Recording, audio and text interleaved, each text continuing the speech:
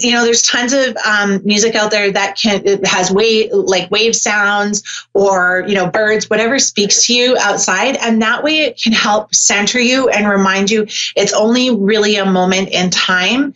Now that, again, I'm not trying to minimize what you're going through or anything like that, but I just want to remind you that even in the deepest, darkest moments of our lives, we can find something in a few moments to make ourselves feel a little lighter. Does that all make sense?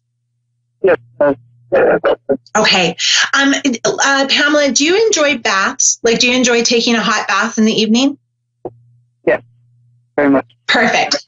Okay, so that is another actually really amazing way to bring more energy into your soul and into your body. But you need it with Epsom salts, because Epsom salts is something that rejuvenates, again, your energy and again, when you go have that bath, make sure that you put a sign out there, do not disturb, and make sure nobody breaks that for you, because you absolutely have to have that, which comes into the flying card. And even though that flying card came up upside down, it does mean being able to, when you center yourself and when you're able to remove yourself out of a situation, it kind of helps you with perspective. Like when we study for an exam, they say study for a short period of time, walk away, go back, and then keep studying, because your mind has a moment to have a break. And same with a problem. When you're thinking about it and mulling it over and you just can't find a way, you walk away from it for a little bit and you come back with a fresh perspective. And that's why it's so important to take time for yourself, because when you allow yourself to have that break, it doesn't feel so heavy. It doesn't envelop our whole world. And then we can see things with a new perspective and being like, okay, it's not a personal thing. The world isn't coming after me. It's just, this is a simple lesson that I have to go through, and the world doesn't hate me. The world loves me. Just, I'm dealing with some big lessons here. Does that all make sense? Yeah, it does a lot of sense. Thank you. Okay, you're so welcome. Unfortunately, I have to wrap my show up today, but thank you so much for allowing me to pass those messages on to you, Pamela. Thank you so much for being on the show with me, and I just encourage you to take those breaks and take those moments to have a new perspective. So thank you. Thank you. I appreciate it so much. Oh, you are so welcome, and I'm sending tons of prayers and healing energy your way to get through this. And just remember, it's not personal. It just kind of happens. And I totally get that. So everybody else that has joined me today, thank you so much for Lydia and Pamela. And I'm sorry that we missed Joseph, but maybe we'll get him another time again. And everybody else, love and light to all of you. Thank you for joining me as always on my show. I love it. And hopefully next Wednesday we will be 100%, and then I'll have purple on my walls so it won't be so pale and everything. All my US listeners, have a happy Thanksgiving. Be safe, and I will see you guys next week. Bye.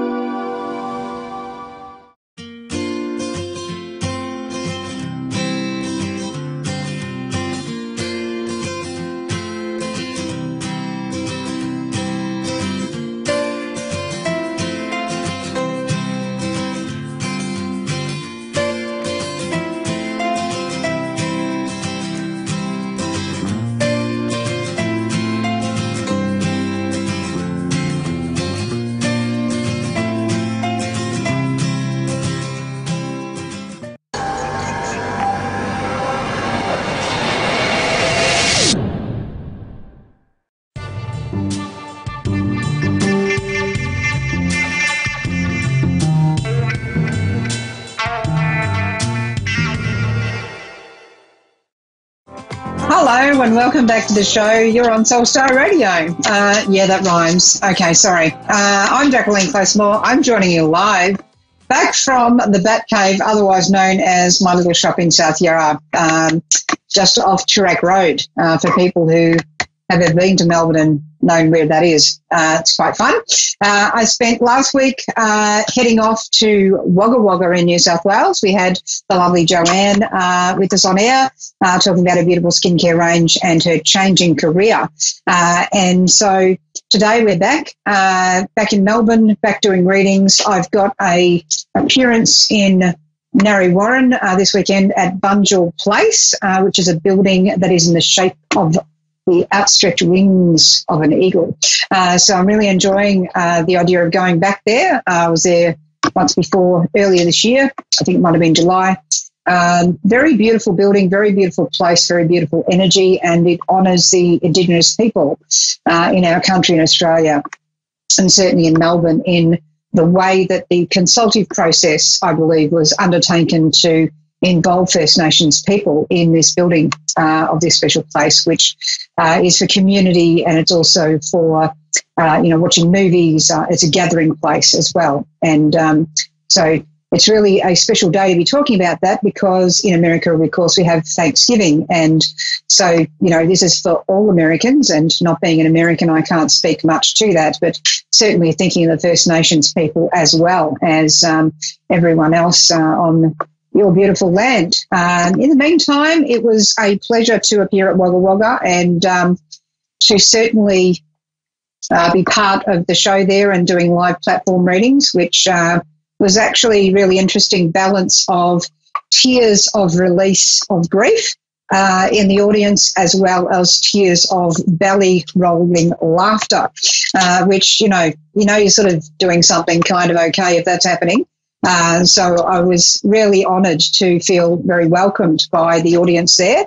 And thank you so much to the Wagga Wagga Showgrounds for having us all there and being such very helpful people in the way that was organised. And also, of course, to Shine Your Light Events in Australia and the Wagga Wagga Psychic and Wellbeing Expo, Psychic and Spiritual Expo, which had me there and also performing those platform readings. It was a very supportive environment. I actually got to write an article for the magazine that comes out with that particular event, and it's called Shine Your Light, the magazine. On the front cover, I've actually got the article there, What is an Empath? So it's one of the cover stories, and inside the magazine, I've actually got that article, shiny paper.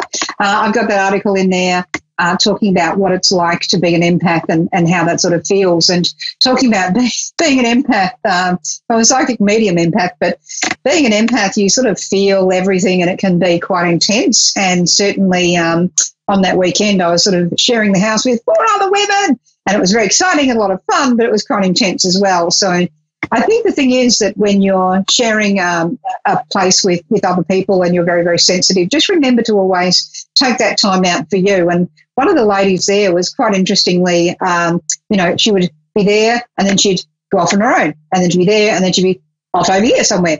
And then she'd be there. And it was actually quite wonderful to watch her really flowing with that intuitive energy of being present and then being absent, and being present with herself. And I think that's really important when you're wanting to develop, particularly if you're more an empath, to always really respect that need to retreat and then return. It's a very important thing. So being an empath doesn't mean that you have empathy, simply that you have empathy for people at all. It means that you're actually picking up on the thoughts, feelings, and sometimes physical feelings, not just emotional feelings of other people, even events around you, when they're not actually spoken. Whereas to be empathetic is to to be able to hear someone speak about something that's happening for them and to feel for them in that situation, having been told about the situation or scenario or events that's going on there.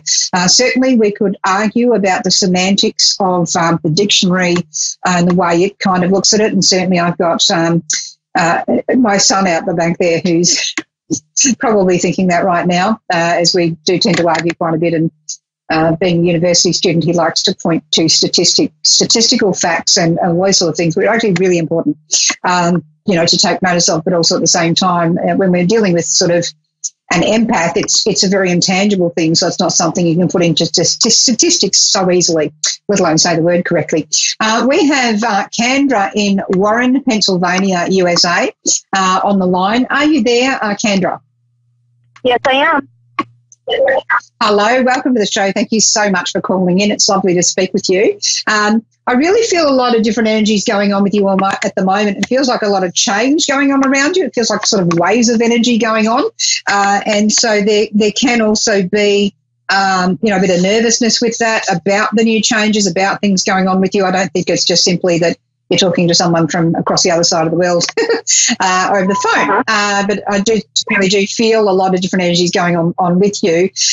Is it possible to work with your date of birth at all? If you could provide that to me, I can go right into a reading for you. I tend to find that helps me switch into the person I'm reading for, and then at the end of the reading actually switches me back out. Are you happy to share that date of birth of yours?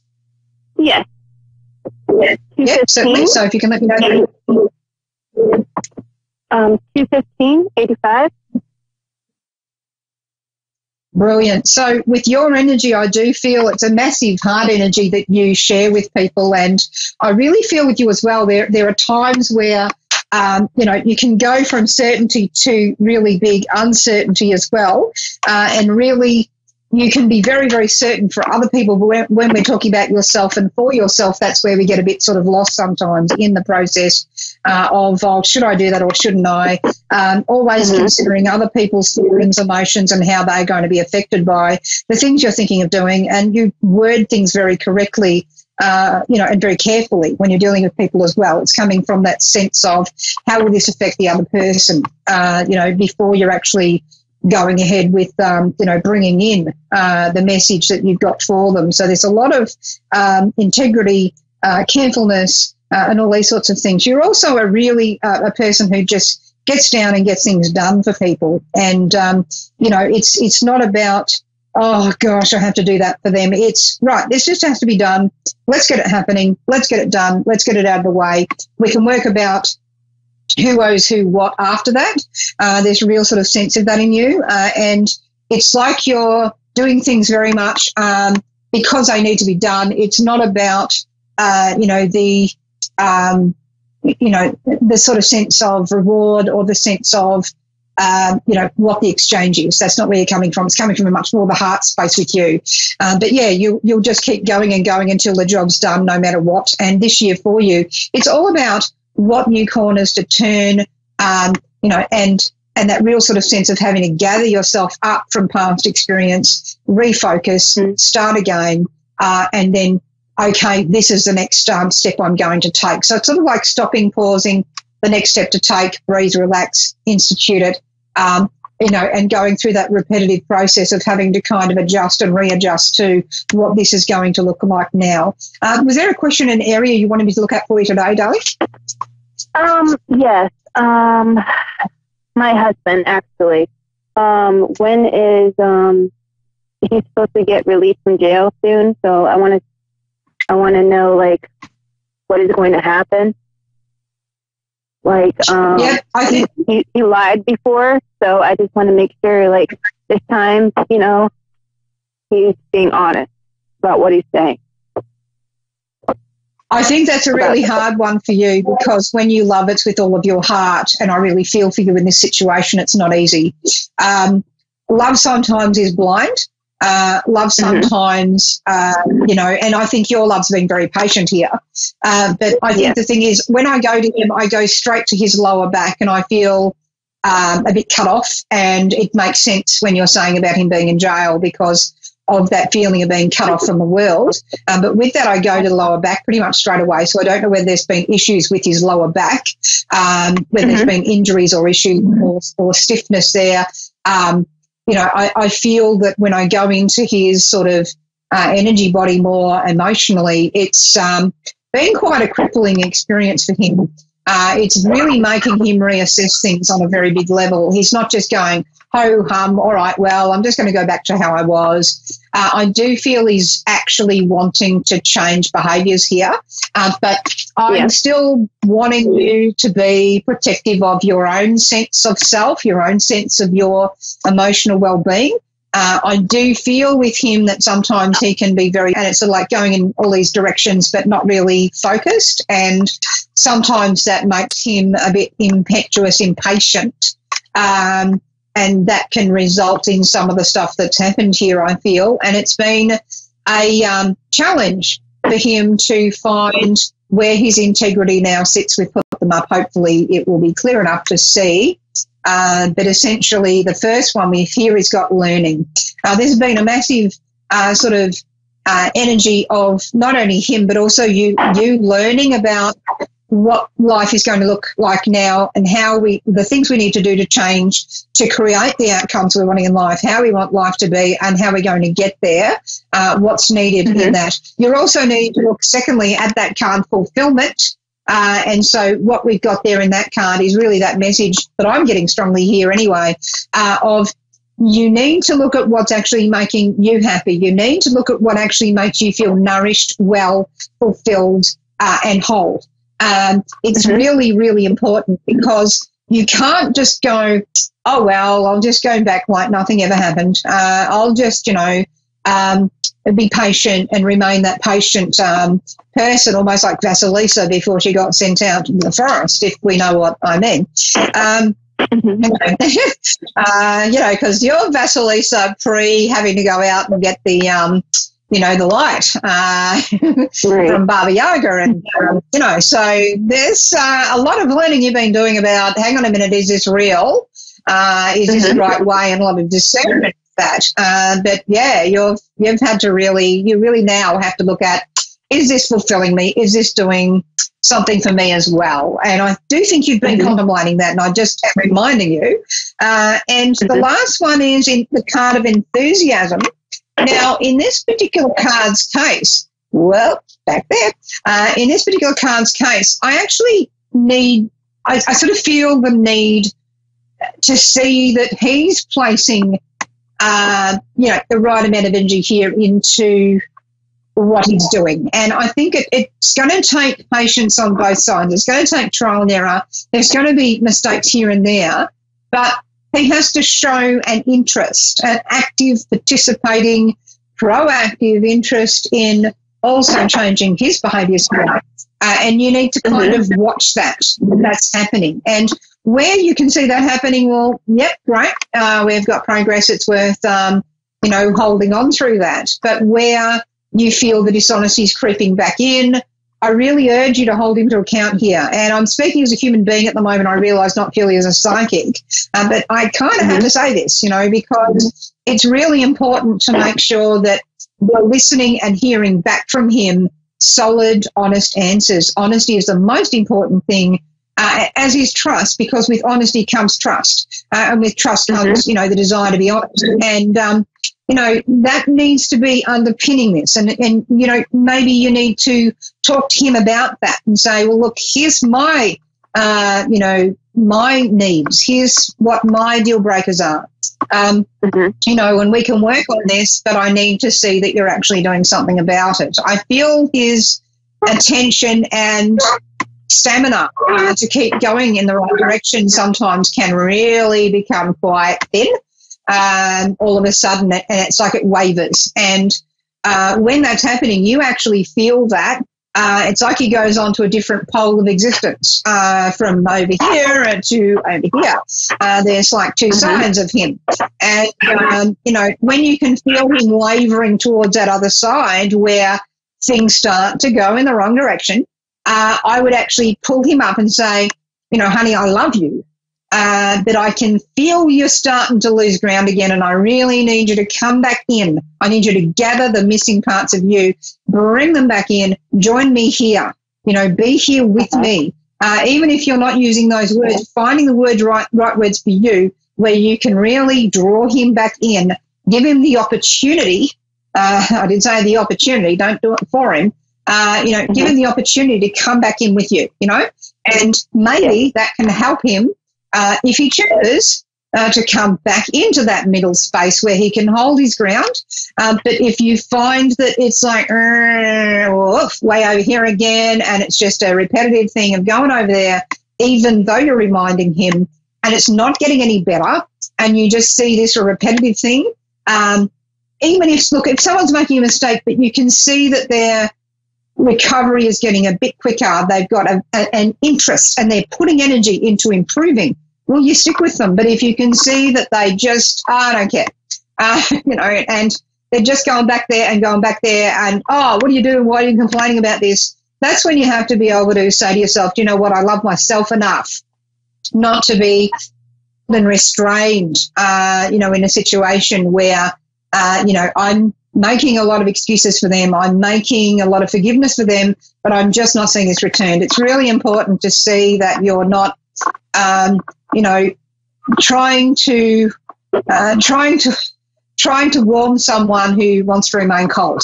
That's how I would kind of put that, because I do feel he's got a good heart in there. I do feel that there's a lot of blockages to the way he sees the world, to the way he sees his value within that. And I do feel that there's been certain limited interaction with programs there that's been given to him to help him start to see this differently. And I do think that he's been starting to think about that.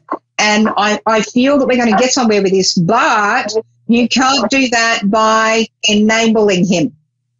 And I really feel that you can help him to heal himself, but you can't heal him. He has to want to do this. This is his puzzle. And I do hear in his energy field that he wants to.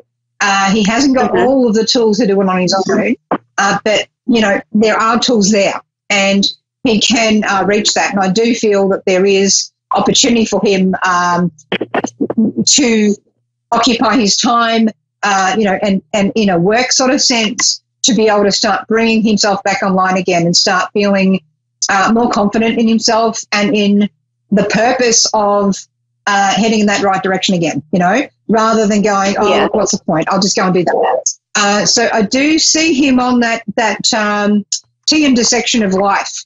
And I do see him standing there with the both directions available to him. It's not like he's stuck with one direction and that's it. He does have that, but he is just standing there, and I think taking a deep breath while he, acclimatizes. And that's why, yes, you need to be supportive of him, but be supportive of you. It's absolutely vital, because I feel as if you've really gone through a lot here emotionally yourself. And it's just so very important to also be nurturing yourself, and not just giving out the love, if that makes sense to you. Yeah. Yeah, because I think it's not been easy for you, and it's just going to be one step at a time with this. I don't see him as, intending to deceive. I feel sometimes he doesn't say things because he doesn't want to cause hurt. I think he has deceived other people. But I do feel that he's wanting to not hurt you. And, in a way that's a very caring thing, but you do need that absolute honesty here, and he has to be able to walk in that, to actually partner with you long into the future. Otherwise, it's not going to work. And I just feel with yourself there's going to be a lot of opportunities over this next 18 months, that particularly around women, and around working with women, that's actually going to open up for you a lot of opportunities here, that mean that if he's not pulling his weight, if he's not walking his talk, if he's not being who he needs to be for you and for himself, then you're not even going to be asking the question about, whether he's doing this or that, because you'll already have stopped investing. You only ever give up on people, in your case, when they've already given up on themselves. And, on this one, you're really being extra patient, and even though you're wavering. But I do feel that you're going to end up making the choice that is really about nurturing yourself. And as I said, if he can stand with you on that, then he stays. Otherwise, you're just not going to tolerate into the longer-term future. And I think that's just how this is going to play out. It's something that has to play out. He's still got choices to make. You've still got choices to make. That's why I'm not just going, this, and this will happen, because, we don't want to typecast him into or paint him into a corner. We want to give him the opportunities here, and I'll be sending a lot of love and healing to both of you after this discussion, after this show. Because it's just, it's really important to support people and see the positive potential at the same time as not being blinded by love. And it's very easy sometimes to be blinded by love. If that makes sense, yeah. So to me, when I look at your prosperity in the next, 12 months, I'm sort of feeling as if there's a project you're going to work on by yourself that's going to bring some financial fruition here that's going to be really good for you as well. So maybe that's why working on fulfillment will actually really help you, because it's helping you get where you individually, your own goals, your own fulfillment, your own sort of sense of, possibility opens up. So that's what I wanted to leave you with, Kendra. And I'm sending you so much love because I know that you've got this generous heart that you share with people. And I just want you to remember the value of that. You've got a beautiful heart. And people do value you. There are people that value you out there, and it's really important to hang with those people more. So thank you so much there, Kendra. Now, we've got time for just one quick call there. Hopefully I can do a lot for this call. We've actually got Cynthia in Missouri, USA. Are you there, Cynthia? I am. Hello, Cynthia, and thank you so much for holding, and I'm sorry to take so long to get to you. It's lovely speaking with you today. I really feel that salt of the earth energy. A little bit louder so I can hear you. We're having a bit of trouble hearing each other there.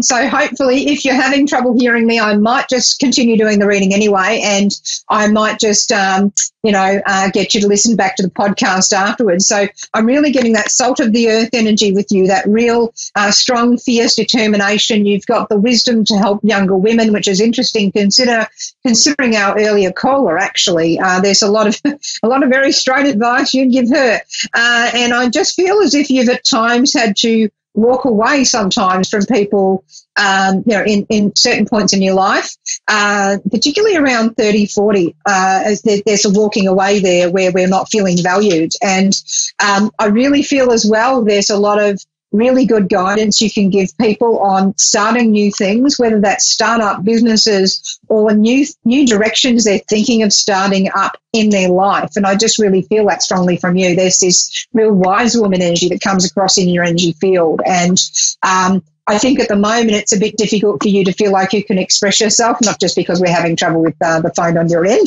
but it's like I feel in the chest there, whether that's along the lines of breathing or simply not feeling you can express yourself properly. But I just really want you to work on perhaps, if there's an acupuncturist near you, that can help a great deal.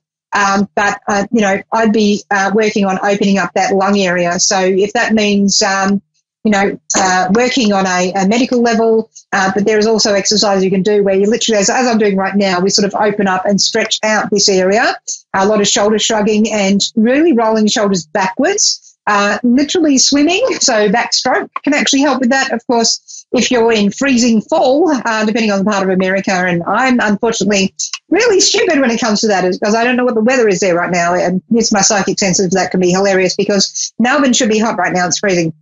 So using these sorts of strokes like this, any stretching and movement-based exercises can help open up, this whole area for you, which is where I'm sort of wanting to go. I feel like the arms and legs with you will actually hang heavy and possibly from the shoulders like, and this is that sort of sense, with that when we talk about that sort of emotional carrying the load, and I feel as if with you as well, it's like you're carrying the stress of other people on you. And I just really feel that I'm just wanting to open that whole area up to make you feel a lot better. I do think that once we get through winter with you into the next spring, things are looking a heck of a lot better for you, not just emotionally, but also on, I'm just seeing you traveling for some reason. And so if it is in winter, maybe you're traveling to a warmer area, or it is going to be next spring where there's this travel going on. And I'm not sure that that's something you've planned yet or not, but I'm really feeling the energy of that and the ability to sort of get out and see new surroundings, see new people around you. And that's what I'm getting there with you as well.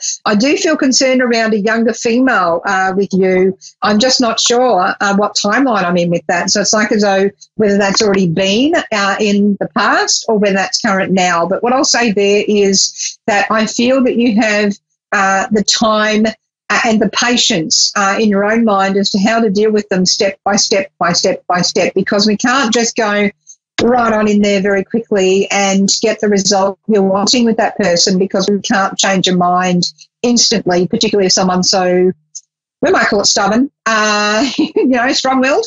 And I do think you can be strong-willed as well. So sometimes it can be like arguing with yourself. So sometimes if we sort of think of, if I was trying to argue this point with myself, how would I get that across? And it might be an easier way to do that. But I feel like that's already underway. already been dealt with. And I feel as if, there's a reason that's coming up in my energy of what I'm picking up with you, because there may be some relevance to that coming up in the next few months to do with another female. But I'm getting this as a younger female. We really had to struggle with that person.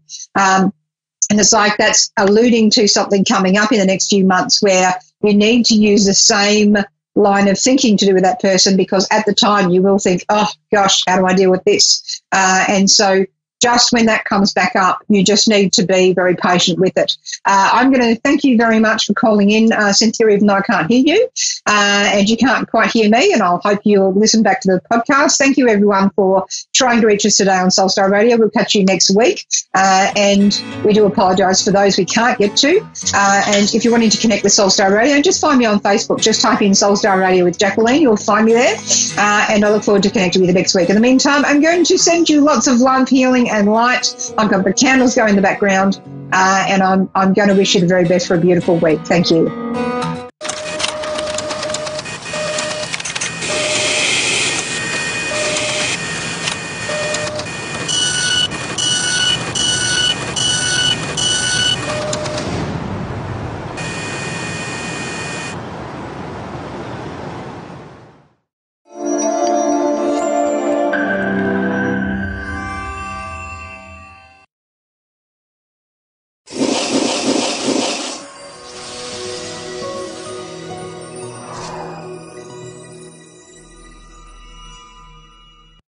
Hello and welcome. You're listening to the Modern Mystic radio show on A1R Psychic Radio, the world's #1 psychic radio station.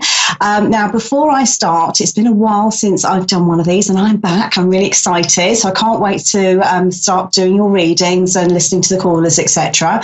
But before I do that, I'm just going to reintroduce myself, what I do, give you a really good idea of my background, etc. So I am a UK celebrity psychic medium. I work on Sky TV over in the UK, also on ITV, and of course internationally on A1R as well. So I've been working as a professional psychic for just under 30 years, and I do work in a variety of different ways, and I'll go over those in a few short moments. But I want to tell you a little bit about my psychic journey. So this started when I was around 7 years old, and I didn't get any voices, I didn't get any communication, but what I used to see night after night were these faces drifting towards me. Some of them were nice, some of them were not so nice, but I used to see, on average, probably about 100 different one of these faces every single night. And of course, it was a little bit alarming for me, and this lasted for what felt like ages as a child, but probably was around 6 months to a year. And it became such a problem, such an issue for me, that I tried everything. I tried leaving the hall light on. I tried leaving a side light on. Nothing worked. So what happened was I was introduced to my spirit guides, and it was a man and it was a woman. And I remember the conversation really, really well. And they were having a conversation about me, so not to me, but about me. And they said that clearly I needed a little bit of help, and they were going to take these images, these faces away. Now, let me just describe these faces to you. They were like the outlines of somebody's face, like somebody's drawn them, rather than floating heads traveling towards me, which would have been a little bit more alarming. So that was my first introduction into the psychic world, and also to my spiritual guides. And growing up, I would say I've always had a really, really, really deep fascination with anything to do with the spiritual world. And I remember when I was around 13, I used to read the playing cards. I found a book on how to read the playing cards, and I used to do readings for friends and family. And when I was about 17, I had my first ever proper psychic reading at a psychic fair. And I was absolutely hooked. And I asked the woman whether she would actually teach me how to read, because I was desperate to learn. And she came over to my house, and all she did was shuffle her cards. And she said, "You can already do this. Just do me a reading." And I thought, "No, I can't. That's why I've invited you here." But she insisted. So I did my first very rusty reading, I have to say. And it was using these very cards here. So this was the first ever deck that I started to use. And these are called the Psy cards. They're similar to the tarot, but they're not actually the tarot. And I still use them to this day. This is the very first pack that was given to me, the very same pack that was given to me by my teacher all those years ago. And since then, I've accumulated many, many decks of cards. So I have with me my other tarot here. I also use the crystal ball, the pendulum, the scrying mirror, absolutely everything. So, yeah, I love my tools. And I also work with geomancy, which is a very ancient form of divination using 16 symbols. And, you know, I have done previous workshops on this where I explain what all the symbols mean and how to actually get the meanings and the representations from them. So that's another thing that I do.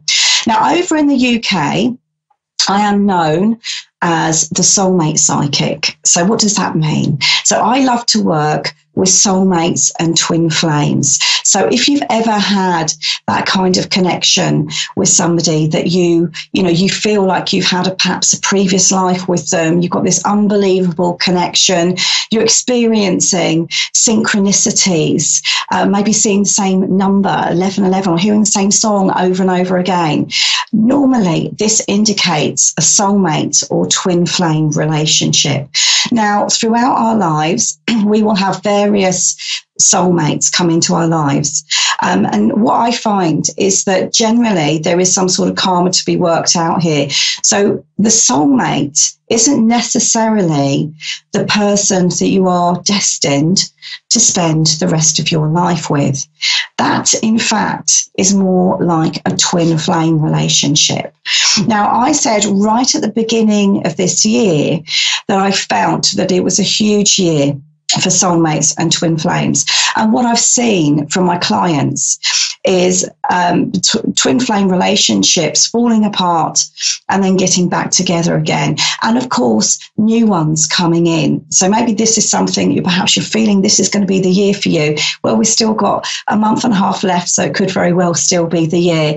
But if you're experiencing difficulties with twin flame relationships and soulmate relationships, this is very common because there's normally quite a lot of transformation that needs to take place on a soul level before you can really make the relationship work.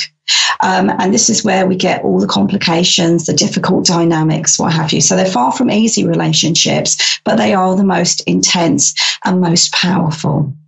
Now, I'm also, excuse me, an Akashic record reader.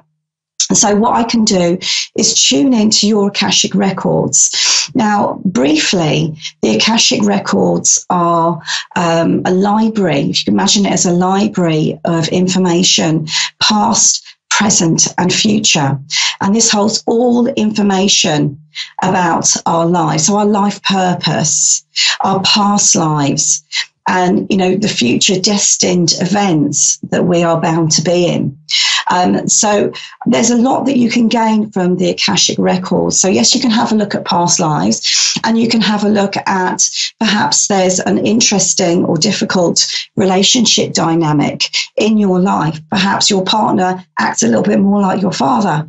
And quite often what I find is that these dynamics actually automatically filter through into this life. And that might give you a really good indication of what your past life may have been with somebody that you're having a challenging relationship dynamic with. And also, if you've got an unexplained fear, this can relate to past lives. And when you go back into that past life and you gain the awareness, you can release that fear and no longer have it running your life. And also on the opposite note, perhaps you're talented and you wonder where this natural talent has come from. Again, quite often it's a past life incarnation where you've developed those skills, you've developed those abilities. Okay, right, so that's briefly me. Now, I'm really, really looking forward to doing my first reading. Now I'm back on the air, and this is with Debbie in Springville, Utah. Debbie, can you hear me? Yes, I can. Hello, welcome to the show. Thank you.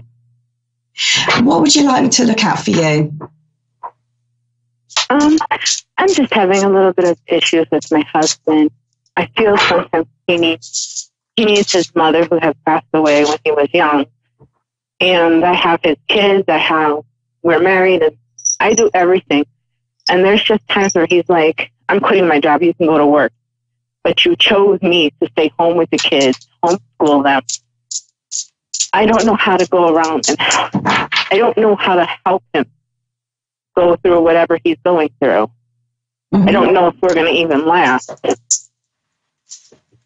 Right, let's just have a look and see what I get for you, and in particular, him. Right, okay, because what I'm being shown here is like he's deliberately trying to create this clash between the two of you.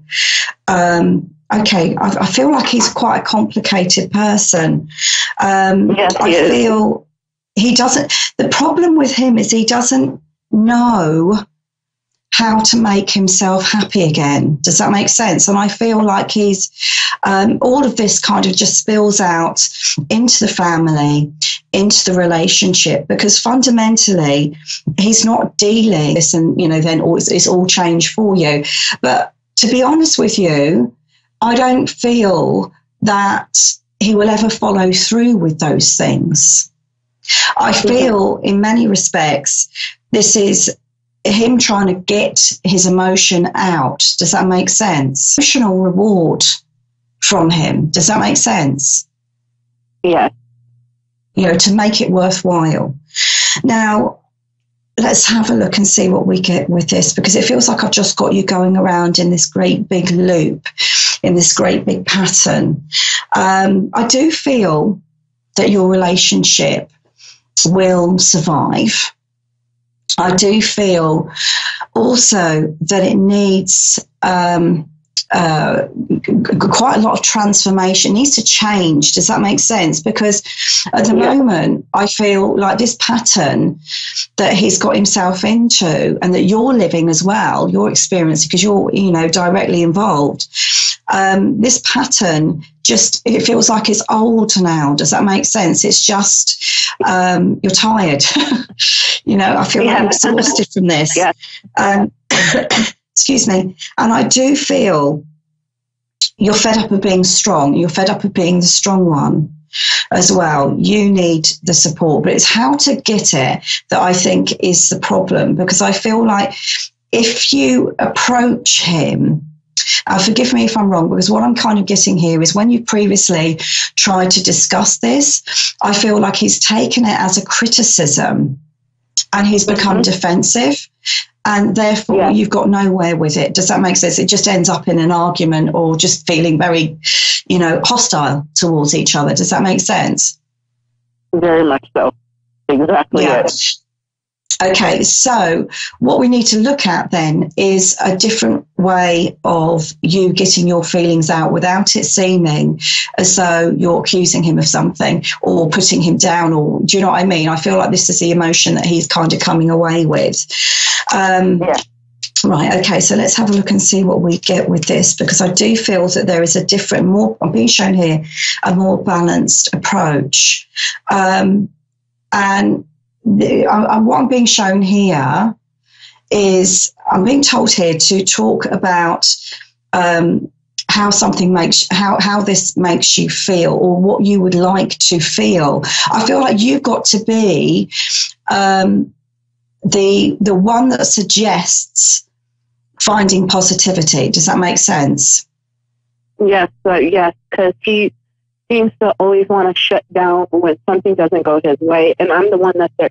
Look, if it didn't happen, it's probably for a reason. There's something better out there. This is why, you know. So just relax. We're going to do it. We're going to make it through. Don't worry. Let's try it this way. And then he'll feel better.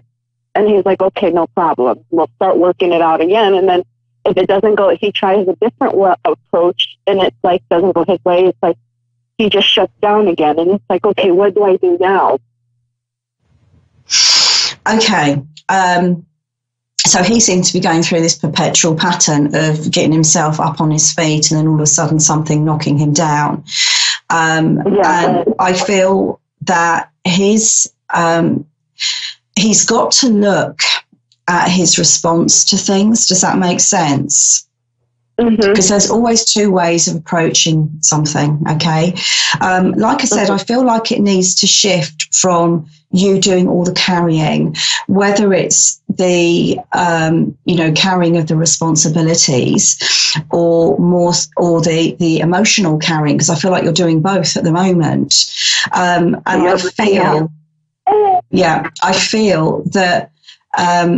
I feel that by phrasing it in a slightly different ways, and it's like you've got to really think that it's not going to be taken as a criticism. I've been shown here it's like your relationship needs to connect back. Does that make sense? As a couple, as a young couple, because that's what's missing as well. And I feel like you've kind of become very like bogged down with day-to-day life. It's like Groundhog Day. Do you see what I mean? And I feel that it's like both of you need to see each other in a different way. And what I'm being shown with this is I feel like I've got you trying lots of different techniques and ways of putting things. And eventually I feel like I've got you cracking the code here.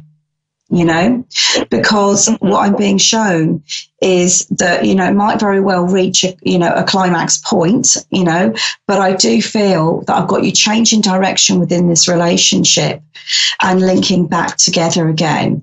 What I will say here is just follow your intuition, but try and refrain from doing that carrying, almost like wean it off a little bit. Does that make sense? Yeah.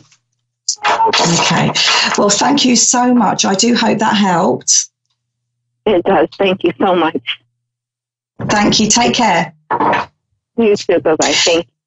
Bye. And off she goes. Now I'm going to go on to my next caller, and we have Stella in Georgia. Hello, Stella. Can you hear me? Yes. Hi. How are you? I'm really well, thank you. How are you? I'm good. What would you like me to look at for you, Stella? Yes, I can hear you. What would you like me to look at for you, Stella? Yes, ma'am. I'd like to know about my love life and relationship. I just recently met a guy on the internet, and I just want to know how it's gonna be. I mean, he lives in England. Oh, wow. Okay. Long distance relationship. Yes. Okay. Right. Let's have a look and see what we have. Wow. I'm just putting out some cards for you. And let's just see what we have. So this relationship, this connection that you have, now, I mean, I feel like already it's quite strong in your life. I feel already he's created a very, very big impact for you. As I'm kind of shooting towards the future here, see, I don't quite know what the deal is with his work, but I don't feel necessarily that, the geographical distance between the two of you is actually going to pose a massive problem for him, okay, or for both of you, because I am actually I'm seeing you meet here, and I'm seeing you meet quite regularly. Now, I feel as though I've got the relationship building as it is over right up until the end of the year, and then I feel as we go into next year, I get plans coming in where you're able to meet up, okay?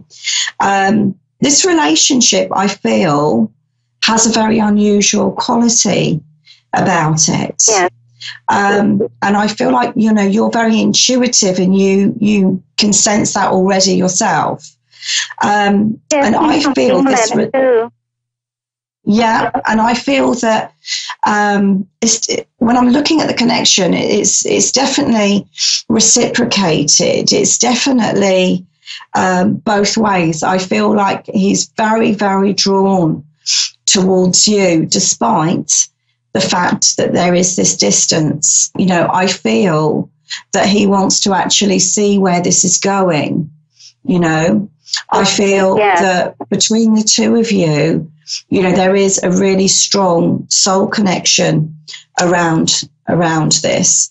And what I am being shown is, I feel like within maybe 3 or 4 months, you know, I feel like you will define yourselves as in a relationship properly.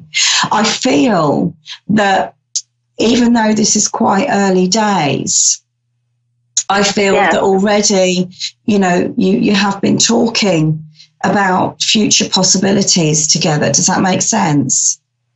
Yes, it does. Yeah. Yeah, we also talk every day on you know, on the Skype. So, you know. But I mean, I think sometimes when we meet people like this, because of the distance, because of this, that, and the other, you know, we can sometimes worry that it's not what it seems. But I do feel that really positive about this, and I'm getting a lot of passion around this as well. I feel that is there something unusual about the way in which you connected, or what you first started talking about? Yes. We met on the music live stream, and you know, we're like, you know, was attracted to each other right away. You know. So, oh wow! So it wasn't so much like online dating; it was something completely different. Yes.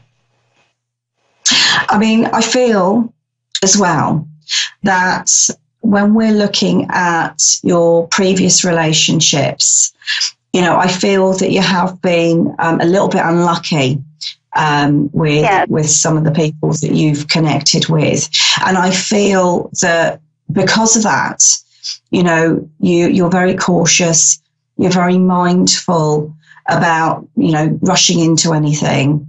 But what I would say is that this person does seem to be different and does seem to feel different. You know, you've got with you, you know, I'm going to show you this. You've got the Ace of Cups. Okay. And that always, to me, talks about a big, big relationship coming into your life, new love. So I do feel that this relationship is not just going to be online. I feel like you will meet. I feel like you're already in love as well. Do you think so I want to say enjoy. And Simon? I feel that it will. I'm getting success around it. So I feel that despite the geographical distance, I just don't feel like it's going to be a problem. One of you is definitely moving to be with the other. I can say that for sure. Oh, okay, because he was talking about moving to United States to be with me, to live here. Mm-hmm. I would say that he will stick to that. I feel quite good about him. I feel like he will stick to his word, if that makes sense. Yes. Okay. Oh, that's okay. Thank you so much. You're more than welcome. And can I ask another question too about my health situation and my money situation? Well, we're almost running out of time. I'll pull out one card quickly. I mean, I'm not picking up anything negative around the health side of it. And when we're looking at the money, I have got things balancing out for you. So I feel that I don't feel like I've got you in a negative situation financially. And my son, their dad was murdered last year. I was wondering, one more quick question, if I have any messages from the other side from him. Well, my show is just about to close, unfortunately. So normally it's just one question. So, but thank you so much for coming through. Thank you. Thank you so much. Thank you. Thank you. Bye. And off she goes. So that's my 2 callers for today. I will be back same time next week. But if you do want to book a private reading with me, you can go through on my website, which is www.modern-mystic.co.uk, or you can find me on Facebook under Mystic Sarah. So please do get involved with that. So it's been an absolute delight being back on A1R Psychic Radio. Please stay tuned for some more fantastic shows, and goodbye for now.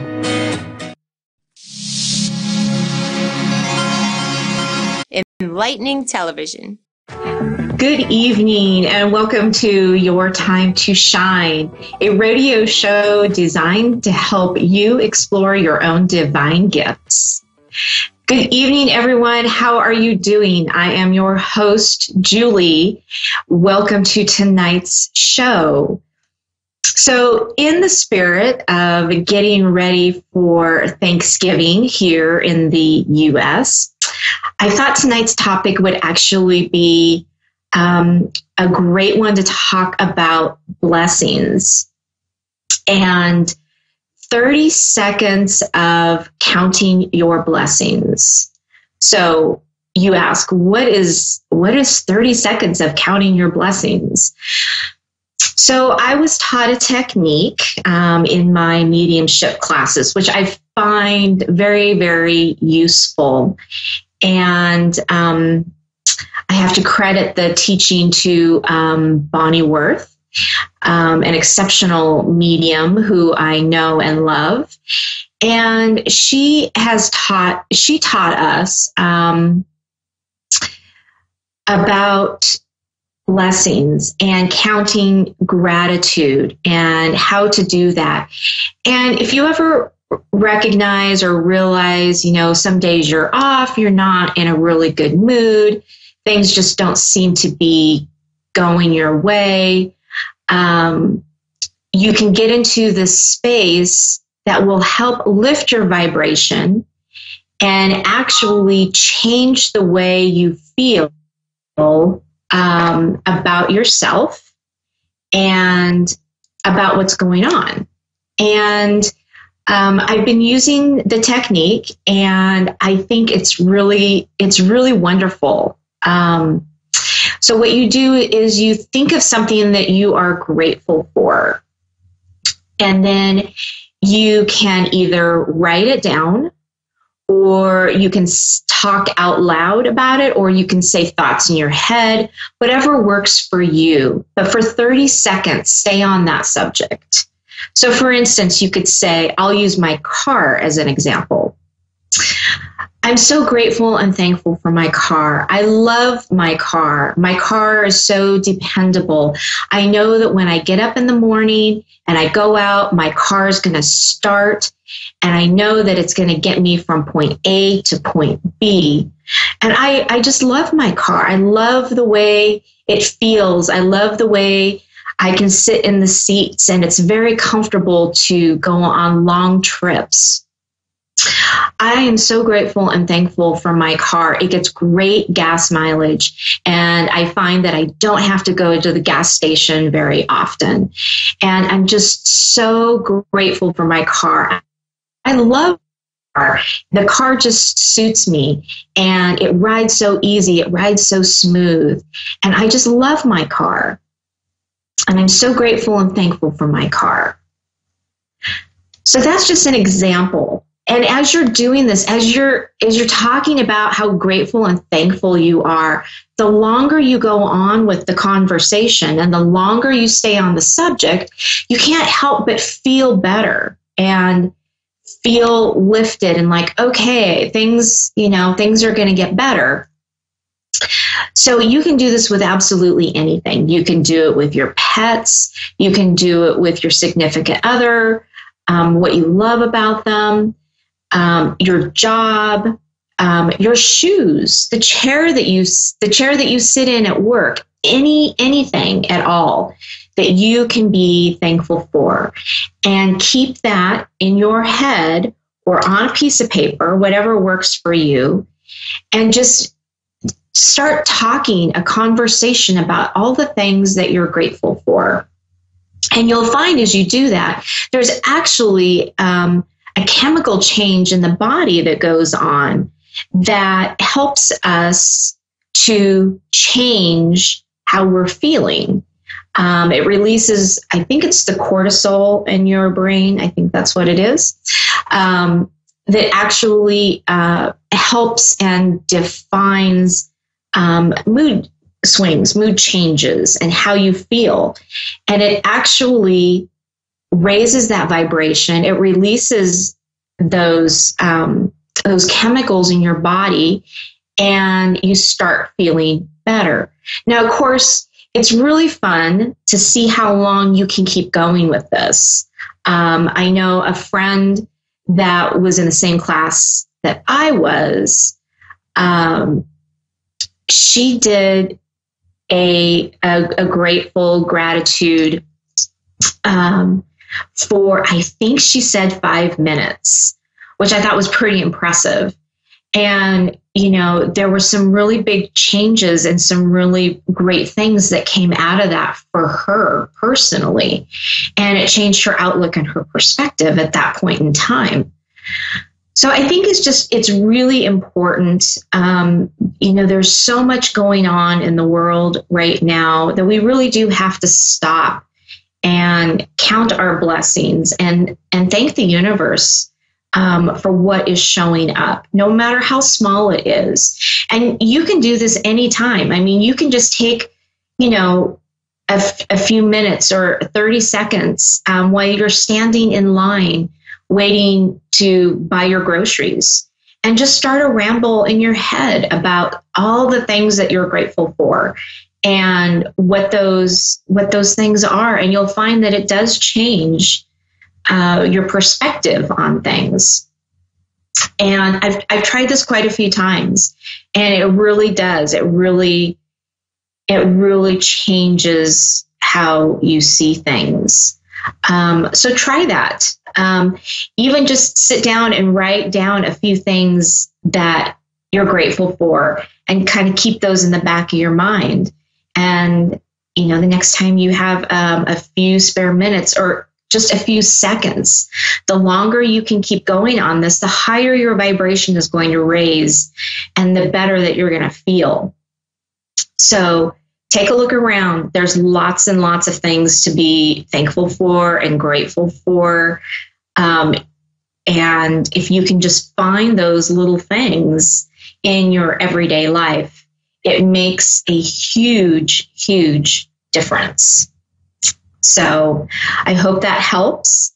But give it a try and see what you think about that. I think it's a wonderful thing for everybody to add into their tool bucket, to say the least.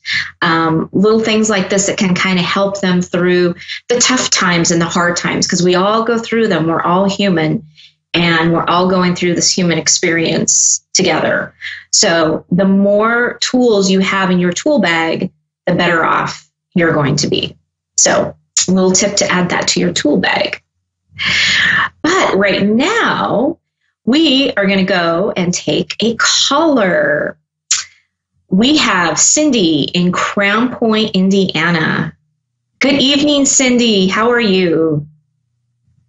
I'm doing fine. How are you? I'm good, thank you. What can we do for you this evening? I thought I had signed up to get a reading. That's what I thought I was doing when I was on the internet. You are live on the radio. So is there a particular question that you are wondering about, or are you just wanting some general knowledge?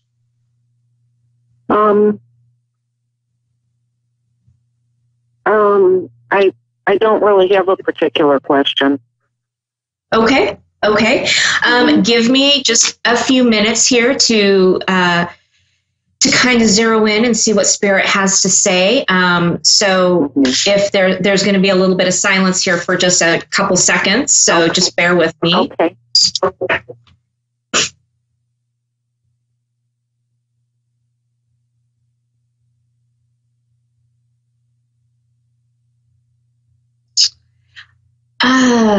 Cindy, do you have somebody that is in the armed services? A friend or a family member?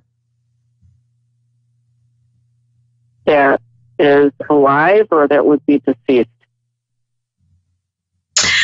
Well, it could be either, but probably one that has passed. I've known people. Yeah. Okay.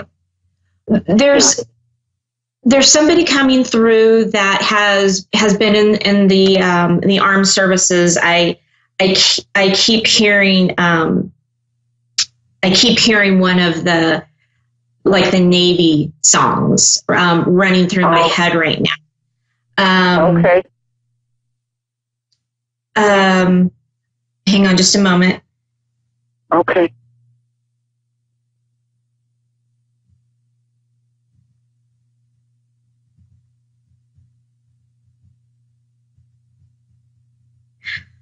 Okay, so this person that is stepping forward is telling me that that you've been under a lot of stress and pressure, a lot of worry, and they want you to know that that they are there to basically kind of wash away all those worries. I mean, I'm seeing these big waves coming down and around and kind of washing over you. As far as like a new beginning is coming for you. So all those things that you have been concerned about, they're gonna start evening out, so to speak. Okay. Okay. Hang on one moment. Mm-hmm.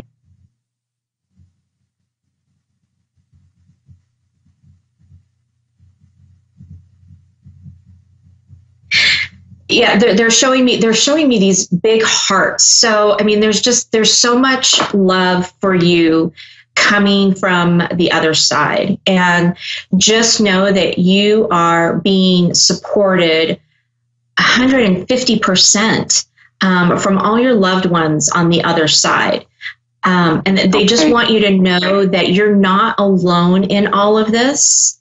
That they are right there beside you every step of the way. Every single minute, and they want you to take that and let it bring you comfort, because right now you're feeling like you are on your own, like you don't have anybody really to turn to, and they want you to know that they are always there, and they're saying talk to them. They hear you, so have a conversation with them. And, tell them what, don't be afraid to ask what you are needing in this lifetime, because they are here to help you succeed and help you get the best life possible. And sometimes as humans, we go along in our daily lives and we just go along and we're going to be able to do this just fine. And they're saying that it would be so much easier for you and everybody else actually who's listening. If you just call upon them for help, you'd be amazed at how much is lifted off of your shoulders. And so they just say, please ask, because they're listening. I think it was probably my father that came through, because he's been passed for 11 years, and he was in the Navy for a short time when he was younger. But so do they have any idea how much longer it's going to be before I feel better and things start turning around. Yeah, so I will say this with one little caveat. I am not really good at channeling the information about timeframes. There's a lot of people that can really pinpoint kind of things. I can tell you, and also along with that is spirit doesn't know time once they've passed, not like we do here on, being humans. But what I'm feeling is that after the first of the year, you're going to, January, February, you're going to start feeling some relief, but then you're really going to start feeling it in the spring. Things are going to start lightening up, and you're going to feel like you can see the light at the end of the tunnel, so to speak. And that it's going to, that it's all going to start coming into play, and really, you're going to be able to really start focusing on some of those things. Do you have any idea why I'm going through this period now? Like what the purpose is, or why it's happening, spiritually? You're just opening up to some very new beginnings, and you are in an awakening, a transition. Oh, okay. And so when we go through that, it's really tough. It can be really tough on us emotionally. It can be tough on us in our bodies. And so if you can just understand that this too will pass, and as it passes, you're going to come out more spectacular, more knowledgeable, more understanding than what you had before. Just to let you know that through the end of the year, if you look at like astrology and things that are happening like that, it's still for empaths, people who are awakening to spirituality and all of that. It's going to be a little bit of a bumpy road after the first of the year. Because what's happening is spirit is really pushing us into our calling. So if they think that you're awakening to your spirituality and to being more open into what is coming up, they're going to be right there pushing you even harder and saying, come on, let's move a little faster. You've got this. So I think you're feeling all of that. And so, so just know that, to take care of yourself and to do whatever that is. I mean, water is always really, really good. So taking baths, taking showers, do things that make you feel good, and pamper yourself a little bit, and know that this is just a small transition in your life. Okay. So it's kind of like a dark night of the soul then too, which is, call it that too. Right. Okay. Right. Yeah. Okay. So just be gentle with yourself. You're going to be just amazing when you come out on the other side. They're showing me, it's just like you are going to be such a bright light. And so don't be surprised if you get spirit coming to you a lot more frequently, and you being able to understand, oh, okay, I know what that is now. So a lot of things are going to be opening up for you. So it's very exciting. Okay.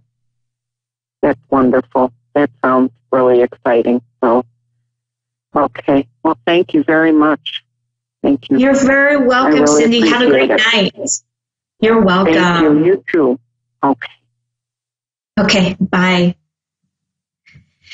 Next, we have Taylor in Kentucky. Hello, Taylor. How are you? I'm good. You? I'm very good. Welcome to Your Time to Shine. Thank you. What can we do for you tonight? Well, my grandfather died a couple years ago of COPD, and I am away at college right now, and I would have been the second grandchild out of our family to graduate. and I'll be graduating this year. So I'm just kind of wanting to know if he's still around and he's seen all the progress I've made, if he's proud of me. Okay.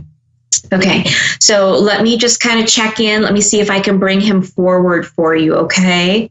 So hold on just a moment.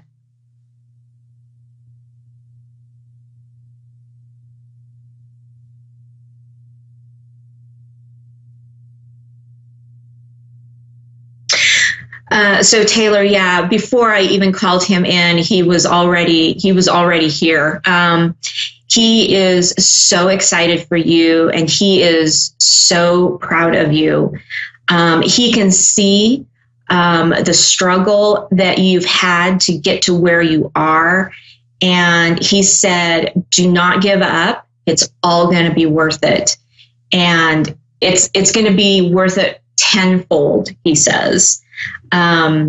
He says he's been with you the entire time. And, you know, probably you have been so focused on school, which is a good thing. But you've been so focused that you haven't been able to feel his presence. But you need to know that he's always there with you, always there with you. And he's got quite the sense of humor, doesn't he? Yes, he does. He's kind of chuckling and saying, yeah, well, tell her to call on me and I can give her the answers to all the tests. Yeah, I don't think that's exactly how it goes, but he wanted me to tell you that, and he's just laughing to himself right now. But on that note, you actually can call your grandfather in at any time and say, you know, you're going into a test, or you're very stressed, or you need help with an assignment. Call him in, say, you know, I could really use your help right now as to what direction I need to go. You know, give me the strength to get me through this test. Call upon your grandfather and all your other team to help you through school, because it'll be so much easier for you. You will find that you'll kind of just glide right through. I'm not saying that it's not going to still be tough. You are in your senior year. So, you know, there's still going to be some things in there. But what they can do is they can help lift some of that away from you, and they can guide you. And if you can stay quiet for a few moments each day, then you will be able to hear and understand the signs that they are bringing to you.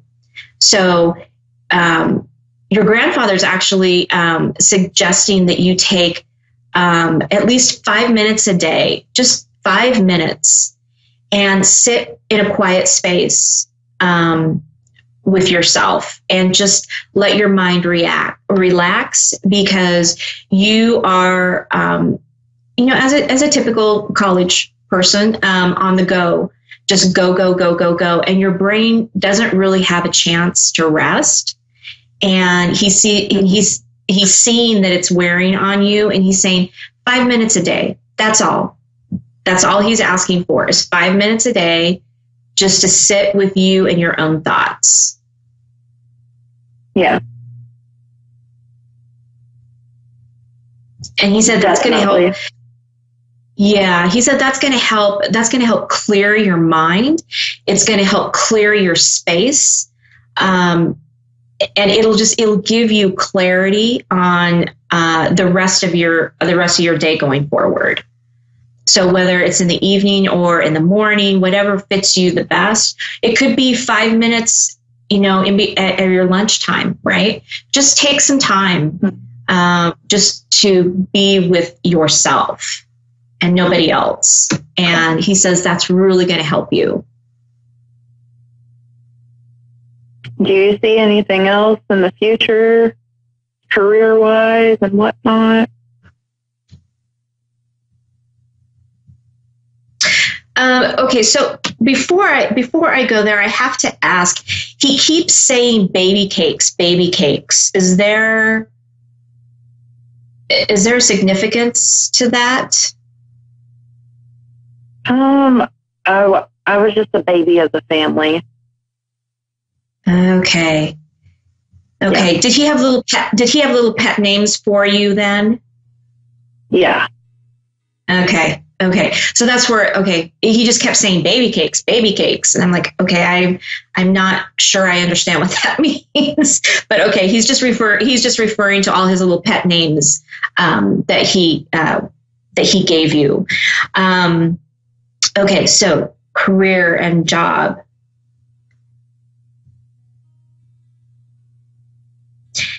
Okay. So he's telling me that, after graduation, you are not going to be very long before you get your first job. You're not going to have to wait a really long time. Sometimes people get out of college and it takes, 3, 4, 6 months to get a job. And he's saying that's not going to happen. You're going to be able to turn around something pretty quickly, and you're going to be very, very successful. But you're going to have to go through some stepping stones. So that's going to be a little bit of job changes kind of here and there. So don't be discouraged with that, because that's just going to help you move and navigate through the course of things. So, and actually we are coming down to the end of our show. And so I want to thank you, Taylor, for joining us tonight. Well, thank you. And don't forget to call in your grandfather. He's there. Okay. All right. Have a great evening. You too. Bye-bye. Bye. All right, everyone. That wraps up our show for this week. Everybody have a safe and happy holiday next week. And we will see you next time on Your Time to Shine. Don't forget to check us out on our Facebook page and also wingsofsoulswithjulie.com. Have a good evening, everyone. Bye.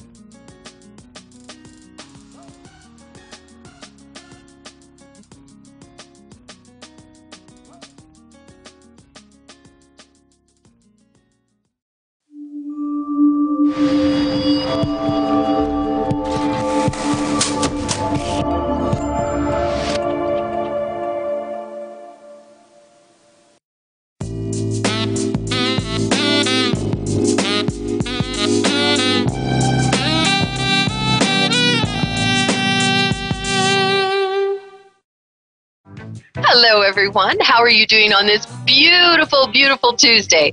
It's Terry Lynn Boyle here coming to you from the Amethyst Forest.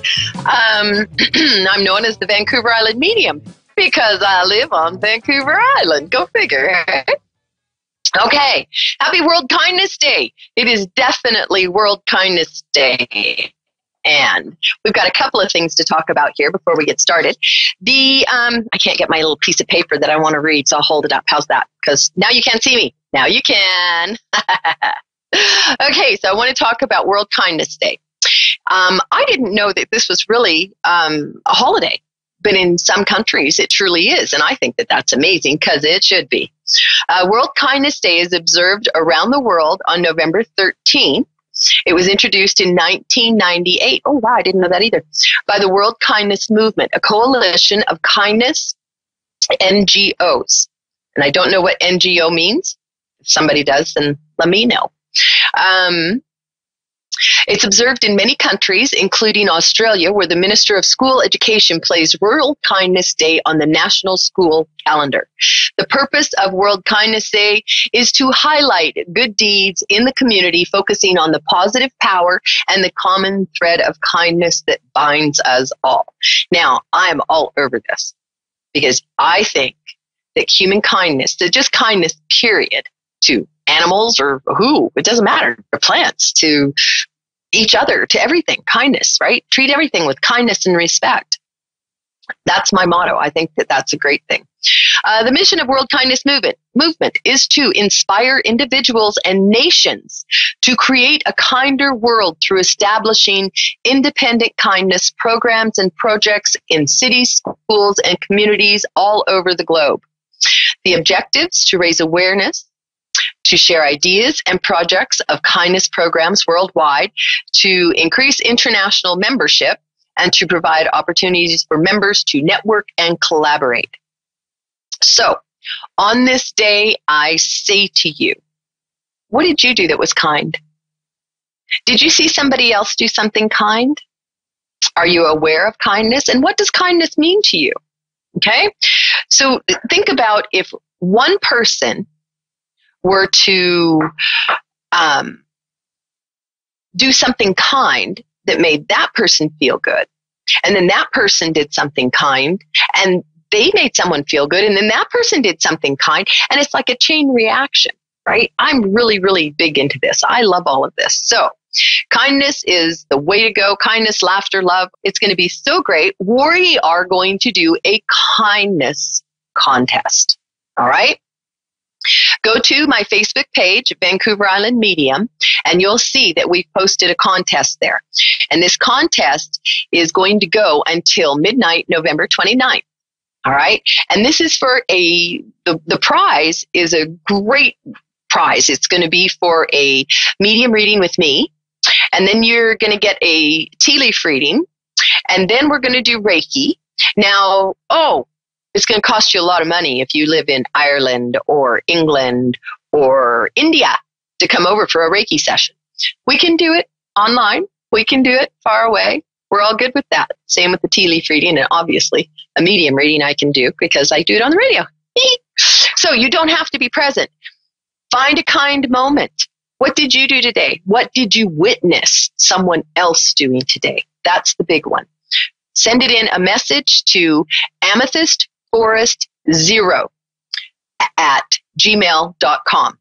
Okay? So that's AMETHYSTFOREST@gmail.com.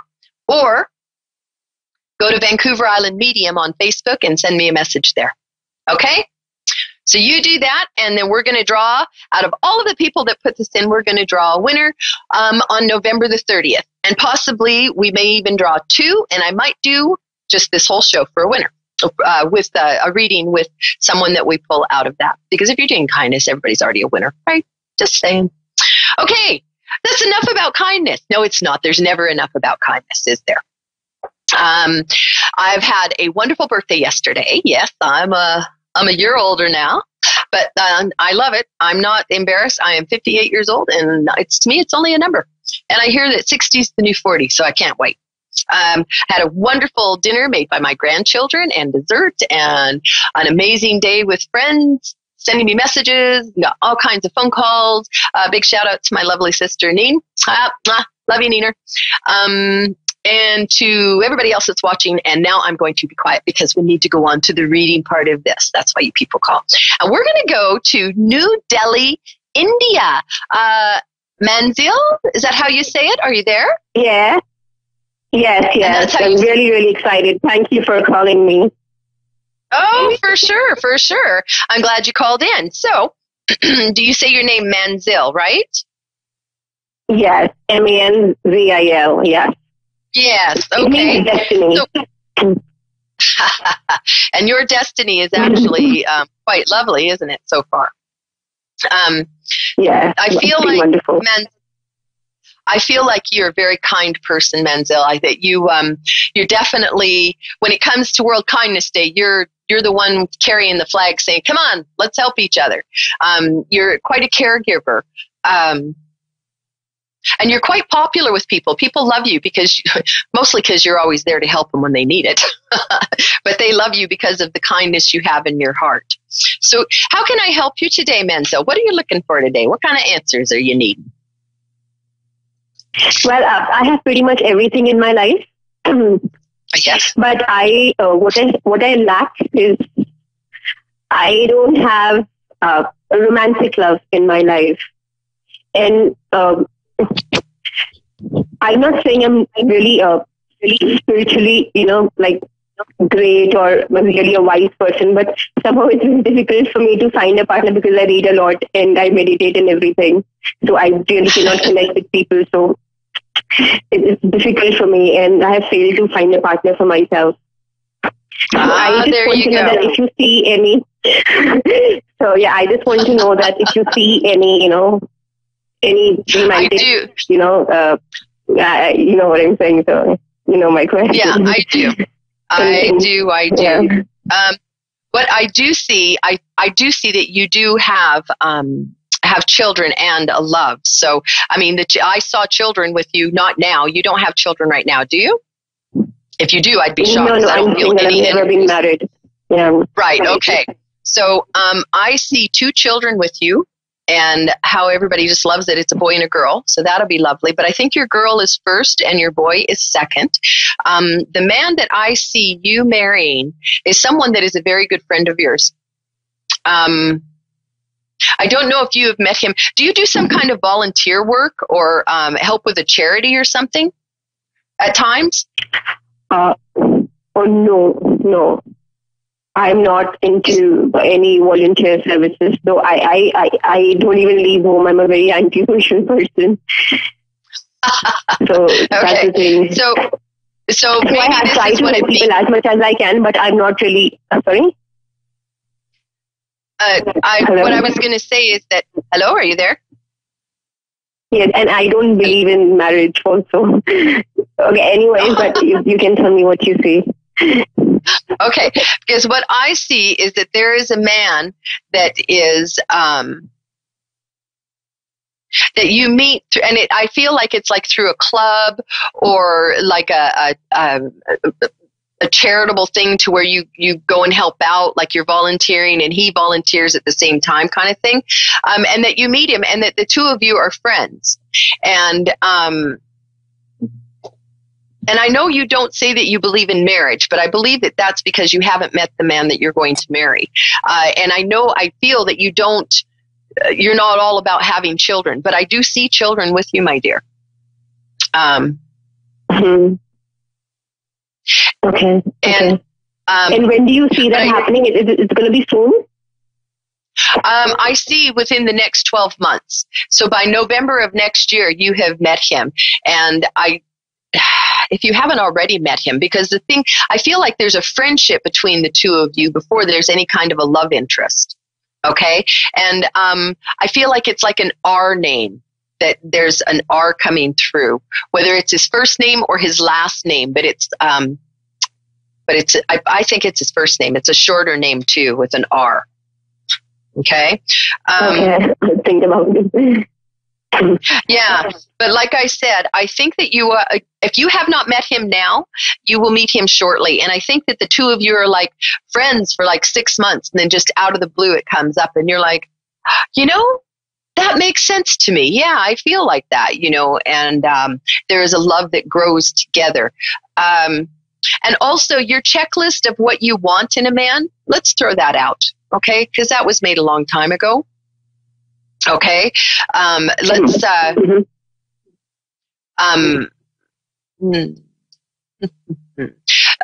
let's start looking at people and getting to know them, okay, and not assuming that you know things about them. Do you understand what I'm saying? I understand. Yes, yes. Thank you. Okay. Yes, good. Yeah. So that's what I would suggest you do, and why I feel like you're always afraid. There's a fear within you, and why is that? Yes, because I've had a number of supernatural experiences. I don't know if you believe in ghosts, but I have been their target since I was a child. And so I do you think that maybe, sorry? Do you think that could be, do you think that could possibly be because you're having like a spiritual awakening, or you have this ability to speak with those who have passed over or something like that, and do the same kind of thing I do and help others in that way? That's what, I don't know that. And it's been happening since childhood. So I would tell you. Experience things. Yes. I would tell you to look into this, because I do feel that you could, that you are, that there's something about what you do that you could do something along the lines that I do. Okay, that you could help others and do readings or something. So definitely look into that part of it. Okay, and start to trust yourself. All right, start believing within yourself, Manzil. Not what other people say about you, or not what other people say about anything. What do you believe in? What do you think it is things are about? You know, you do you, how you feel about it, not how other people tell you to. Okay? Yes, I understand. Okay.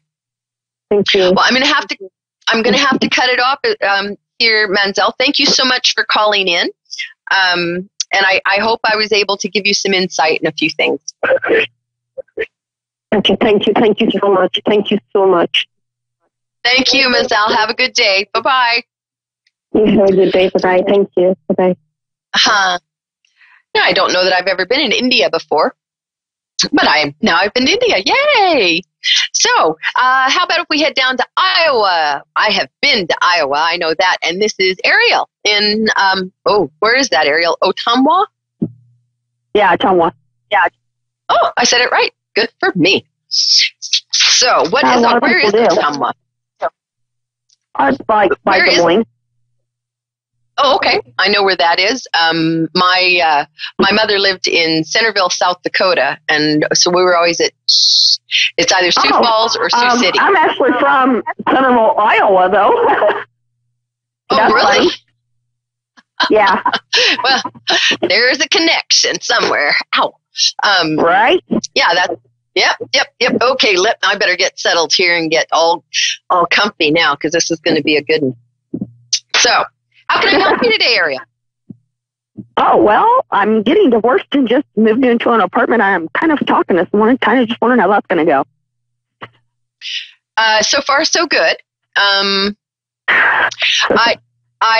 the person I'm talking to, I've known them for like 6 years. Yeah. I think that this was a good divorce, and I don't, not that that's kind of an oxymoron, because there's really no such thing as a good divorce, right? Oh, this is a good one. But trust and believe that one. This is a good one. So, yeah, I believe that this was something that was necessary, and now the person I'm talking to now, though, I've been scoping them out for I've known him for 6 years, so I've been scoping him out the whole time. You should have been divorced Been 6 very years ago. observant of how he treats other people, how he had treated a prior girlfriend, how he treated her child. Yeah, and those So that are kind of things make me want to talk to him, is how he treated them. Okay, but the other thing that I want to say to you, though, is that there's always two sides to everybody. So I don't want you to... Oh, I know. Okay, I don't want you to expect perfection from this man and put all of that pressure on him, because that's what it is, right? Reading his energy, he seems like a very kind man. He seems like he is an understanding man and a fair man. Okay. He's like 13 years younger than me. Yeah, and I feel like he is. He's more about. Like he's not materialistic in any way. I feel like he does. He just as soon give the homeless guy on the corner his shirt or his coat, and then he'd go out and get another one. You know, so so he's a very kind heart, very kind heart. Yeah, he came to my son's birthday party before when I was with my husband, and he's just like, "Well, if you liked me, how come you didn't say anything then?" Yeah, no, that's right. But I was married, he had a girlfriend, and I kind of figured, well, I'll put that off, and then we'll just see what happens down the road. Well, at that point, you didn't know that your marriage was going to fail. You were pretty sure, because why did you marry him? I kind of figured it might, but I wasn't too sure about it. Yeah, why did you marry him? Were you pregnant at the time? No, our son was almost a year old. Okay. It was right before his first birthday. I find confusion in the fact that you actually married him, because I don't know that you were ever in love with him. No, I did it for my son because I didn't have my dad. My daughter didn't have her dad. My oldest son was away from me, so I did it so my child would have the other parent. Yes. Now I want to talk about your daughter, because she's come up a couple times. I didn't have the same last name as one of my kids, because I had a different last name than all my kids at the time. Yeah. No, I hear you. Now, where is your daughter? She lives with my mom. Okay. And is she in her teens yet? Yeah, she's 18. She just turned 18 last month. Okay. And she's had a bit of a rough go in her teens, eh? Or maybe you have. Uh-huh. Yeah, no, we both did. Yeah, no, I hear you. I want you to know, though, that she's going to come back into your life. And this is the relationship is going to get much better when she's about 24. 24 to 26. It's almost like there is she finds gratitude and love for you. Not that I don't think she loves you now, but it's probably just when she has a kid of her own. It's a mature That's what I'm kind of concerned about, is that she'll have somebody or a child of her own, because she has autism, she has fetal alcohol syndrome. That's what I'm, concerned about, is that she'll have a child, she'll have somebody that'll be with her, somebody that'll love her just because she's her. Yeah, and it's remember to set the example for her, correct? Right? Yeah. Because she doesn't like my husband. No.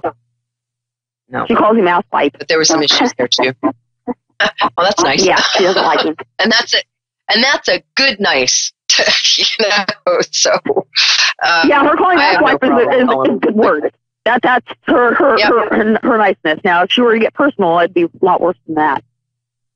Yeah, no, that's right. So, okay, so what are your questions then? Okay, well, with this new guy, what's going to happen? Well, only you can say that, but I can tell you that I feel like he's a really good guy. How do I feel about this guy? What's his name? Well, his real name is Uriel, but everybody calls him Wolfie. Wolfie is his nickname. Okay. And his real name is what? He's Uriel, because he's Hispanic. I know his brother. I actually know his dad, his brother, and his sister. And his niece. I think that this is a good relationship. I feel like this is it's a strength. And where it's going to fall down is you have to remember that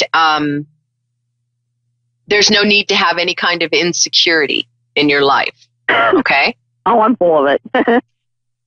Yeah, so it's time for you to start working on yourself. Like, why are you nervous, Ma? Why are you worried, Ma? Why are you worried about it? Yeah, well, just remember that you have to get to a good place in your life to where you love you.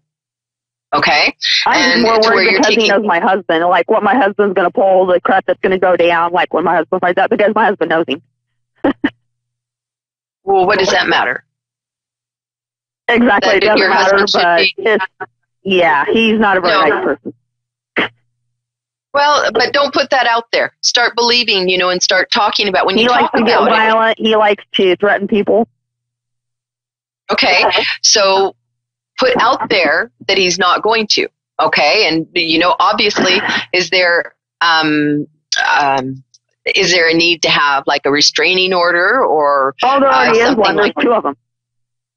Oh, well, there you go. Then make sure that the cops know. He's going to court. I guess we got court the end of the month for a domestic. So how's that going to go? Is he going to get, like, the hammer down on him, or is he just going to walk from it?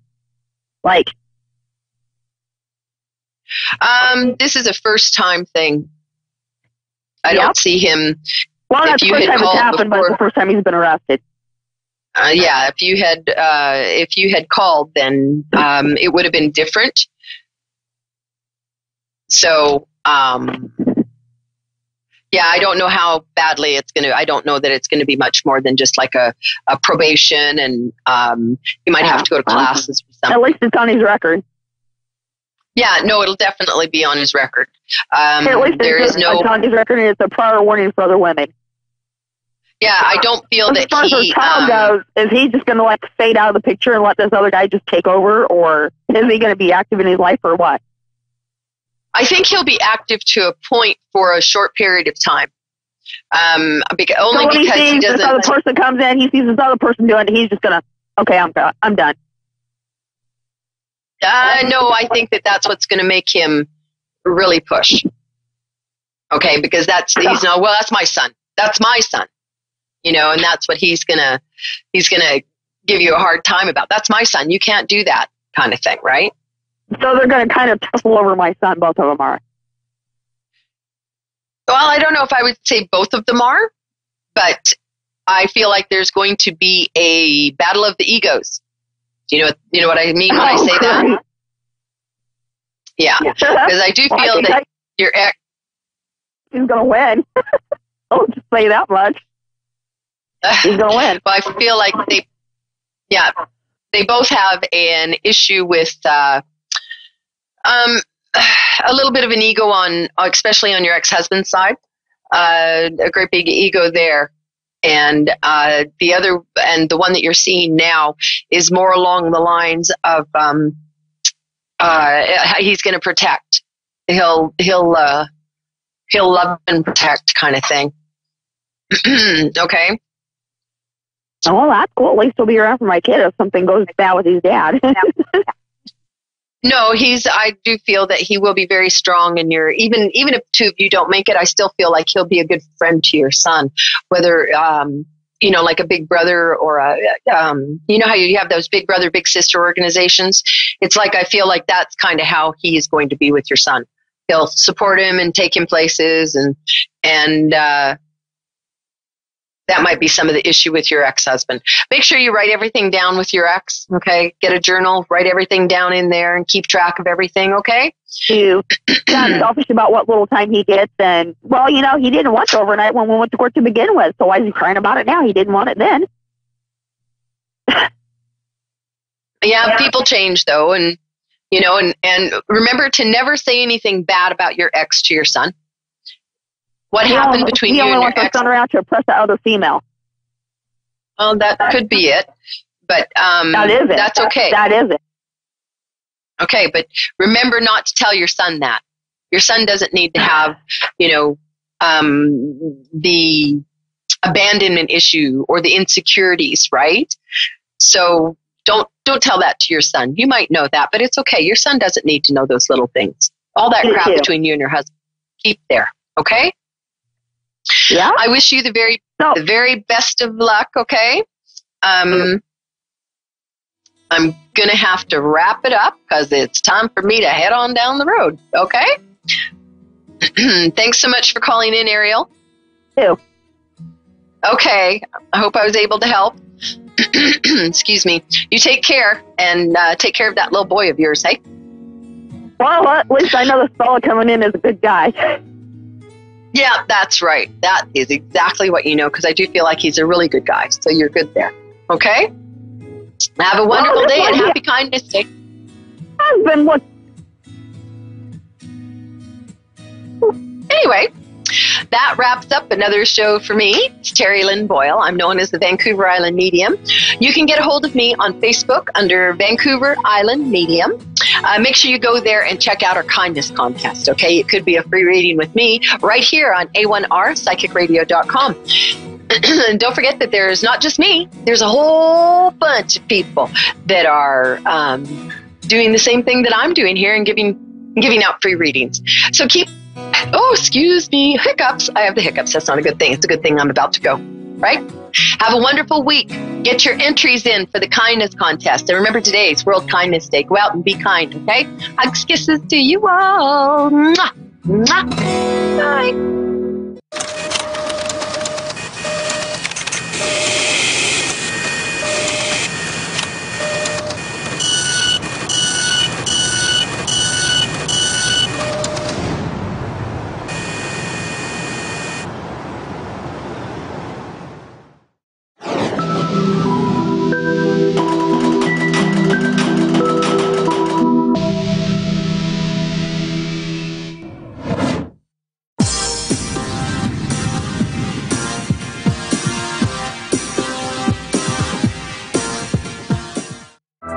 Hello, and welcome back to Soulstar Radio. We are coming to you live from the picnic ground at Lake Albert. He was a king once, wasn't he? I think so. Victoria's husband. Yeah. I was going to say wife, but I think she wasn't enough. But we're at Lake Albert in Wagga Wagga, New South Wales, Australia. And I'm joined today by the one, the only, very lovely lady who's not at all nervous. Her name is Joanne. She's a HR specialist. I was going to say HR puff and stuff, but I don't think that's kind of fine. But she's really good. And yes, and you're helping people with how to get back on track with their life and find their path. You're also here with me this weekend. We're doing an expo up here in Wagga Wagga, because, saying it twice is more fun.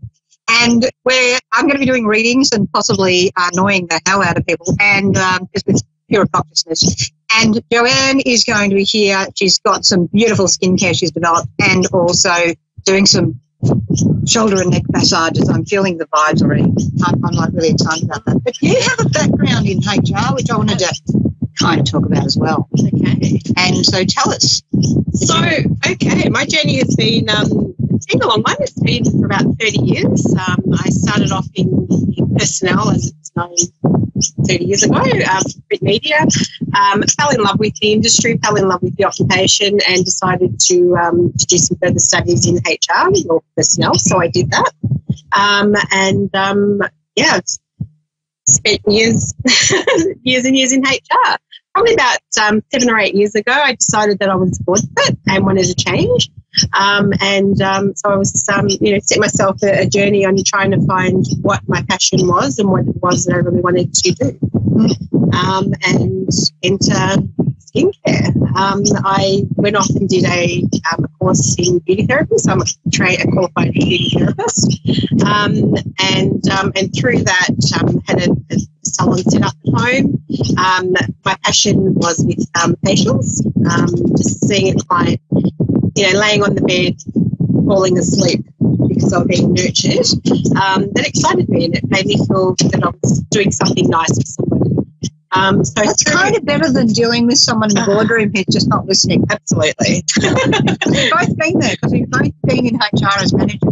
Only I didn't have the degree for that. I just had more front than Myers, which if you're in Melbourne, Australia, you understand that. It's a very wide shop front. And, I just used to be really overish rather than ballsy. And I'd tell the CEO exactly what he needed to hear, which other people get fired for, I think. I just use humour a lot, which I think you should probably not use unless you're really confident with that. But you also in HR, and certainly going to go back to that sort of skincare journey and all of that, but certainly when you're dealing with senior executives, you've learned to be very sort of forthright. And so if we're dealing with people who are listening in the audience, they've got a lot of trouble with asserting themselves or their confidence in being who they are, what do you sort of find has worked for you?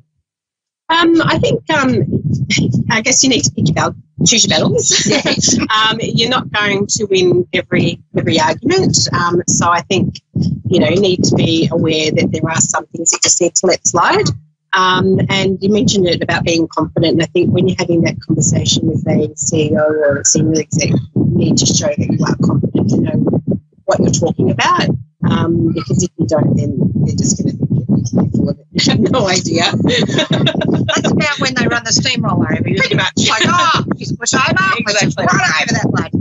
So that sort of brings you into when you're working with people with the skincare and the facials and all this sort of beautification and relaxation.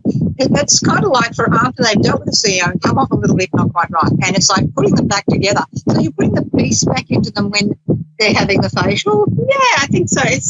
And I think as women in particular, we forget to put ourselves first or to nurture ourselves. Whether you're a single mum or, a mum or just a single person with no children or whatever, it's all about somebody else. And I think, we forget to spend that, an hour a month or every couple of months nurturing ourselves and, taking time out for ourselves. I've got a question. I think you've covered it somehow. Okay. It's all very intuitive and you're doing really well. I mean, this is your first ever media interview and you're kind of doing this and there's people in Texas watching. I love Texas. and Canada, which is actually Canada, but just it's the way I like to say it sometimes. Love Canada. Canada's beautiful. I have cousins in Montreal. So French Canadian cousins. So you're going to do some work over there? Come on now. That'd be nice. Yeah. Why not? It's called tax deductible travel. This is the other thing about becoming your own business person is learn how to do the perks. I think the thing is as well, some people sort of ask me, I want to have a career change. What do I do? I'm thinking of doing this particular course, and you think, oh my God, that course is going to be like $25,000 that you don't have. I sort of say to them, look, can we just start at the start here? So let's start with maybe something that gives you qualification. You love doing it. It's not a very long course, not a very expensive course, but it gets you on the path towards that because then you work from there, you start to earn more, and then that $25,000 course becomes a tax deduction rather than a big rope around your neck that, some of these courses can be for really far out modalities, which, you can tell by the way I dress, I'm not afraid of far out, but, it's kind of the rest of the public has to sort of want that offering. And if they don't understand what that modality is, it's sort of, you're taking a massive risk there. That's right. And it also, I've done dozens and dozens of courses over the years, from short courses in, where do I start? I've done level 1 in Reiki, which I'd like to continue and do more of that. But it's taken me a long time to even think of beauty therapy. That was sort of 7 or 8 years ago that I thought about it. I thought, it could be something that would interest me. And then from there, I've done a skincare making course, and I've actually done a couple of those to get my head around, what's involved in making it. I've done an introduction to aromatherapy, and so there's been, and some of these courses are from a 1-day course to 10 weeks or longer. So I think it's important just to sort of test the water, just to see where what suits you or what interests you. But also there are a lot of free online courses that you can do as well. And so I think it's a good idea to tap into the online medium and just to see what is there that I can, learn something about. And you've been doing all of that while working in HR as well. So you haven't sort of just gone, right, that's it. I'm now going to become this. Because I remember being in Sydney at a big festival and I was doing readings for a crowd, and I just went, at one point I was doing in between meetings, I was talking educationally as well. And at one point I sort of said, the worst thing you can do in a spiritual business or a healing business or, even beauty therapy is to go, right, that's it. I'm quitting my day job. I've taken the lease on a shop. I've paid for all the shop fittings. I'm opening up tomorrow, first day, no clients ever before, mind you, and it's going to be great. And I said, and then of course it falls on its backside. And I was actually, apparently everything I was saying was very specialised and specific, because I've read a lot more detail, but I've just summarised it. And this guy came up to me and he goes, you know, you were talking about me. That's exactly what he'd done. And, you know, he'd opened up and go, whoa! You know, the heavens are going to open. You know, there's going to be this massive influx of people that God sent me.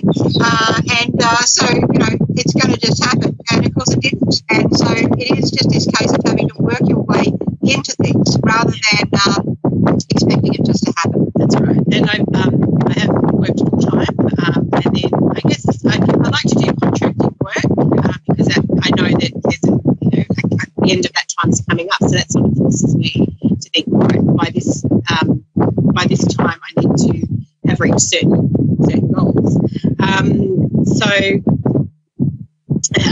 So the important thing is to have some sort of income. So I've actually, reduced my time from working 5 days a week to 4 days a week, and at the moment I'm doing 3 days a week. So I've got a couple of days to work on my business. And like a lot of people, I'm a single mum with three daughters. I have a mortgage.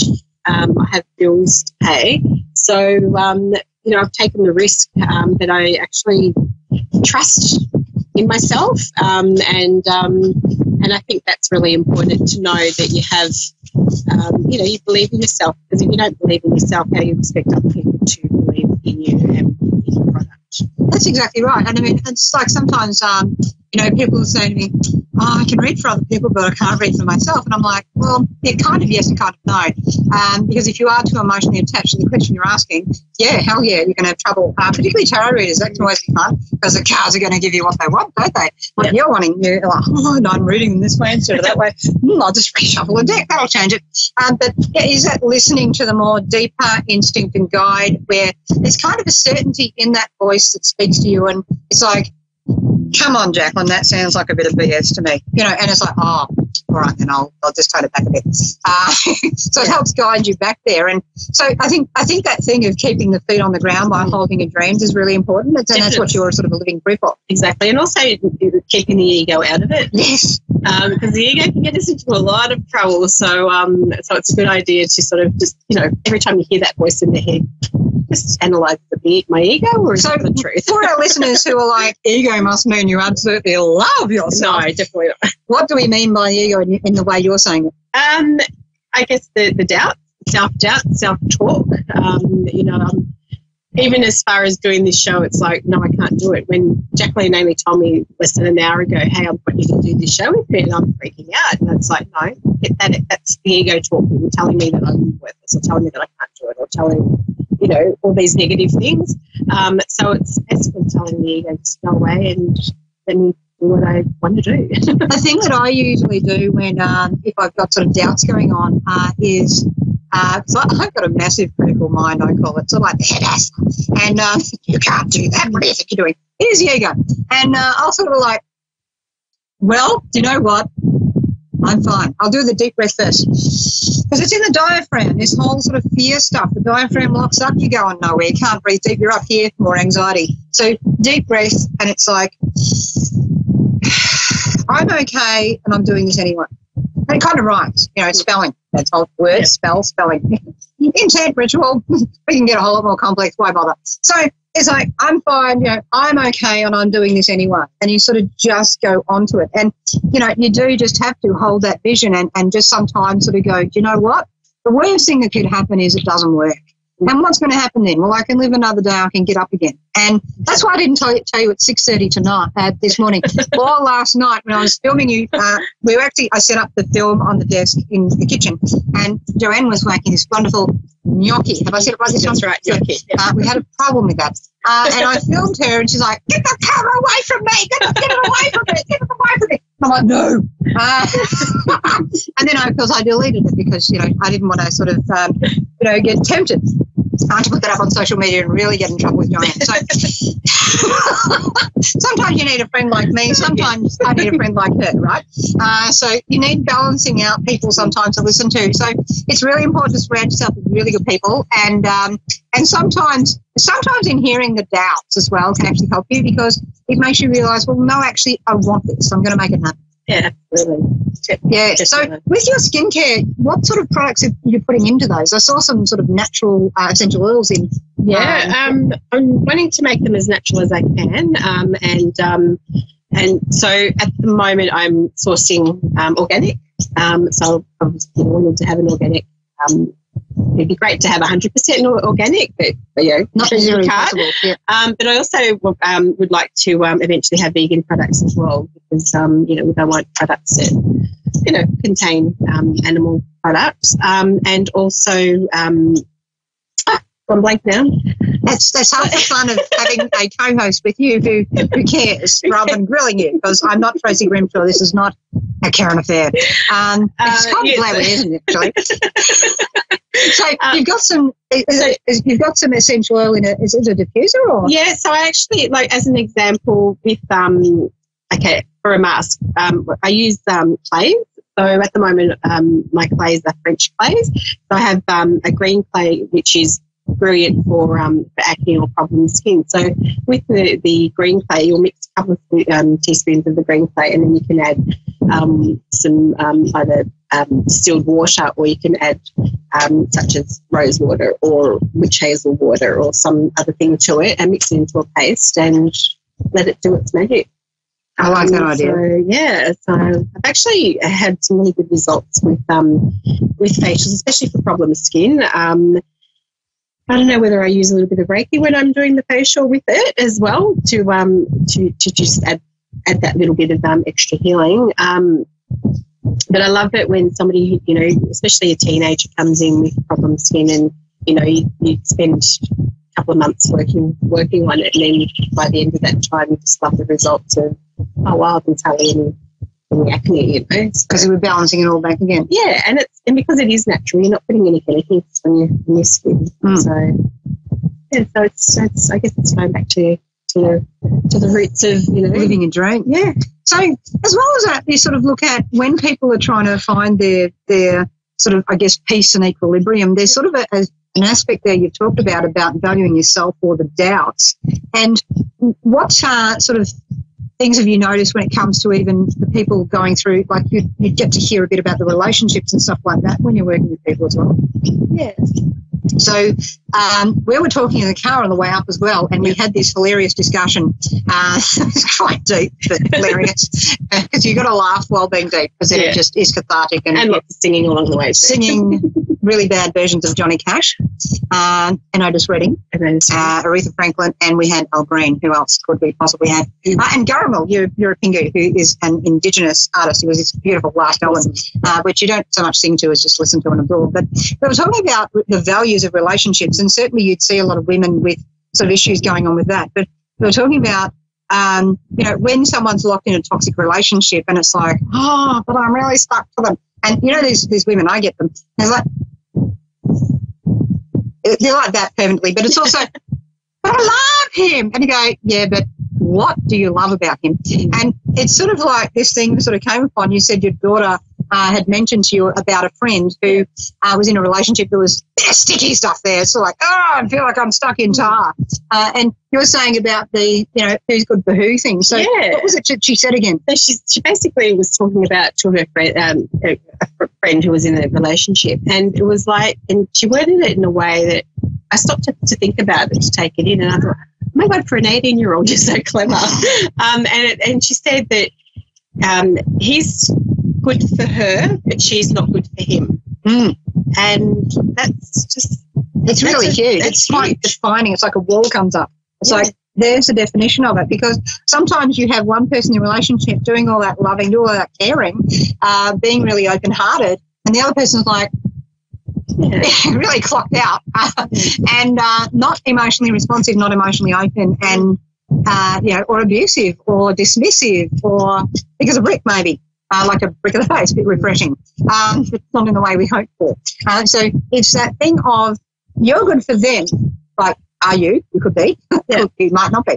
But if you are really good for that person, are they good for you? You know, we spend a lot of time as women really sort of going on about, I'm not worthy. I've read the magazines that sort of show me how fat I am, and yeah, I'm not actually that fat. But, you know, look at this. It's all this programming. I mean, you go to the petrol station or the gas station, as it were, and in Australia, you've got all the glossy magazines of beautiful-looking women with impossible bodies that are impossible because they've been photoshopped.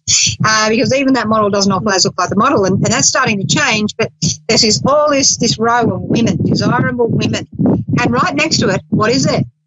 What can we see, Jane? What do you see next to that? Chocolates. Here you are. Okay. Here's what you should look like. Yeah. You won't go and eat a chocolate. You'll feel better, but you're going to gain more weight and and more emotional weight. So it's sort of like looking at, hang on a minute, let's turn this around. When we're looking at guys, sort of, you know, some guys, like not so healthy guys, and even, of course, women, you know, and they'll make the other person feel like they've got to justify themselves, or you've got to do the reaching out to that other person. And there can be an underlying thing of, I'm not good enough. That thing you were saying about the business, I'm not good enough. Am I good enough? Will I be good enough? And the question might actually be not so much, I'm not good enough, am I good enough, but are they good enough for me? You know, I remember meeting a lady many, many years ago, and going out with her son. And her son had been to my parents' house to meet my parents, and they were quite nice, but, you know, like you do when you've got, you know, young adults, a little bit protective, or possibly troll-like. But I got to his place, and she's like that. And you know the first word she said to me wasn't, hi, you must be Jacqueline. It was, you know, you can't help who your children fall in love with. And the more you might really regret it and dislike them and feel they're not suitable, the more you argue, the more that your loved one will just go straight towards that person. You know what I should have done at that point? I should have said, you know what, honey, this is your place. You have a nice time. And if that guy hadn't stood up for me, which he didn't, but, you know, rewind. Let's not do it again. But for other women out there, right, even for the future women we might be, you hear that statement, you sort of might go, is he going to back me up and say, do you know what, this is a choice of my partner? Or is he just going to sit there and let her just vomit on you? And if so, see you later. Because are you being valued? In the end, it may be that whole group of people might not see the beauty in you. So it's really important for you to celebrate the beauty in you. Don't seek approval from disapproving people. Approve of yourself. If you approve of yourself, then guess what? Some of those disapproving, I didn't say all, some of those disapproving people will somebody really nice to you. Yeah. Kind of a bit pukey, really, but at least you approve of yourself and you're no longer locked in to how you feel about how they seem to feel about you, because the truth might be that they don't hate you, they might just hate themselves. Exactly right. Yeah. Yeah. Yeah. It's like, yeah, hang on a minute. Let's just go back here. And you can dislike people. As Raoul was saying a couple of weeks ago, you can dislike people. Don't hate them, because if you're hating them, you're letting them have free rent in your head. So don't give people free rent in your head. You can decide to dislike their behaviour and who they are. You've got to be true to yourself. That's what your skincare range is about, is being that true to yourself. Right. Exactly. So, you know, it's sort of in all of what we're talking about today. Yeah, it's definitely, it's the inner beauty, and it's about, nurturing more so than anything, I think. I think that's important. And nurturing with nice products that smell good and are good for your skin and are not tested on animals. And, I'm liking it. Beauty is not just skin deep. No, nor is it purely in the eye of the beholder. No. Although, if you're beholding yourself, it really is there. So we'd like to leave you with that today. We're going to jet ski. Not really. It's just a fascination of mine. But catch you next week. Lots of love. Thank you, guys. Remember to love yourself. Other people might love you, but they might not, and that's okay. If you love yourself, the people who need to love you will, and they'll join you. Love you. Bye-bye. Yeah.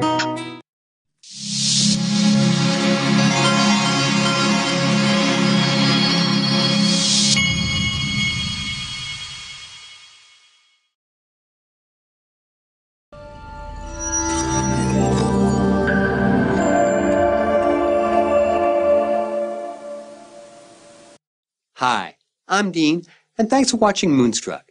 And now back to A1R on the air. Psychic Talk Radio, now on Moonstruck TV, enlightening television. Hello, everyone. I'm Colleen van der Zijden, and this is Creating an Inspired Life. I have someone who is just going to say hi to us today because, as you know, here in the United States, it is Thanksgiving. So I had some family members over today, and I've managed to talk my son into coming downstairs into my studio just to say hi to people. So, Benjamin, come over here. See, isn't this fun? We need to have some fun. Just lean down here. Okay, come down a little bit more. Now just give a little wave and say hi. How are we? There we go. Okay. Thanks for coming, Ben. See you later. So we managed to get my son to come down here and my first family member to be on the air with me. Isn't that awesome? So tonight, as you know, I am a certified life coach and a medium, but tonight's coaching tip is all about the magic of our words. What if I told you there was an easy way to change your life? And all it takes is an awareness of your words. Your words are magical. Everything you say creates the life you have. Everything you say today creates the life you have either today or tomorrow. I was working with a client the other day who has been experiencing severe chronic pain. If you've ever experienced pain that doesn't let up, you know how draining it can be. Your energy to be positive or hopeful just disappears. We move into this state of hopelessness that nothing is ever going to change and we're never going to feel better. And that's where she was. I told her, as I was talking to her, I told her the story about a time when I was in chronic pain. I had a couple of physical issues that just wouldn't let up. And I would see the doctors, and the doctors were saying there really wasn't anything wrong, but the pain was still there. And of course, the frustration of having the doctors not give me a medical solution to this was very irritating. And this client, as I was talking to her, was also experiencing some similar things. She was seeing medical people, but nothing was helping. And she wanted help, but no one had yet given her a solution. I did work on her doing some energy healing, but I also started to explain to her how I helped myself in my pain situation by using positive, powerful statements. Things like, my body is healthy and comfortable.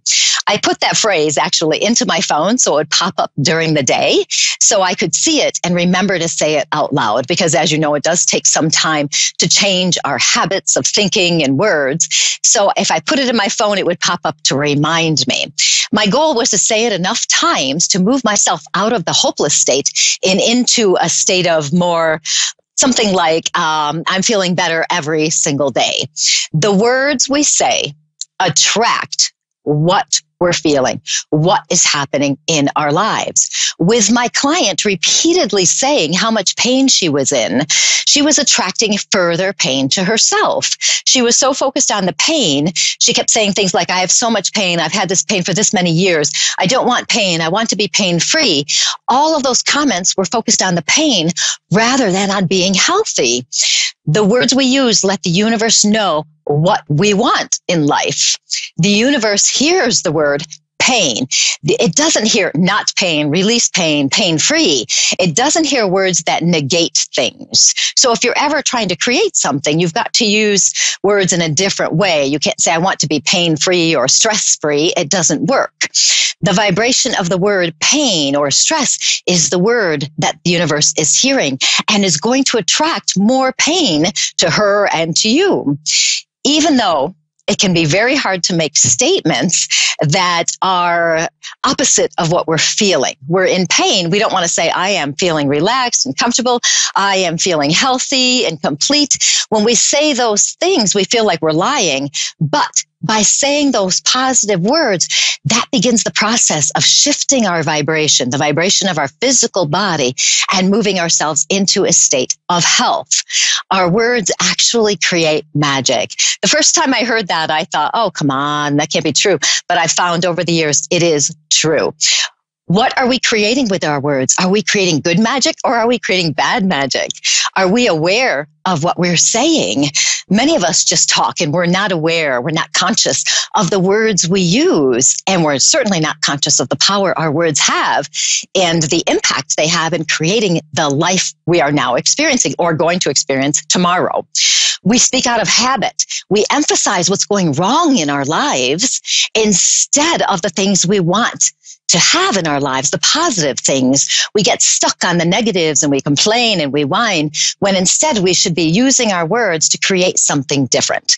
I had a friend who was complaining about the stress of her job. That's all she talked about. The more she complained, the more stress she had. I had another person who complained about how hard life was. It was so unfair. It was so hard. It was so difficult. And the more she complained about that, the more bad luck she had and the more she had problems. It was actually kind of stunning. The magic of our words is amazing.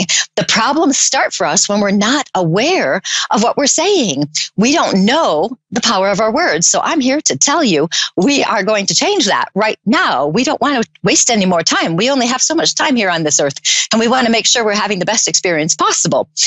I told a student once that she was very negative. Everything she said, it was just on and on. And I said she might want to consider watching the words she was using. Listen to what she says. See what you're saying throughout the day. Just observe them. Pay attention to what comes out of our mouth. You know how we just talk sometimes and we're not paying attention. She came back to me a couple hours later and said she had to stop doing it because it was too hard. She started to recognize all of those habits that she was using, creating negativity in her life. And she didn't know what to do to move out of that. She was stuck in that habit of complaining and negativity.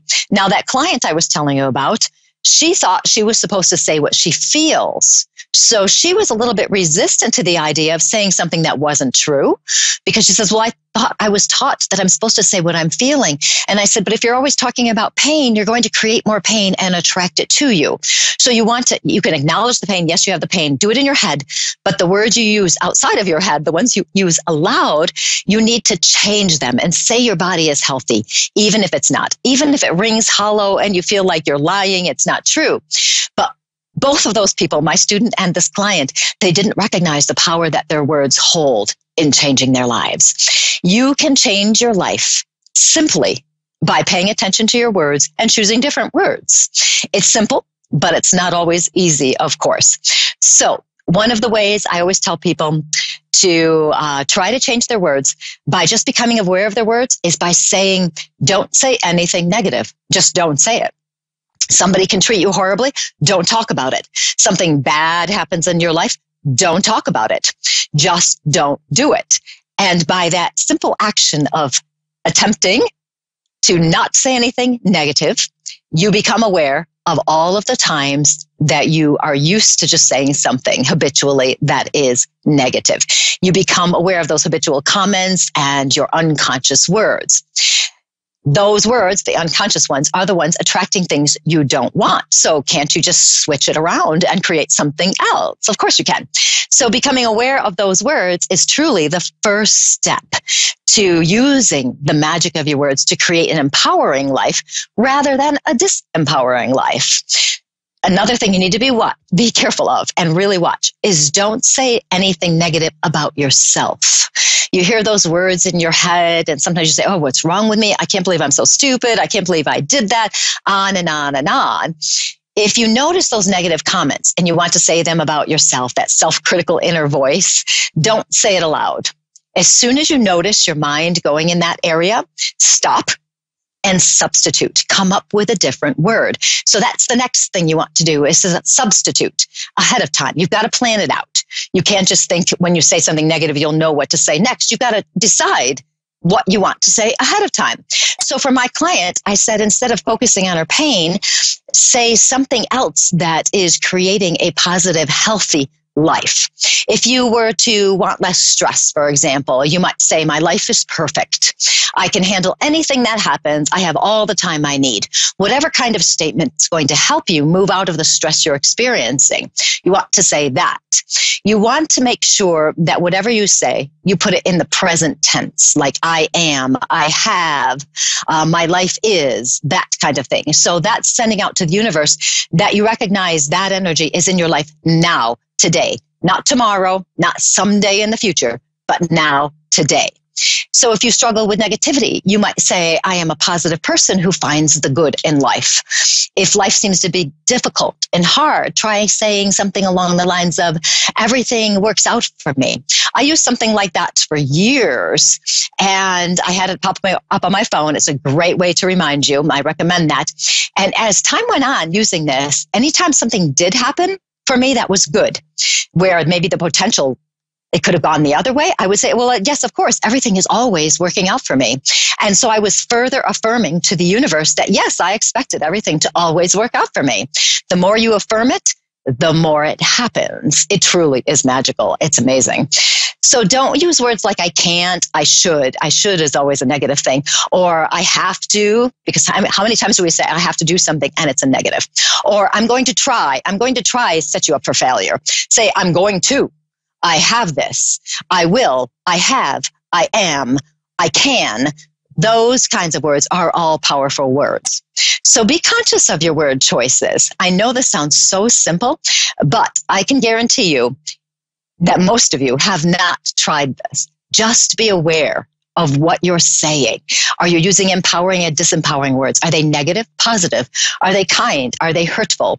Are they helpful? Or are they putting somebody else down or putting yourself down? Even worse. Your words create magic.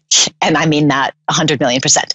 You get to decide what kind of magic you're going to create. Are you going to create the great magic, or you can create something that's negative and bad that drags you down? Use the magic of your words to create the life that you deserve to have. And that is my coaching tip of the day. You can connect with me at psychicmediumcolleen.com, as well as on Facebook, Colleen Vander Zijden, medium and self-empowerment coach. I hope that helps you create a better life. I know when I watch my words, things go so much smoother, and I'm not quite in such a negative state if I start to get that way. So we are going to move on to our first caller, who is Angela in New Zealand. Angela, how are you today? Hello, I'm fabulous, thank you. How are you? Oh, I love it. Well, I want to be fabulous too, so I'm going to be. So how can I help you today? I just wanted a reading about moving. If I'm moving and if anything comes through from spirit about, moving, really. Okay. I get the impression you want to move. Were there some situations that came up where opportunities fell through, or it just didn't work out when you thought it was going to work out? Did you have some of those situations? Yes. Yeah. And you know what? Thank God, because those are blessings in disguise. Anytime we want something to happen and it doesn't happen the way we want it to, there's a reason for that. And it usually means it's just not the right place for you. I have to say, I do feel you moving. So this is excellent. Do you have something in the works right now that is in process so that you could be moving? Yes. Okay, good, because I like this one. And I'm feeling like this is going to work out.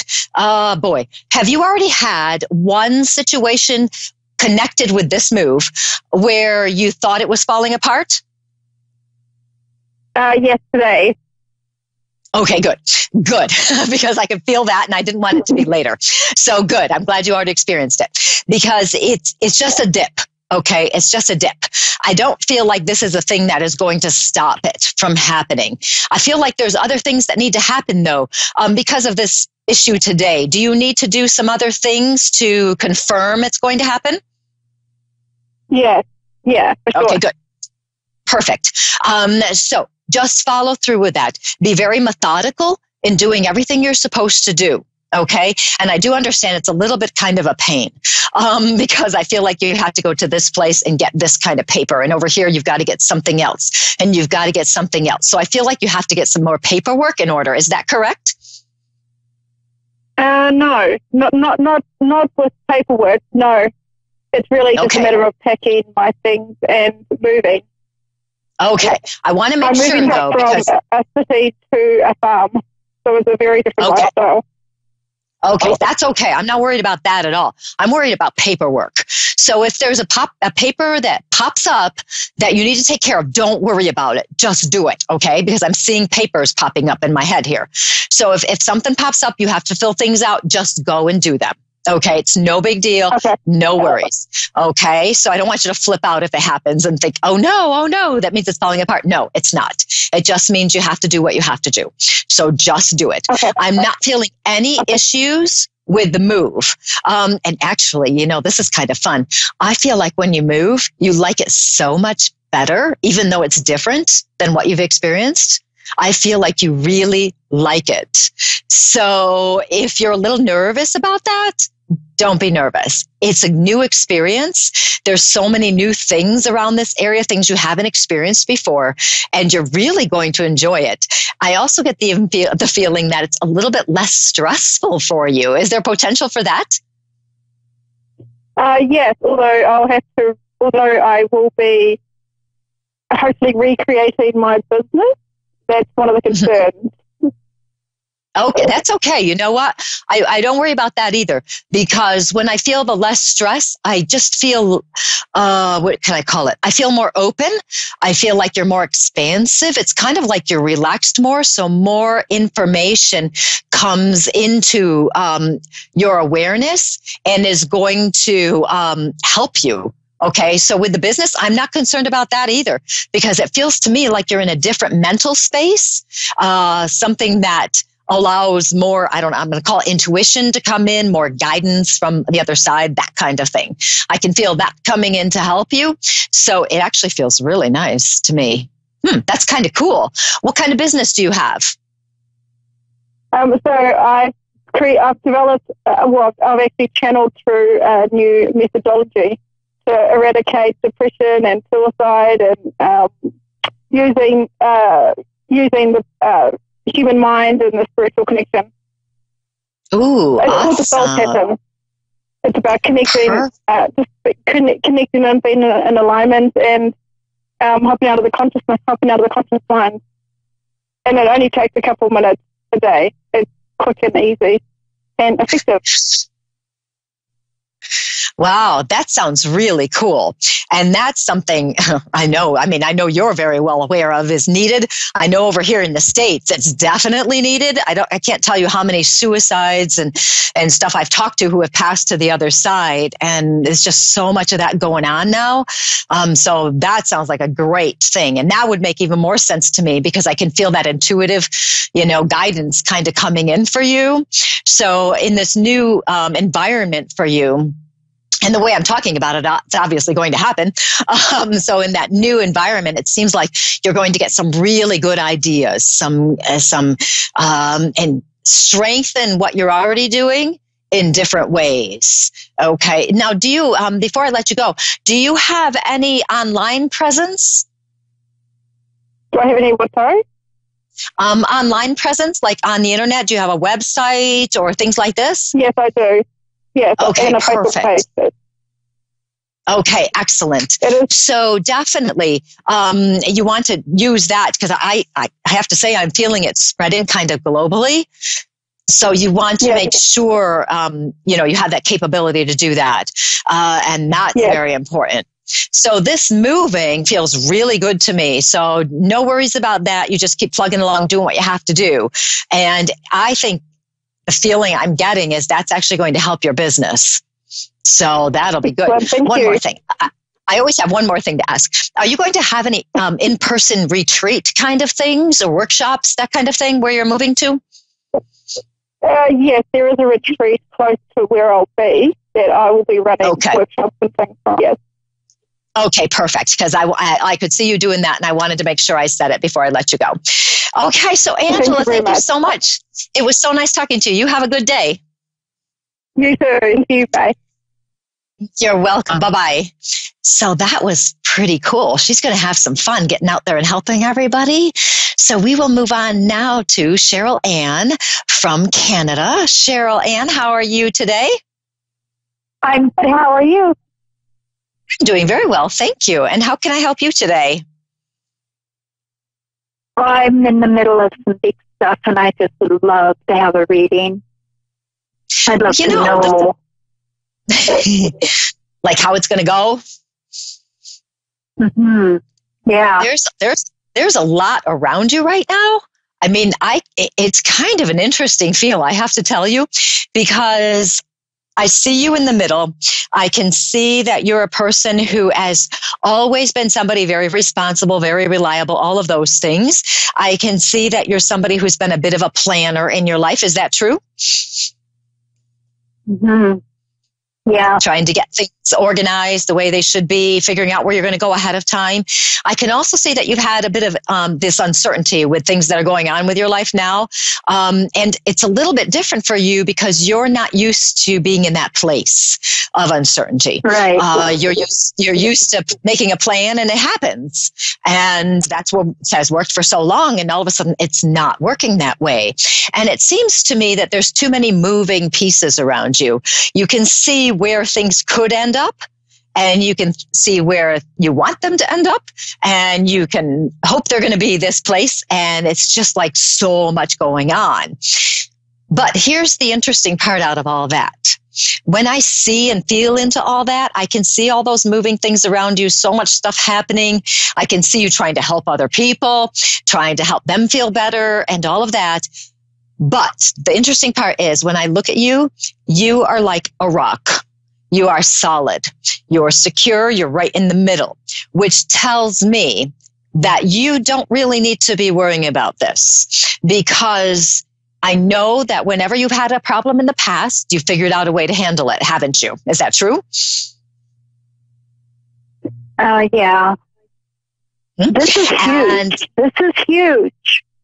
It's gigantic. I know. Huge. I know it's huge.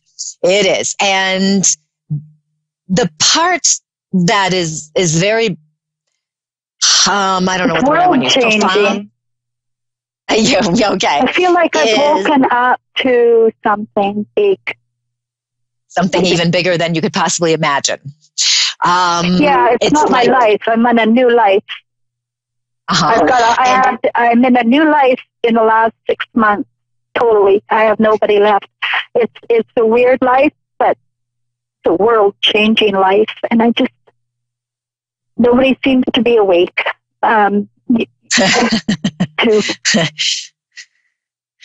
Yes, I'm with you. I know exactly what you're saying. And it can be very hard. Like, it's not the way I was raised, is what I've woken to. This is not the way we are raised. And tell me, would you consider this waking up that you've had and recognizing that there's more to life than you ever thought there could be? Would it be something like this?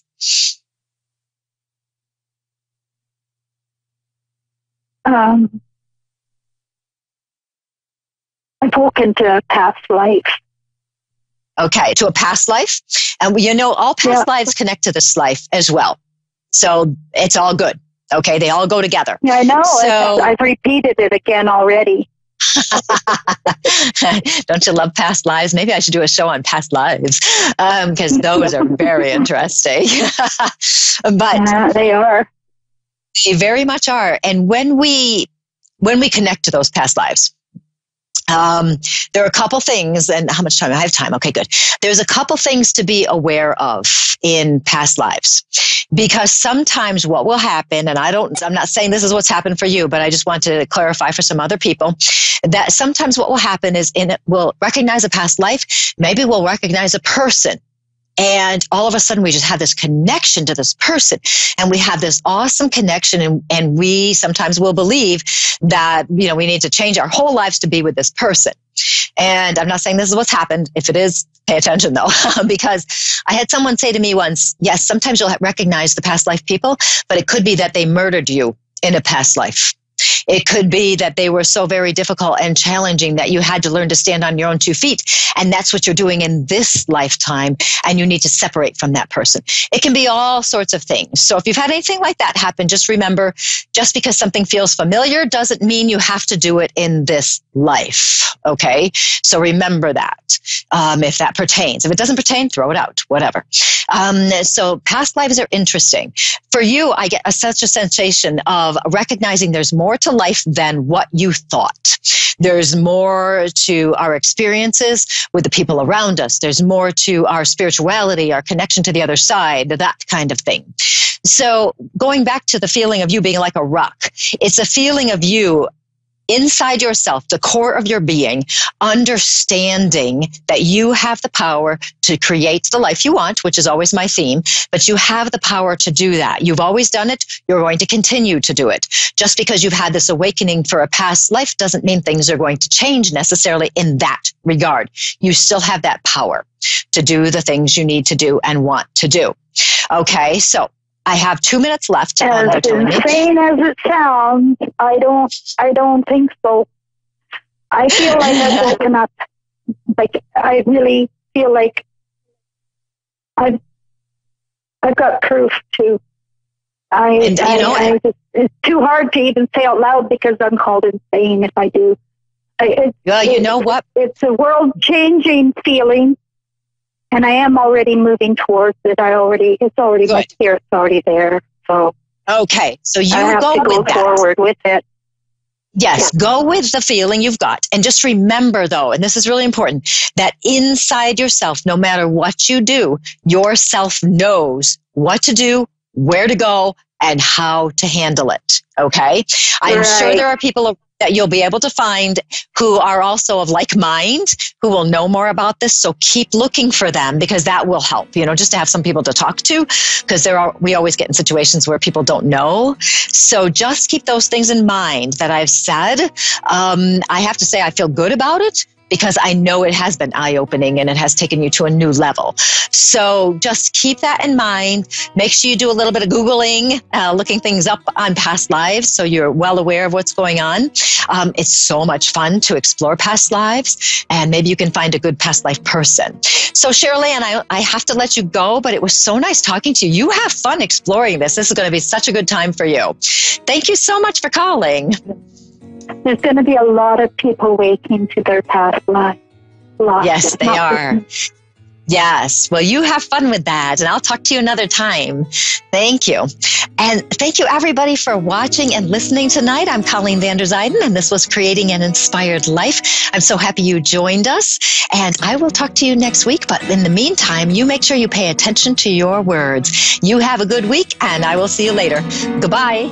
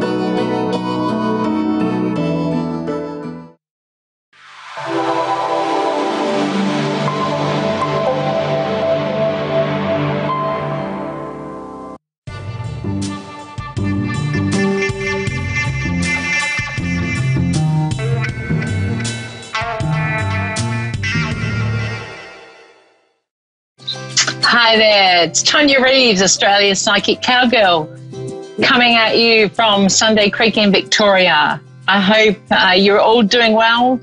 My thoughts and prayers are sent to those affected by the bushfires going on at the moment, and not much fun for anyone, for people, for animals, for houses. It's a pretty traumatic time, and I know from my experience here, we had Black Saturday, I think it was about 9 years ago, but I could be wrong on the timing there. But yeah, it's pretty horrendous to go through, and to lose all, you know, it's not just about, it's people's lives, it's massive, and, you know, things that affect us all. And, you know, it gets to a stage where somebody always knows of somebody that's affected, and, yeah, it's not ideal. So sending lots of love and prayers out to California and surrounds today.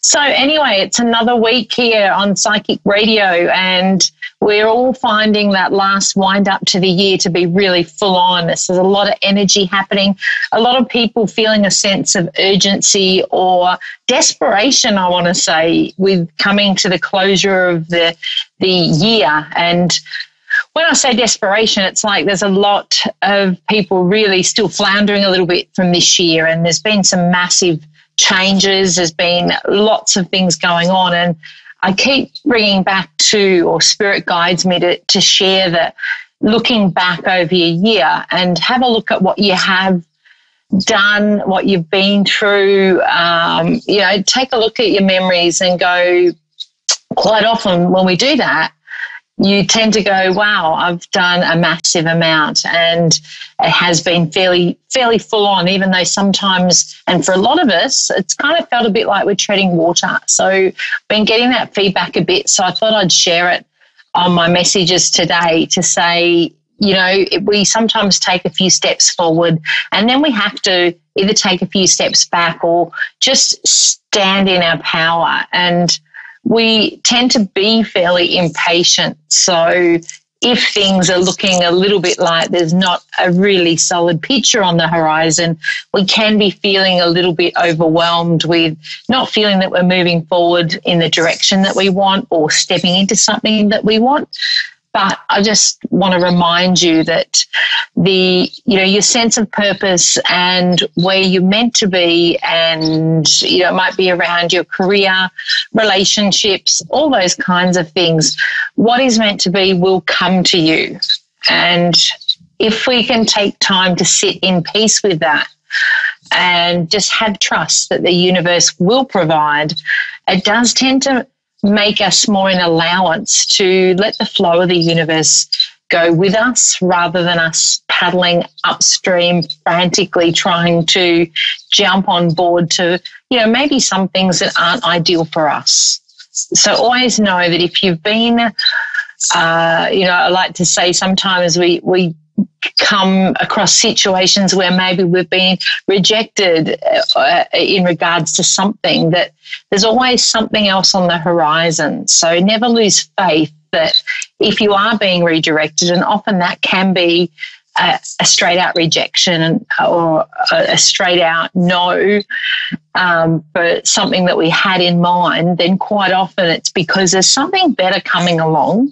You might not see it yet, but I just want to say there's a few people out there at the moment that are going through this, and there is more to come. And again, the more you sit in trust with that, and the more you keep the faith on it. So, you know, sometimes we overthink things in our head, and we tend to try and have everything, or we like to have everything perfectly nutted out. And as we all know, that's not how life goes. So I think the more that we can be in allowance, the better it is. And that's a really big word that I've often used when doing readings, especially this year. The more in allowance we are, the more we allow the flow to go through us, the more in alignment we are. So, you know, keep that in mind, because I know we all go through struggles, and you're not on your own there. Always reach out to others as well, because a problem shared is halved. So sometimes just chatting to your friend or somebody even that you don't know that well, just having a share is a great way to be able to help you sometimes just break down those things that we get into our head over. It can be a simple decision that we really struggle with. You know, I often get people will shoot me a message, or we'll be doing some readings, and just that question. And it's like, you know, trust that the guidance will be given to you. So even if you don't get a reading on the show, there might be something that you're going to listen to here, or some guidance that one of the psychics give one of the callers that you will resonate with. And believe you me, if you resonate with it, that message can be for you as well. So don't override that, especially if you get that bit of a nudge as we're giving advice to somebody and you think, yep, that's me, that's kind of where I'm sitting at the moment, then take it on board, because quite often that's how spirit works, is we'll get a message for one person, but it can be for 20 people. So, yeah, it just comes at you in a different format. So, yeah, I thought I'd share that today. All right, my first caller, Cheryl in Edmonton, Alberta, Canada. Cheryl, how are you? I'm good. How are you? Really good, thank you. Would you like me to tune in for you, or did you have any specific area you wanted me to target? Well, I think we all want to know about finances at times, but a general would be fine as well. Yep. I'm just excited I got through. Yay! We get excited to be able to connect with you too.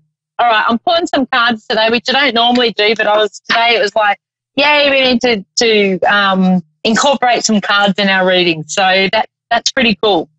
Now, as far as finances go, it's like, is there something in the wind, or our first card was something about rulings made in your favour, which usually indicates that there's something going on, that it could be more money around than you think, or something that's going to transpire. That would be nice. Yeah. That would be fabulous. And I feel like it's, a little bit left of centre. So it's almost like, let me see what Spirit's showing me. It's almost like I want to say to you, be open to opportunities. I feel like there's something that's going to be offered to you that financially would be really good. And I feel like you intuitively know that that it's good, because you'll get very excited about it. Now, there's also an interesting second card. An excellent opportunity will be offered to you. Yeah, okay. And it's almost like with this card also time to get to work. So to me, with that card, it often means you've got a few ideas floating around. We need to kind of send out that direct message to the universe to say, this is really what I want to do, and this is where I would like to be. So how can I put things in place to bring that into you? Because you're quite a lucky person, I have to say. Spirit's showing me that you've had, if you look back throughout your life, you've had things just work out at times when possibly they may not have for other people. Does that make sense to you? Yeah. Yeah. Okay. Now, where's the movement coming from? So they're showing me moving. Have you just moved? 3 years ago. Okay. Are you looking at moving? Because I feel like I want to say moving. Who's moving? Possibly job. Okay. And that would be location as well, yeah? Yeah. Yeah, because like there's movement with location, all right? So if you're not thinking this is home, then I would go with job. So, okay, with your job, have they been putting people off around you, or there's something where they've been cutting back? It's been making you think you're not going to stay there? Yeah, going for something better. Okay. Yeah. So it's kind of almost like that was your hint to look at something else, and there's something more out there for you than what you're doing now. They're also showing me, spirits coming through here, that there's something on offer that's a day less than what you're doing now. So you'll have more time on your hands, but it won't be a case of losing a lot of money. Oh, good. Okay, so look out for that, because I feel like I want to go 4 days. So almost like you might be working a little bit longer days, but it'll be compacted more, which will suit you because you like to have time to do things. It's also important for you with travel. So I don't know whether you make time to go away, but it's like I want to say you need a weekend away, like it's spontaneous things of jumping in it's like I want to jump in the car and go on a road trip, or I want to get moving. Yeah. Okay, so that's important. Oh, and that's interesting, your third card. Material needs get fulfilled in magical and unexpected ways. Acts of kindness, giving or receiving with a grateful heart.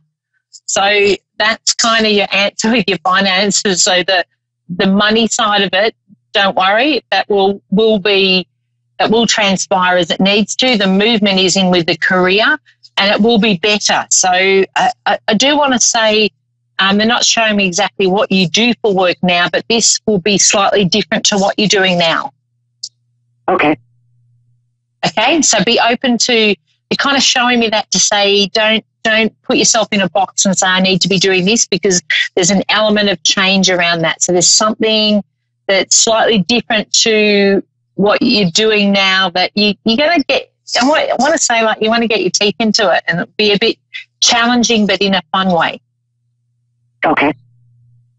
Okay, so yeah, look, just keep, because I feel like I want to say now that you've made that decision, there's something that's going to come along that will it'll be left of centre. So it's like, but it'll be through somebody you know or through a connection. So I'm shown it's whether you have this conversation with somebody to say, I'm looking at changing what I'm doing, and, and they're going to come along and go, oh, by the way, such and such has got a vacancy or position in their workplace, and you'll go on to that. Okay. Okay, so yeah, so that's really good. And it's like, just have trust in that, because the perfect timing will transpire with that. Have you already started looking now? Just started. Yeah, okay. Because I feel like it's not that, I want to say I feel like not that far away, or you'll definitely, before Christmas, have leads into something else. Okay. Okay, so you'll be leaving work, they won't be letting you go. All right? That's what they're showing me. All right. There's much love to you too. There's a male around you in spirit. Can I ask, let me see, is your father in spirit, Cheryl? Or is the dad bigger? Yeah, okay, because it's like he's stepping in for you. Very strong man, and almost like I want to say was your protector in life, is your protector now in spirit. Yeah. Totally. It's pretty cool. Yeah. And you feel him around you. It's like he steps in around you. There's something around being outside too. I feel like I want to go to a garage or something whereby he hangs out. Is he close specifically to your partner too, or the male that is out in the shed? I feel like I want to go to a shed. I'm not really sure. I'd have to think about that one. Yeah, because I feel like he's out there tinkering with something. But I do feel like there's a male connection, so I'm not sure whether that's your partner or your son. Maybe it's more, where's the boy fit in? No, I never had any children. Okay. All right. Where's he connecting the boy? So do you have a brother then? Where's the boy? Because I feel like he's showing me a boy. Look where the boy fits in. Okay. Someone that was close to your dad, or he used to, I feel like they've got their heads together doing something. When we were kids. Oh, and he's showing me the dog too. Is there a dog just passed over? Where does the dog fit in? Not too long ago, yes. Yeah, because like the dog's with him. Good. Yeah. He's a character, the dog, I want to say, because it's like, ooh, he's full of fun and mischief. So I feel like maybe the mischief wasn't towards the end of his life, but that's part of the essence of him, because he's showing me, I feel like I want to be pinching socks or taking things or moving them. This is in relation to the dog. Okay. Yeah, so he's with your dad, so he's up there as well. Yeah, cool. Any other questions before I finish up and go on to my next caller?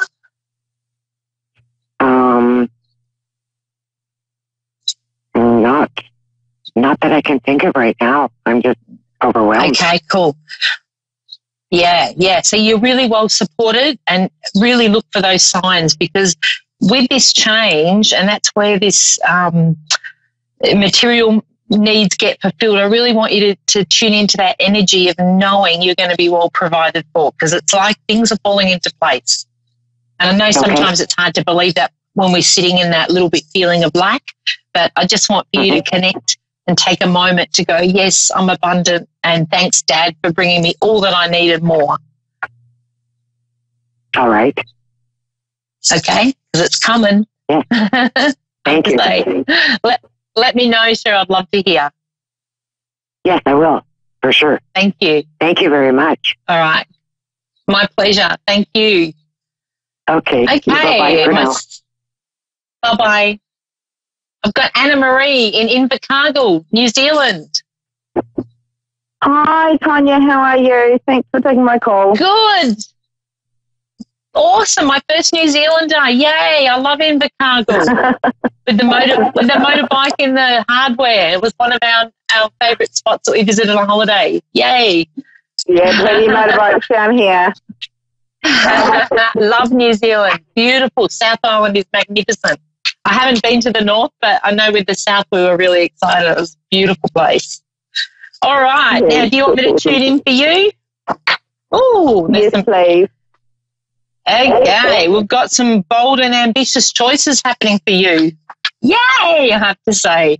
Now, there's something around a relationship as well. Ooh. Yeah. Okay, so what's going on with the relationship here? We've got... His name is Adrian. Yeah, okay, so is this fairly recent? 1 year. Yay.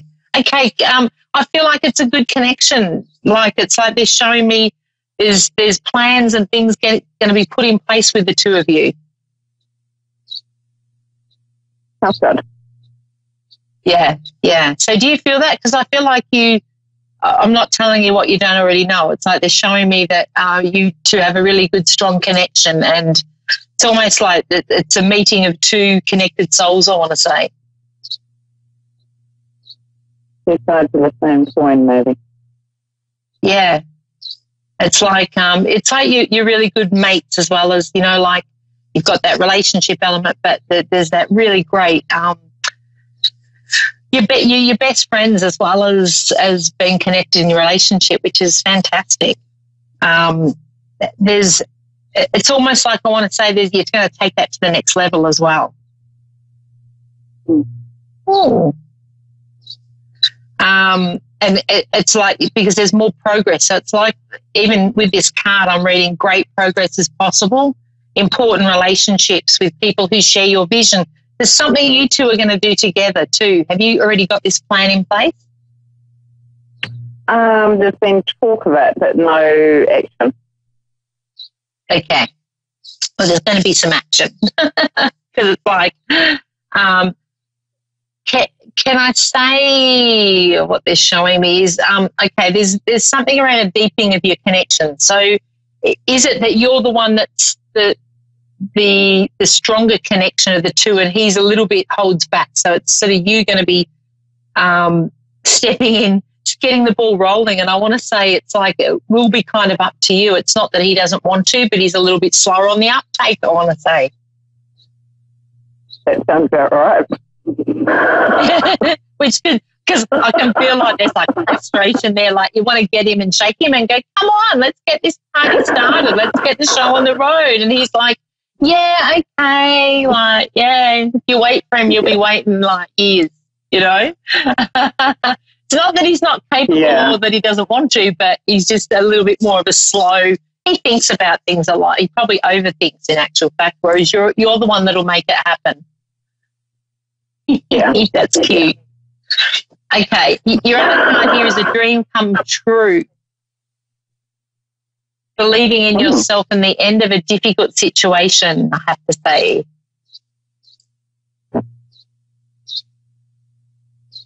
Does that resonate with you? Yeah.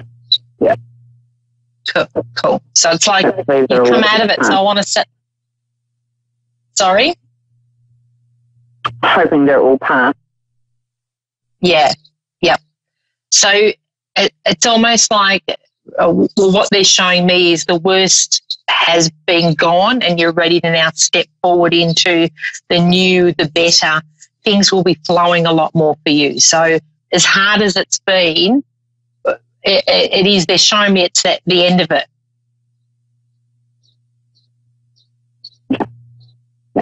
Okay, so trust in that message that there's that you've got a lot more fun and life left to come, and it's like it's from here to now. It's about grabbing it, and you're going to be grabbing it.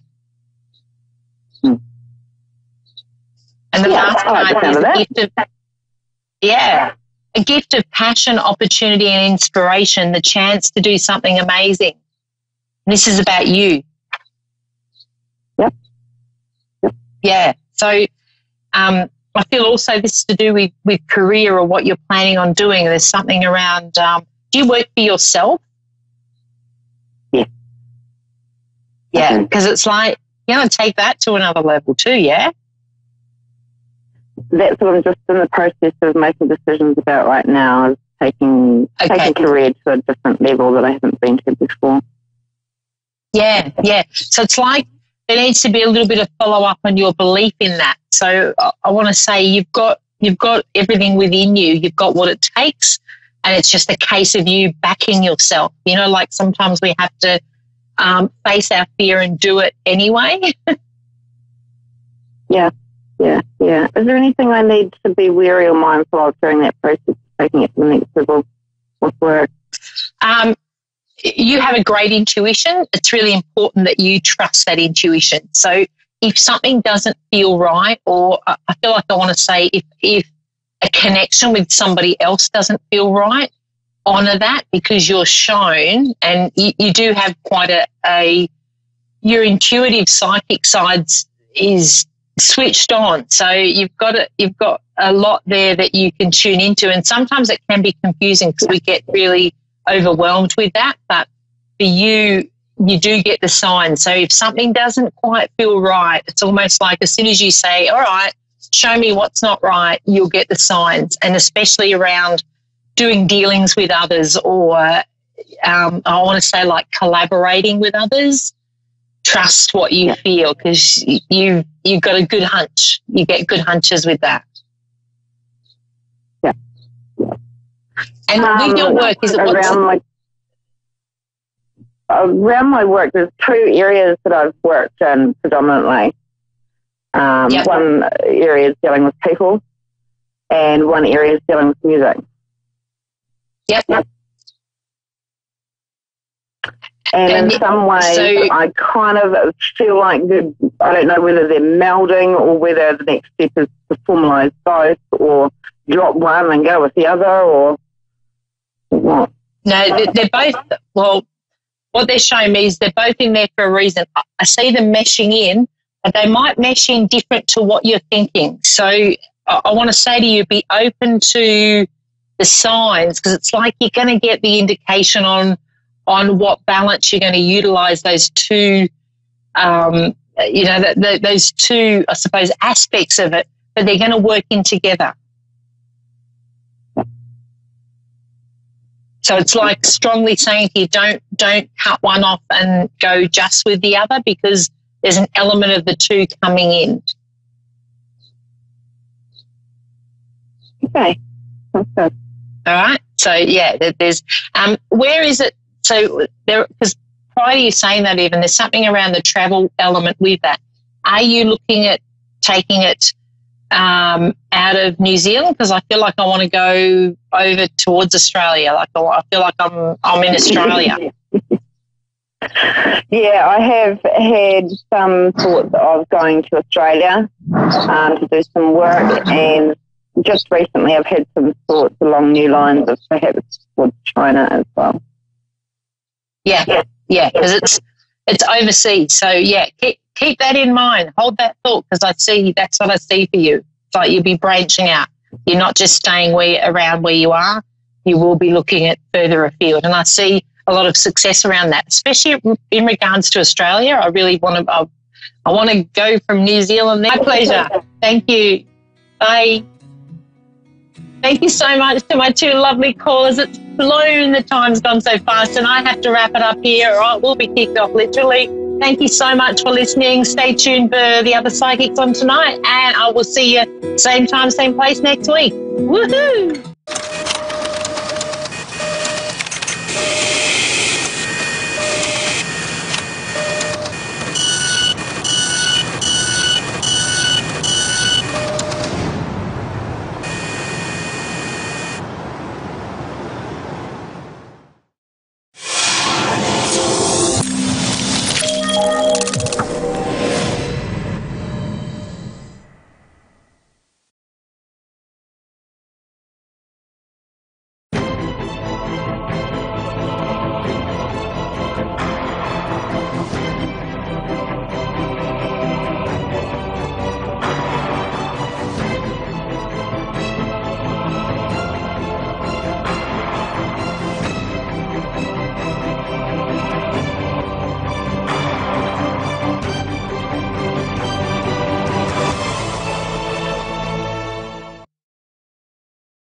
Hey, welcome to Prairie Lines, New York City Celebrity Psychic, and I'm here to take your calls. It's a very cold and bright day in New York City, and I know Thanksgiving's coming up next week, and a lot of us are going to be lucky enough to be with our families. But just a word of how can I put this? I guess advice. So sometimes when families get together, they can trigger each other a bit. And so about a week before I spend time with my family, because I don't know about you, but after about the second day, I turn right back into a 13-year-old, although sadly not physically. So as you're getting ready to spend time with your family, I found that what really helps is to start about a week beforehand, get into training. And I don't mean just for the turkey. I mean, start thinking about each person and about what you love and appreciate about them. If you have to drink in order to do that, I understand, but preferably no drinking. So with each person, think about like a couple of things, maybe 3 things each person has done for you over the years that made you happy, or that you appreciate, or that or something charming that they've done, or some way in which they've surprised you with how loving they are. And I don't care who the person is, you can find 3 things. And walking into a family gathering with the intention of both being love and receiving love, and most of all, having love be the highest priority, not like you borrowed my favorite jacket and you never get it back. But because eventually what we're going to have are memories of that time, which is what I'm saying here is be the biggest person and come in with a conscious appreciation of how important these people are to you. So that would be some pre-Thanksgiving advice. Anyway, and Christmas is coming up. If you're doing your Christmas shopping, reading with a psychic who's been profiled in New Yorker is always a nice thing. So feel free to go to my website, and if you mention that you saw this show, I will give you $100 off. So that's the website is prairielionsbrilliance.com website. It's on your TV screen, prairielionsbrilliance.wixsite.com, Prairie Lions. And people I do readings over Skype and FaceTime, and people really enjoy them. They make a great gift. Okay. What else was I going to tell you? Well, let's take some calls. And I'm just really happy to see you. And come to New York. It's beautiful. The chestnut cellars are out along Fifth Avenue. And that's the essence of Christmas. Come watch the skaters at Rockefeller Center. And come visit my town. It's fabulous. So, okay, our first caller is from Queensland, where I've been, and it's great, in Australia. So hi, it's Deb, right? Can you hear me? That's right. Yes, I can. That's right. Hello. I'm going to just find my water here. Hi. Hello. Oh, that's fun. Wow, great for Queensland. Beautiful. Oh. So, yes, how can I help I you? live in Queensland. Okay, how can I help? I would like to know if my daughter is going to be okay and will she meet the love of her life very soon, please. Will she make, what was the last part? Say that one more time. Will she make more of her life? So? Will she meet the love of her life? Yes, not immediately, because she's going to have to change. Will she meet the love of her life? Okay. First of all, tell me your birthday, because you're the person I'm kind of getting her energy through. Oh. So tell me just, your birthday. You don't have to tell me the year. Okay, 27 of the 10th. Oh, 27. I'm sorry, speak up a little. 27 what? Of October. October. Oh, that's a good day. That's a great birthday. Cool. And do you mind telling me your daughter's birthday, or is that okay with you? Yeah, her name's Tara. Well, I think you say Tara over there.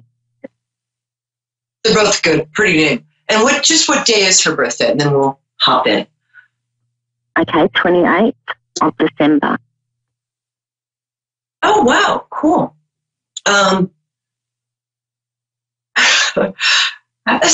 This is it's kind of fabulous, but I wouldn't normally say something like this, but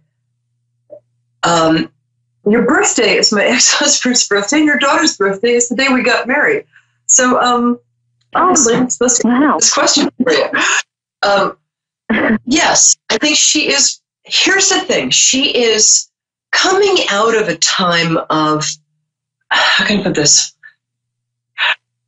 She's relearning who she is right now. She's coming out of a time where she was, making mistakes, as we all do at that age. How old is she now? I get that she's 27, but I'm not sure about that. So, yeah, I think she's 28. You're close, very close. Terrible. Mum doesn't even remember. Well, what's interesting is I feel like she has suddenly changed in a good way. I mean, she was good to begin with, but I think she kind of was this fabulous little girl and then got distracted by, as we all do, by, boys and being popular and stuff in high school. And that kind of took her down a different path. For some reason, I'm getting now that she is coming back to her real self. So you're seeing glimpses of this terrific little girl. And now she's also got some wisdom. And I think the thing that's going to really help her is that she has kind of taken time to think about her life. I didn't do that at 28. She's smart. And I think she's actually learned from her experiences. And I think I mean, very few people do. So hats off to her. It's funny. I think I see somebody big coming for her. I mean, not like big, although actually maybe that too. But I think that she is taking her life in a different direction. And it's almost like she's turned. I'm sorry, what? Sorry? feel like she's taking her life in a different direction. And I think that she's turning into the person that she will need to be to attract the high caliber of man or woman or other deck chair. No, just kidding. So, sorry, not deck chair. I don't know where they came from. But I think that, it's like she suddenly snapped into taking herself seriously, in a good way, not like taking herself pretentiously. She is going to be in a really good long-term relationship, like good. Awesome. But yeah, but that's going to be, I don't think it's immediate. But what is the career thing that she's just started or rethought?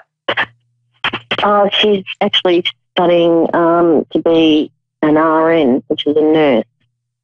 Yeah. She's already a nurse, but she's doing the top, like next level up. Is she a pediatric nurse? Because she'd be great at that. How do you say that? She always said she was going to be that when she was younger. So she might still do that. That's interesting. She'd be fantastic. Yeah, she would be a fantastic pediatric nurse. Fantastic. And get a lot of an acclaim. Yeah, I think that's a direction she's going to wind up going in anyway. But it's going to be, I think, somebody she meets in the field. I hate to say doctor because that's so cliche, but I'm not going to rule that out. But I think that she's going to get so much confidence just starting now and in the next 6 to 9 months. I don't know when her training ends, but I don't think she was at the right school to begin with, and I think this is the right school, or else maybe it wasn't. But she's in the right program with the right school with the right people, which didn't happen before so much. I don't know why I'm right. But she's getting seen, and no, she has a brother too, right? Yes. Yeah, he's fine. I like him. He's cute. Give me and I'm not being a mum saying my kids are cute, but they are. They are, and he is. Wait. Say that one more time. You got one more time? I've got a daughter and a son. Yeah. And I said he is cute. Not being a mother, meaning it, but he is cute, like you said. Yeah, no, he's cute. I'm not his mom. He's cute. I can see. But he's fine. Your kids are great. They're doing great. And wow, so that's really nice. You're a good mom. You've reflected them both. You are. You've reflected them both back to themselves accurately. I don't get to see that very often. It's very cool. Nice going. Oh, awesome. Thank you. Sure. Before you go, I'm just going to draw a card for you. We have the big heap of cards here today. So, awesome. So, yeah, because you're a great mom, but I want you to put a little tension on yourself. So, wow, you have some life story, girl. Wow. Okay, right about this. Wow. You actually, just before you go, I want you to know that one thing you've done is you've taken a lot of difficult experiences. Why have I just frozen? Okay. This card is somebody who's taken a lot of difficult experiences and transformed them into strength, right? Yes. And now you're using that strength and all of the things and this is where your daughter learned to learn from her experience, is from you. Because you have not let yourself be beaten by the stuff that's happened to you. You've kind of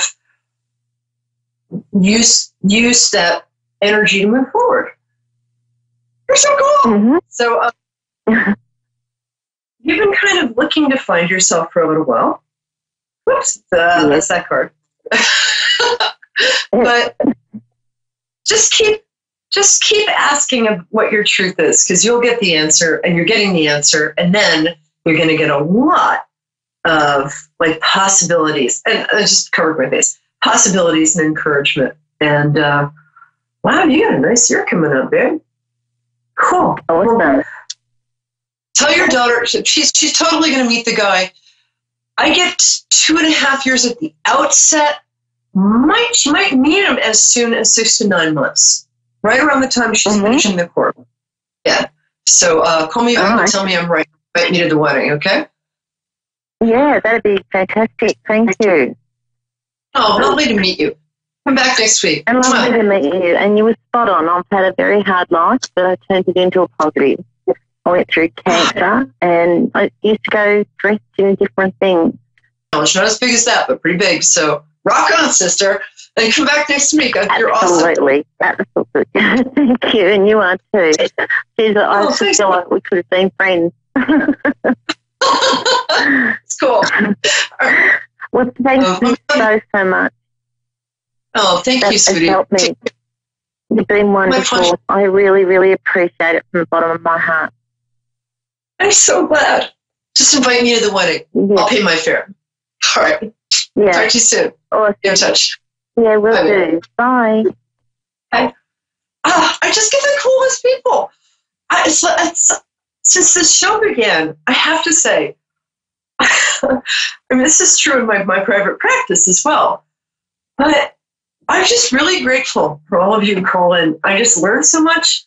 And without exception, you are the most awesome humans. Okay. So now we have somebody from New Brunswick, Canada, which is a very special place for me. And so, I'm sorry, I didn't hear your name. So tell me what your name is, love. And hi, I'm Perry. Back here. Hey. How are you? Hello. Wow, you've got a lot of energy. I know, I feel it flowing. What's your birthday, sweetie? January 31st. Ooh, Aquarius. Ooh, we like those. That's interesting. That's the birthday of the writer Norman Mailer and his wife, who I was very close, Norris Church Mailer, and it's a very, very exceptional birthday. So what's your question, my love? Well, it's more to do with my health. I've been going through some health issues, and some of them are serious, and I'm just kind of wondering where it's all going to lead. It's interesting.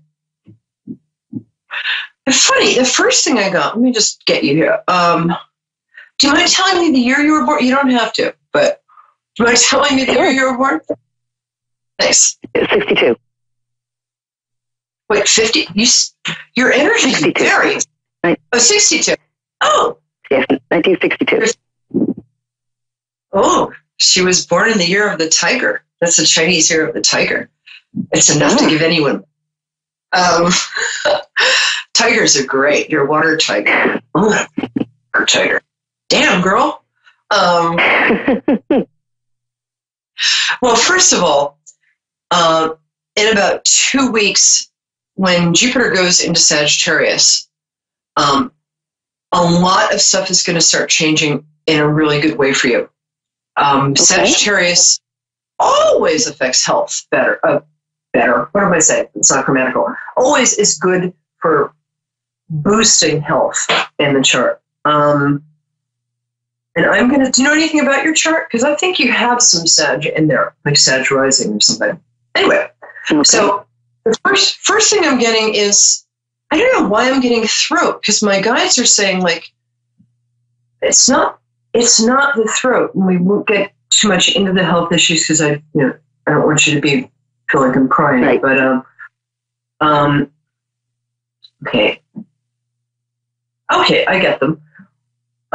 Yeah, I would modify your diet a bit. I think some of this.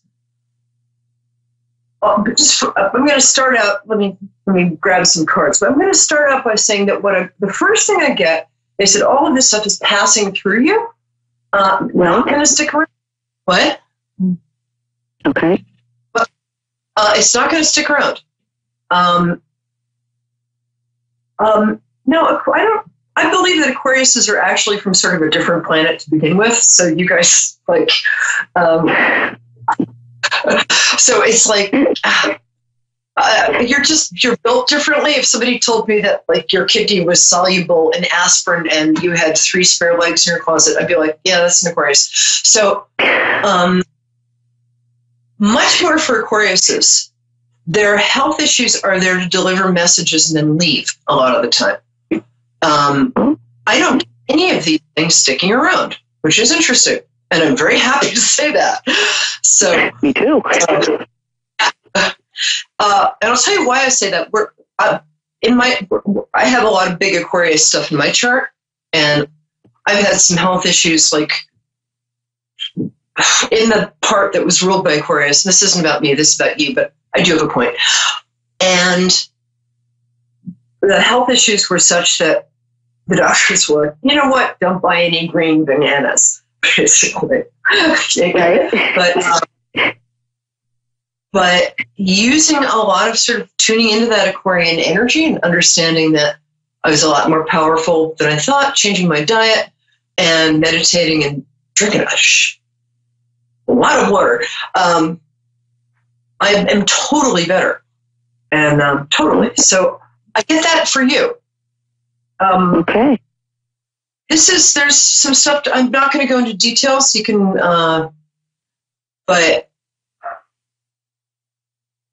I think you have modified your diet. You're very sensitive to sugar. You have to drink about 2 times as much water as most people. That's all I drink. What? That's pretty much all I drink is water. I don't drink tea or coffee. I just drink a lot of water. Yeah. I'm so weird. I'm not minimizing what you're saying. I get that you have health issues. I just get that they're not sticking around. Obviously, see your doctor. I'm a big doctor girl. Any therapies you do on top of that that's great. They're extra, but always, doctor. Right. Make sure you see a doctor you like. Get a thorough blood panel. Stay on top of it. But damn, girl, I think on the other side of this might be one of the weirdest things I've ever said to anybody, and I've said weird things to people. I think you're going to come out of this with kind of, like, if you suddenly decided to do triathlons, I'd be like, better you than me, but then I'd say I wouldn't be surprised. I think what's coming up for you starting around March of next year is you're going to be so relieved that you're okay and so grateful for like, oh my God, I feel okay. This is awesome. That you're going to start doing something athletic that's going to be a hobby and a passion. I stand by that. Hold on, I'm going to cards for you. Because I think, were you quite athletic as a child? I was a bodybuilder when I was younger. In my 20s and 30s.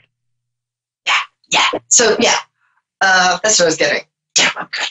Yay. Okay, yeah, this is right now. This card, which is like, oi. That's a New York expression meaning oi. So you're feeling overwhelmed, and it's like, when is this stuff going to stop? But you're at the end of the cycle, and then what happens is, you might get. Have you gotten like a second opinion? No.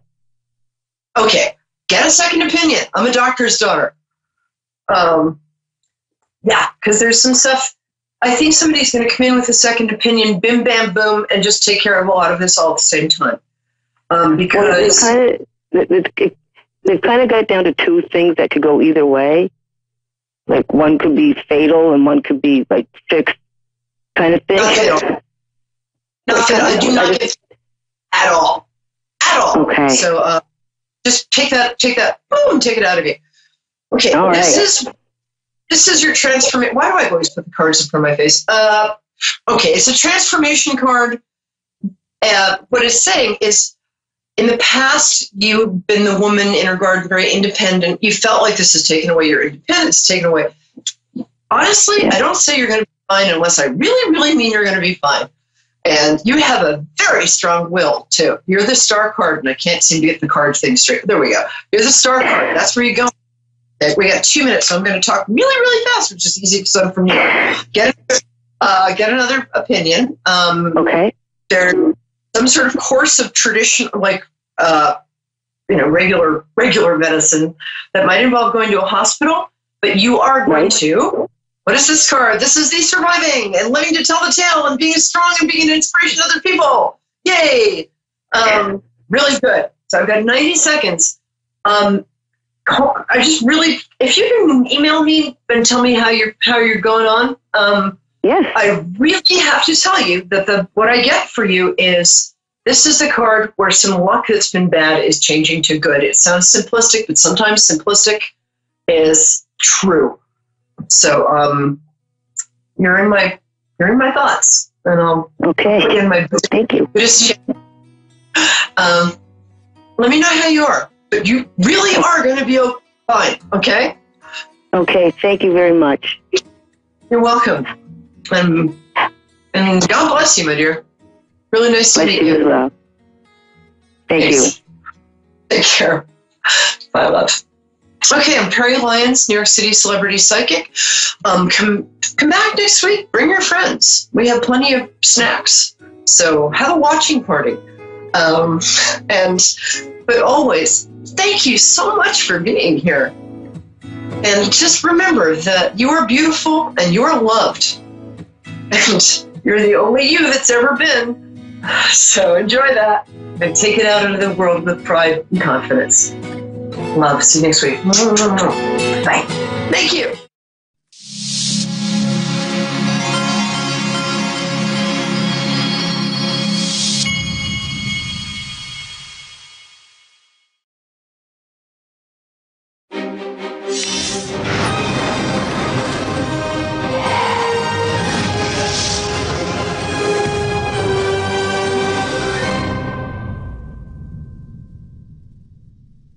Hi, I'm Tracy, and thanks for watching Moonstruck. And now, back to A1R on the air. Psychic Talk Radio now on Moonstruck TV, enlightening television. Welcome to A1R Psychic Radio here on Moonstruck TV with Amanda Hall Psychic, here all the way from the Gold Coast in Australia. It's actually early morning here. It's 8 a.m. in the morning here in Australia, and the spirits are already starting to tickle my ear. And it's just absolutely an amazing, perfect spring day here. I know for those of you that are in the Northern Hemisphere, you're starting to sort of get into your cooler months of the year. So, you may like that type of weather. I particularly like the warmer weather, so it's my time of the year to shine.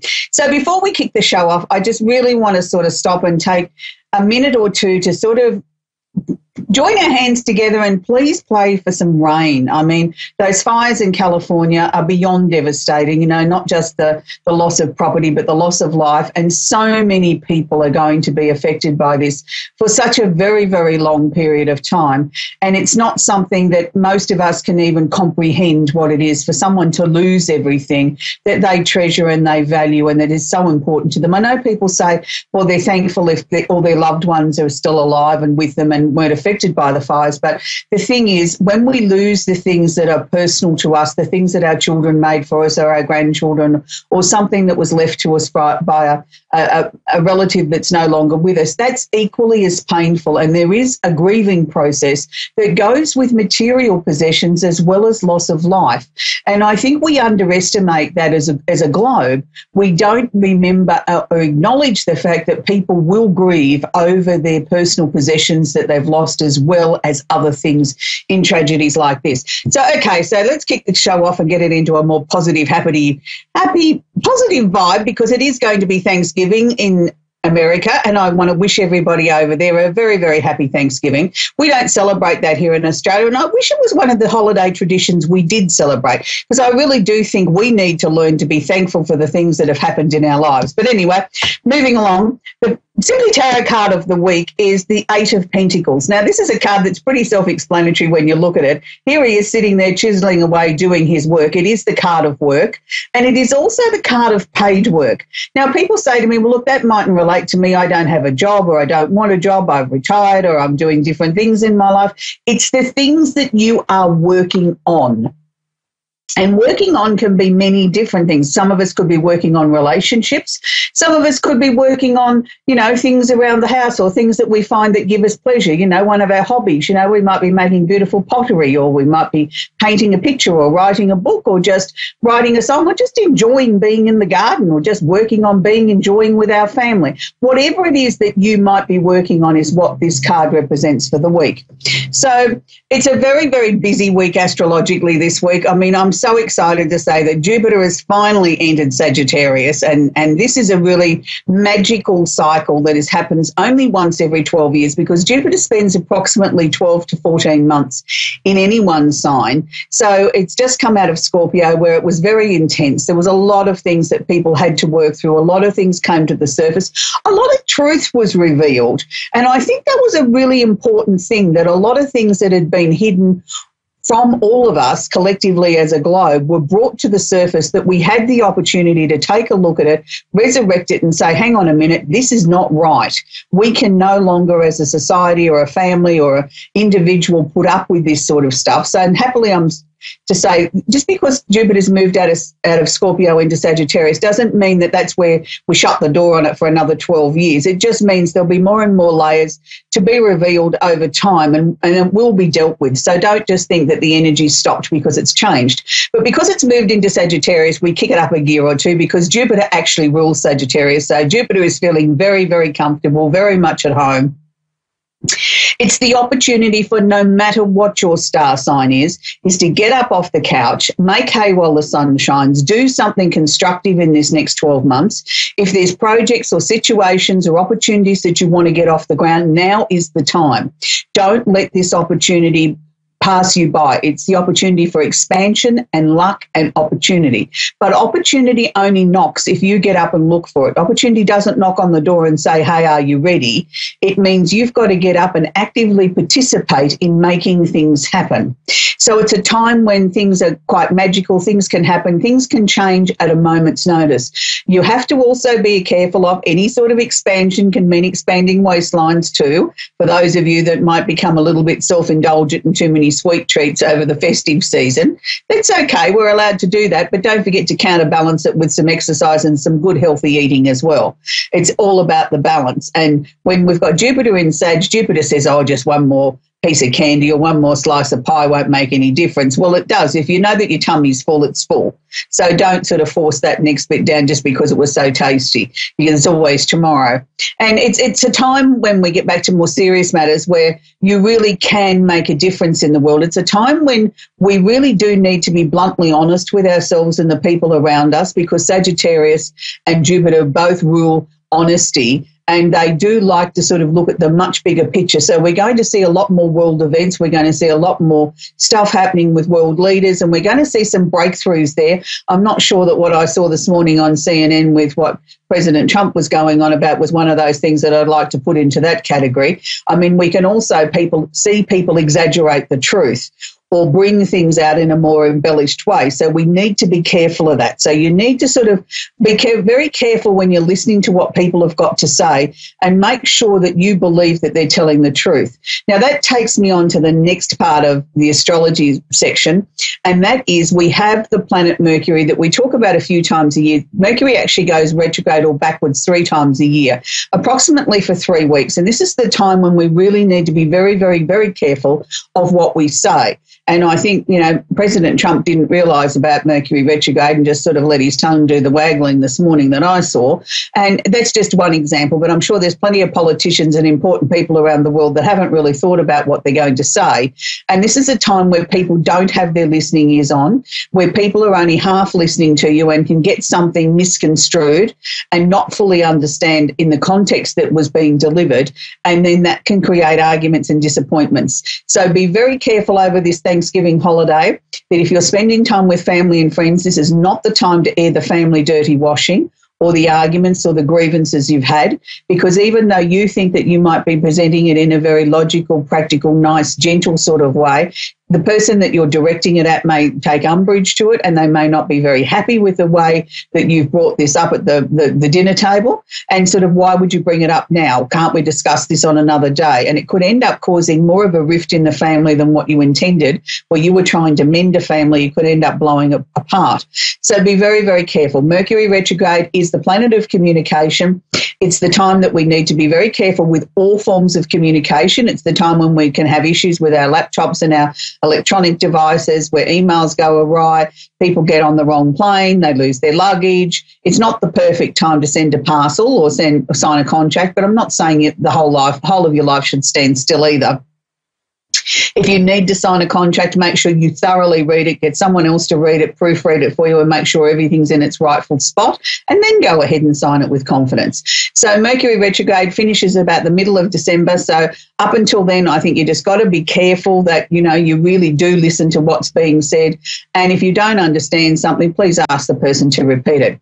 So our famous actor of the week, and we're up to a male in Taurus, is the one and only George Clooney. And I'm sure there's not too many women that are watching today and tonight, wherever you are in the world, that don't sort of like to watch a film with George Clooney in it. He's been one of the world's greatest sex symbols of our time anyway, where everybody sort of, you know, when George was single there for such a long, long time, I think every woman in the planet dreamed at some stage or another that they might have become Mrs. Clooney, but he is now happily married. But George Clooney actually started out in television. He's been in films. He's been a screenwriter. He's been in politics. He is a real humanitarian. But he's a man that really takes his business really seriously. Business and doing things correctly is very important to him. He likes to make sure that the message that he's delivering in whatever work that he's working on is very thorough, very articulate, and it has to have some basis or purpose. He doesn't like things that are sort of seen to be sort of frivolous. You know, if you're going to put all that energy into producing something like that, he wants it to have a very deep and meaningful message. And that's really important to someone like a Taurus, because value systems and things that are important to them besides money is a very important part of their ethos, and he does this very, very well. He comes across with this very suave, sophisticated, very strong, definite and very methodical front. And they're all words that I would put with the Taurian energy. And for those of you that have been watching regularly, you'll know that, you know, the Taurian energy is about, you know, what's mine's mine and what's yours is mine, and their first love and their only love is money. And, you know, and that's an important thing to them because they need to have this financial security underneath them. But they also are very strong, dynamic and definite sort of people who, you know, take a long time to get angry, but when they do, watch out. Now, he's won many, many awards over the years, but he's also won 3 Golden Globes, 2 Academy Awards, but he also won the Academy Award for Best Picture for Argo. And it's not a picture that I can say that I've seen, but I'm certainly going to look at watching it over the holiday season. So we need to keep the show moving along. We are actually featuring this week, it's the full moon, and it's on Friday, wherever you are in the globe. And this week we're working with the full moon candle. So when we're working with the full moon energy, the full moon is when the energy of the moon is at its fullest. So I like to work on a 7-day process. 2 days on the approach, 3 days of the full moon. So that would be from Wednesday, we'd be starting to work with the full moon energy. 3 days would take us through to Monday. So from Wednesday to Wednesday, we would be working with the full moon energy. Now, the full moon this month is in Gemini. So this means it's going to be, in a sense, an erratic full moon, because the Gemini energy is asking us to be versatile, flexible, be able to change at a moment's notice. Don't be in too much of a hurry to set everything in concrete. Allow opportunities to come to you. But it's also about getting to know our local environment, spending time in our local neighbourhood and sort of really understanding and knowing what's going on. So the full moon energy works like this. I want you to write a list of 3 things that you would like to release under the full moon. Now, that can be anything from, you know, I might want to release my uncomfortable energy that's been sort of surrounding me in the last couple of months. You know, I've been feeling a little bit negative, a little bit down. Maybe it's time to put that down on a piece of paper and say, I want to release that energy as we head towards the end of the year.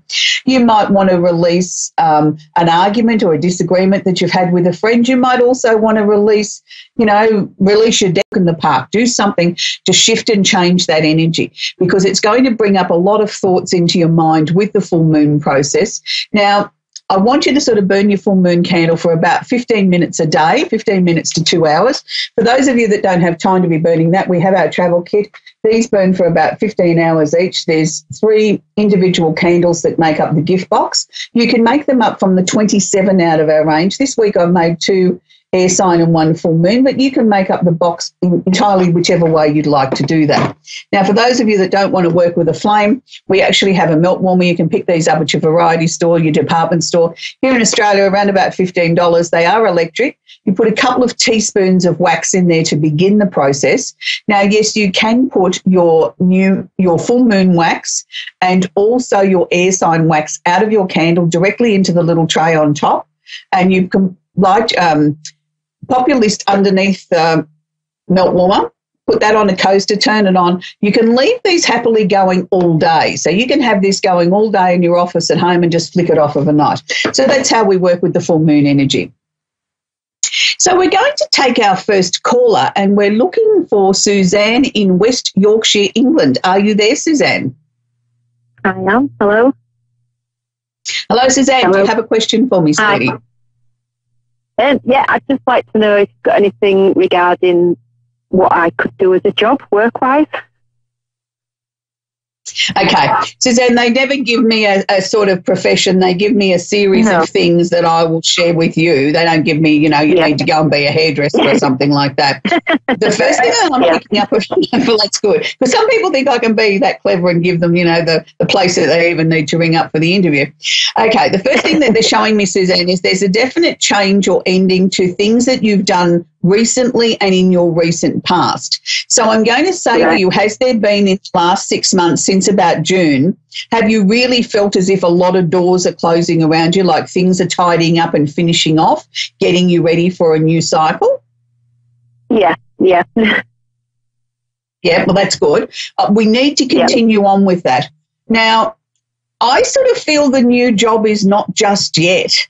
It's sort of like I've still got question marks around what it is that you want to do. You've looked at so many different things, but nothing seems to really fit like a glove.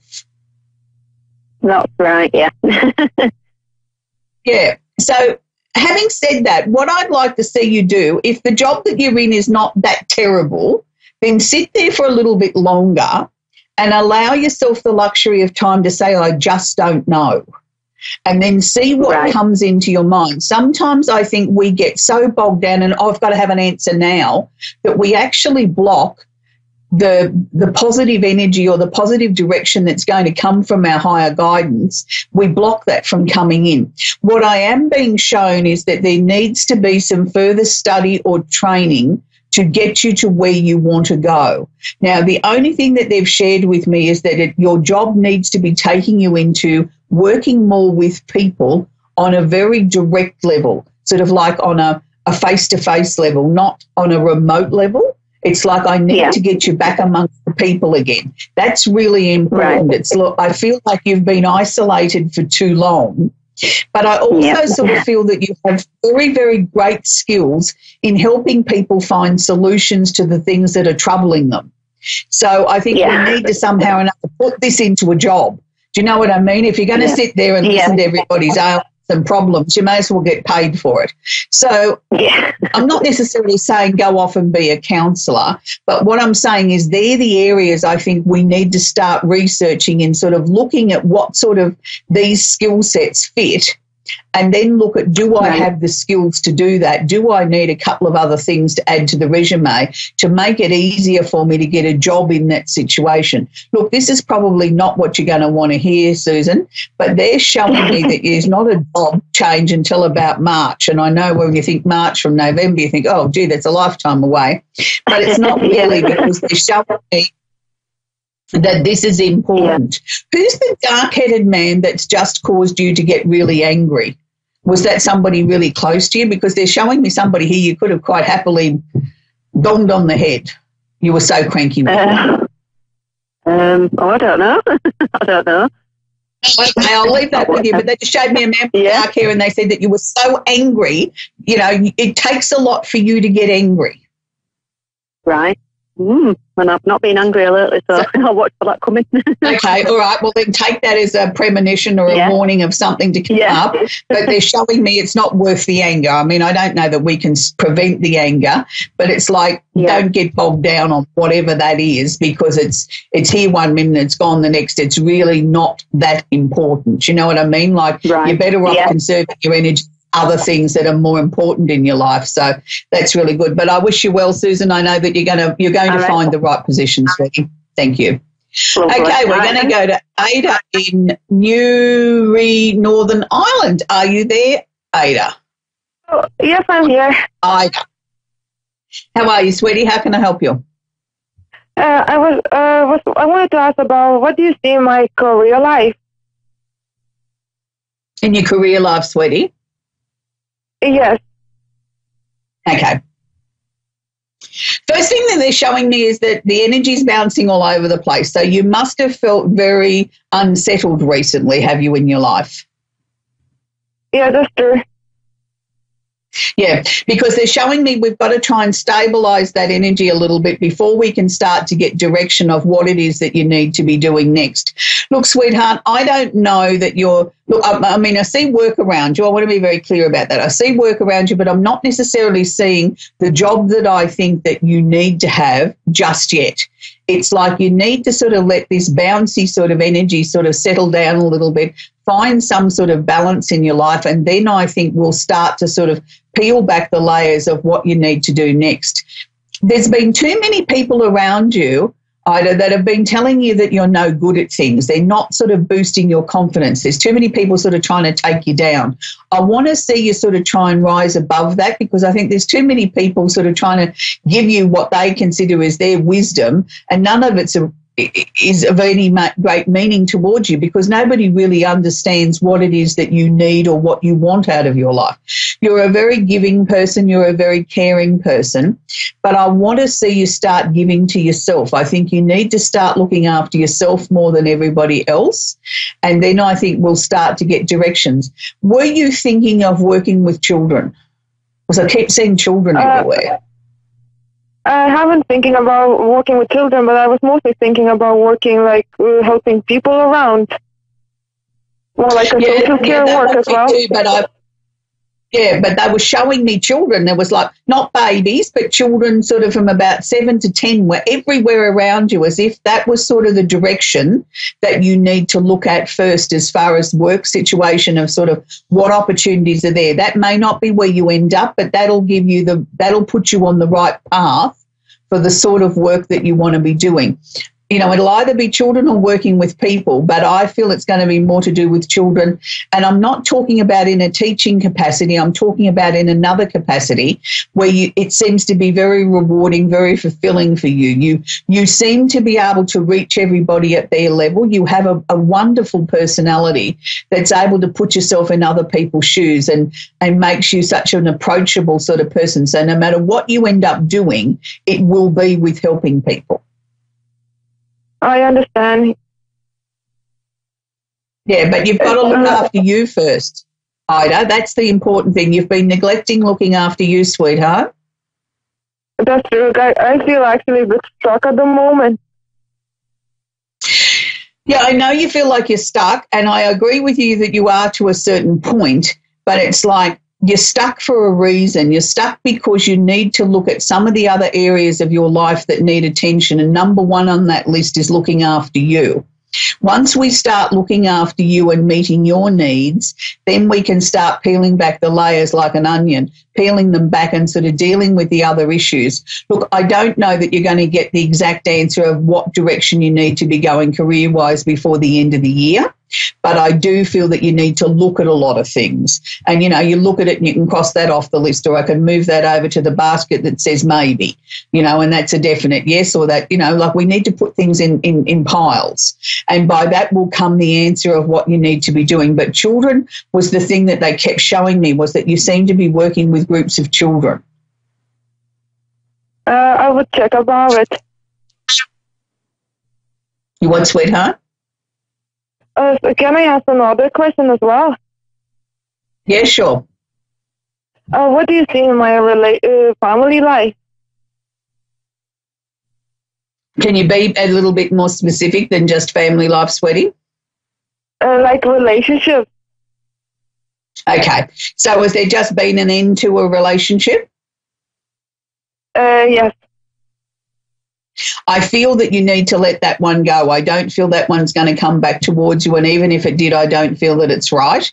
There is a new relationship coming, and I feel quite quickly, with someone with sort of lighter brown hair, more green to hazily coloured eyes. It is somebody that you know, but it's not somebody that you've ever had a relationship with. I think it's somebody that's moving back home, moving back to where you are, and the two of you sort of rekindle your friendship, and it'll lead from there. It'll develop into a relationship. But he's really lovely, and I think he's going to bring a joy to your life that, you know, everything that's been in your life this year up until this point has been sort of like dark and grey and sort of unhappy. It's sort of time we turn the corner and bring some positivity back into your life.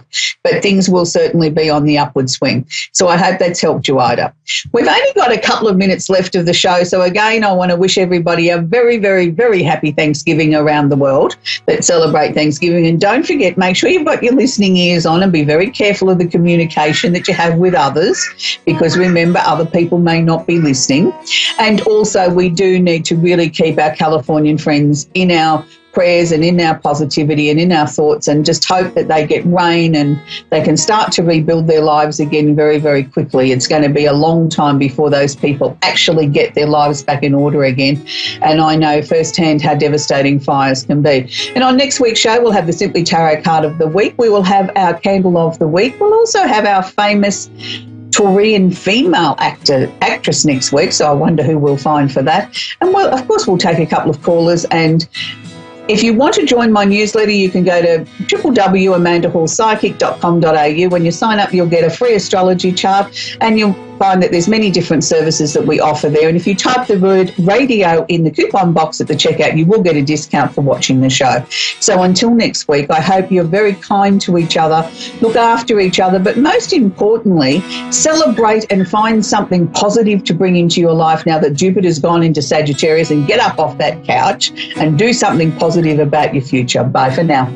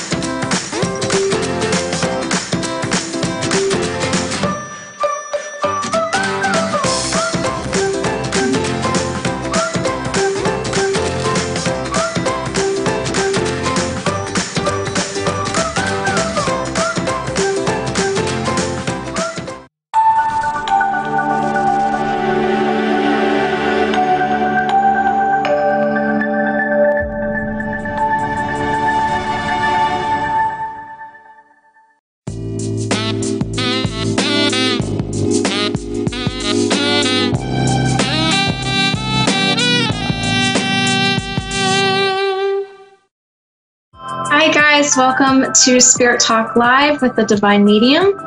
We are going to go over a lot of questions people have for me that were posted on Facebook. We are Facebook Live now.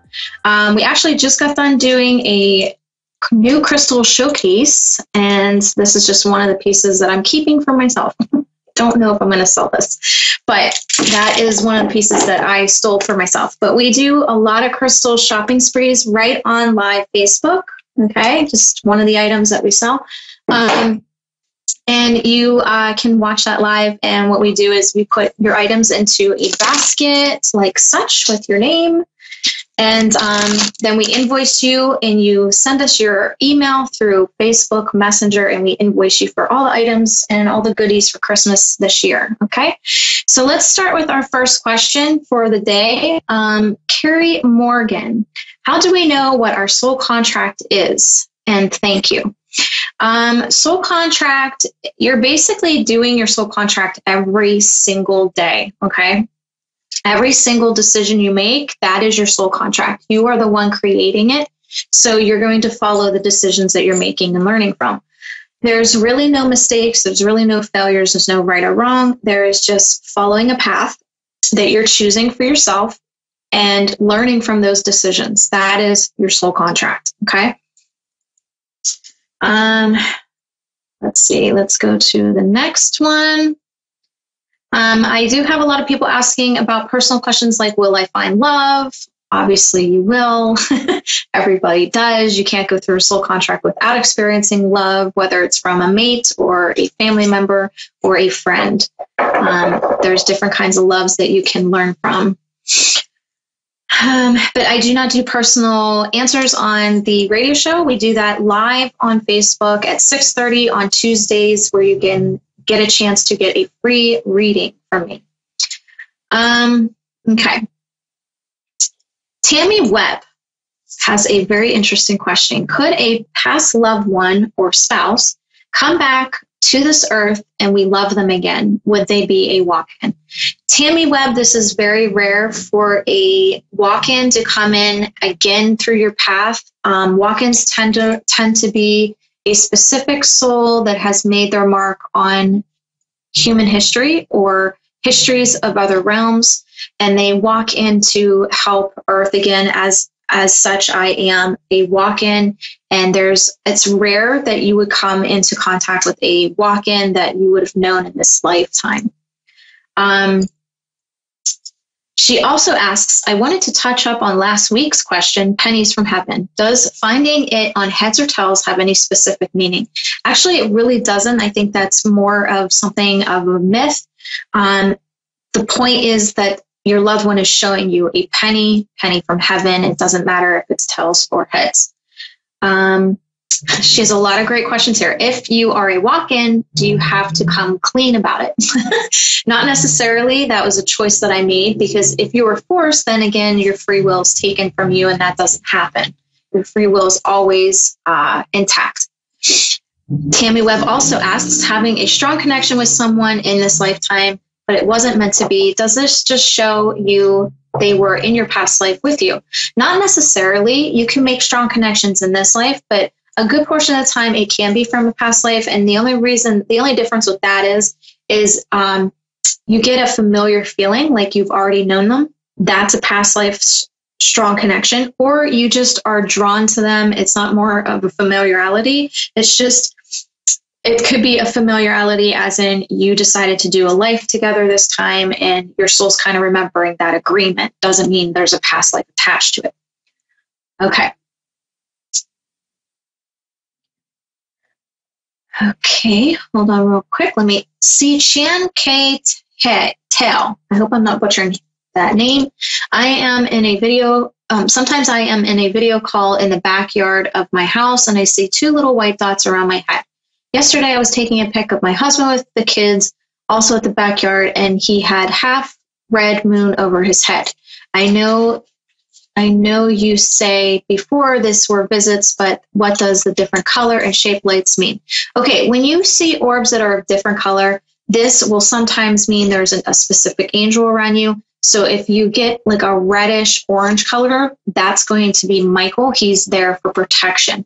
And if I'm correct, you did see a red moon orb color over his head, and this is of Michael. Uh-oh, my screen is freezing. Could you be a walk-in and not know it? Absolutely. Sometimes when a walk-in comes through, let me kind of explain what a walk-in is. I bet there's a lot of audience out there going, what the heck are they talking about? What is a walk-in? Okay, a walk-in is a soul that agreed to come in mid-sentence. So it's basically, they don't come through birth. Once the soul from the birth is done learning, instead of decomposing the body and leaving it to rest, it can still be used. It's just a vessel. A soul can come in and use that vessel to their benefit to learn from. When one soul is done, the other one comes in and finishes out. Now with walk-ins, you're going to see a lot of changes come over them. They're not going to be the same kind of person that you were once used to. And this is due to the different personalities that clashed. Okay, so the Christina before me was somewhat depressed, kind of had some mood swings, wasn't dealing with her empathic abilities very well, and just decided one day she well, in the soul contract, it wasn't just one day, but she decided she didn't want to fulfill out the rest of the contract. So that was when the decision was made that I would come in divine timing. And my soul took the rest of the way, and now here we are. Okay, let me find the next question. Hold on real quick. I kind of lost my way. So yes, sometimes a walk-in will not know that they are here, and that has to do with the amnesia effect done on Earth, where they sometimes will forget, but they're not lost. Their guides are going to show them the teacher that will open them up and make them remember who they were. And a lot of times when they bring me somebody, when the guides bring me someone to help that's a walk-in that doesn't remember, I usually will pinpoint some things about them, and they'll say, oh my God, like this like aha moment comes over them, and they're like, okay, I'm starting to remember now. So you're not totally lost. They will find you somebody to reveal it to you. How do you know if you're an old soul? Old souls tend to know a lot of things. They don't tend to get into shenanigans. They won't get into drugs. They won't get into alcohol. And they tend to wear a lot of like darker colors. It's either the extreme of whites or greens, or the extreme of darks and grays. And you just know that they're old. They don't get into drama. They kind of stay by themselves. These are old souls. And they seem to just, when they hear something, like when they come to me and they're watching the live feeds, they're listening to me, it just clicks. Whereas a newbie, someone that's new to the learning of a spiritual soul, it takes them a while to understand. Like one female actually had inboxed me and said it took her 4 years to finally click everything I was saying to her, or what I've been teaching on the live feed. So it does take some people time.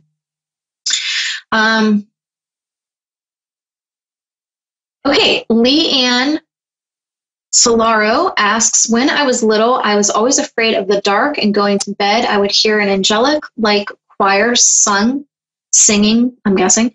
Would guides do this, or angels to help children feel safe? No, this is more angels. Guides guide, angels protect and intervene on our behalf. So that's more angelic. Okay. A lot of people asking personal questions. Tammy Webb's man, this is very comical, asks, if we have a set date to die, do I still have to quit smoking? Oh, God. Well, you don't want to cut it short. You obviously are learning from the smoking, and the point of learning smoking is to not let it control you, but you control it. That's the whole point of learning from smoking. So yeah, maybe think of it upon those thoughts and not the other way. Oh my gosh, that's so funny. Leanne Solero asks, is it common for a spirit who has passed to come back into the same family as a baby to live another life? In some cases, yes, that soul has that free will, that if they really enjoyed that family, it will be in divine timing with the soul contract to have that soul come back through and learn from that family again. It is very, very plausible. Susan Murr asks, I'm just starting out on my spiritual journey. Do you have any recommendations on things to read or do to open things up for me more? Susan, I usually, and Samantha Hernandez also said that this was a great question for her. And this is for anybody that's on this journey. You don't want to pick just anything to read. You want your guides to kind of very calmly and slowly pull things in front of you. So let's say, for example, you look up on Amazon and you look up spiritual awakening or spiritual journey or spirit guides, and just scroll through the screen and a book's going to pop out at you. Okay, that's when it's just like when you scroll online to find a crystal and a crystal pops out at you. There's a reason behind it. So follow your guide's guide on what to choose properly for you. Don't just go grabbing anything. Let them guide you to it. Okay. Tammy Webb asks again, Christina, do you gain extra points with Jesus for doing what you do? Are you one step closer to getting to the top whatever that may be, what is the highest level? This is a really, really good question, because a lot of people ask me, well, how do we get to Jesus's level? And I don't think it's more of a level. It's more, what are you learning? And are you understanding that there is a training here, that you're training your soul to learn at a certain level, that there really isn't a level. It's more aligning your soul with what it can do. Okay. So when you ask, like, is there extra points? I don't think there's extra points. I don't see it that way. It's more, how do you want to learn? Do you want to learn Jesus's way? Do you want to learn your own way? Do you want to take it slow? Do you want to make it fast? That all entails your soul contract. So everybody here is at their own learning level. No one is at the same. Everybody's kind of just going along at their own pace. I know a lot of people want to fast track it and get to Jesus's path. I could have swore that door just moved behind me. Okay, I might be. That was really weird. I could have swore that door moved. You have to pay attention to it. So, okay, never mind. my radio producer moved the camera. Okay, that freaked me out. Don't do that, Dave. I was like, oh my gosh, what's behind me? What's going on? Okay, so yes, it's not about extra points. It's your own learning. Do you want to go fast? Do you want to go slow? Do you want to really challenge your soul? And when you really want to challenge your soul, those are the souls that really come to me and go, why does all this stuff keep happening to me? Because you asked for it.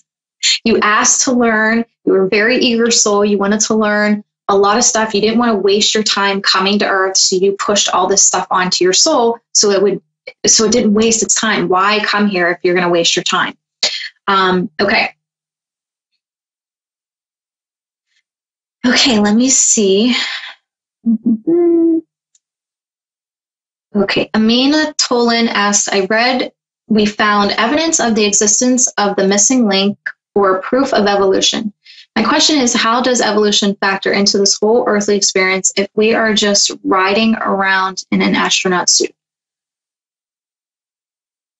Well, Amina, I'm kind of confused by your question only because the astronaut suit that she's referring to is the body. It's the analogy that I use, that a soul's body is kind of like an astronaut suit. It puts on a suit to protect it from Earth's water or with food. It needs to eat its food, needs to drink its water here. It needs to be protected from, the air and things like that. So you have to have the suit encompassing the soul so that it's protected from the land of the earth. And when the soul's done, it leaves the body here. It does not go with you. The body was created here. It stays here. So as for the evidence of existence of evolution, we still have the astronaut suit attached. However, evolution is totally different from the souls that arrived here later. Humans kind of slowly developed from another realm that were put here. Just like dinosaurs were placed here, that was an experiment to see how they would do. And then evolution, if you're thinking of like the Big Bang Theory, that is God's creation blowing up and creating energy. But if you're thinking of evolution as coming from monkeys to humans, that is two different species. Okay. Melissa Ream, here we go with Melissa. She's got a ton of questions. Every week, but I love it. She has some great questions. Do we get to be with our soul families in every life? Not every life, Melissa. It's when you have something specific to learn from them, then they'll be in your life with you. Especially the people we have tight bonds with, and do a lot of people have soul recognitions if they meet up during the life at some point. Usually you do have a recognition with soul families. You definitely have a pull to them and this familiarity that you've known them for a long time. And yeah, you will have tight bonds with them. But you also might not have tight bonds with somebody. That's the person that when you meet them, there's just something that irks you about them, or you just don't know. You can't pinpoint what's wrong, but you just don't feel connected to them. That's a past life as well, but it's not going to be and sometimes it's not going to be this nice, cushy, nice, fun connection, okay? And that is a life that maybe you had a rocky relationship with them and it didn't get overcome and it didn't get learned from. So it ended up being this wonky, weird energy between you, okay? Melissa Reams. So as lives and learning go by, do we become better people or more enlightened or something as we go? Or can we end up still taking a villain role? Like, I'm not sure how Clyde fit into your path. She's talking about my life as Clyde. But I've heard actors say it is fun playing the villain. And does that also make you better as you go? It really, really does. This is what I usually tell people. You cannot start in the CEO room. You have to start in the mail room, which means your soul starts out very young. And you know how it is when we're young, when we're toddlers, we're getting into stuff, we're not listening to our parents. And eventually the soul has to grow up. And I'm at the, well, what do you want to call it, Yvonne?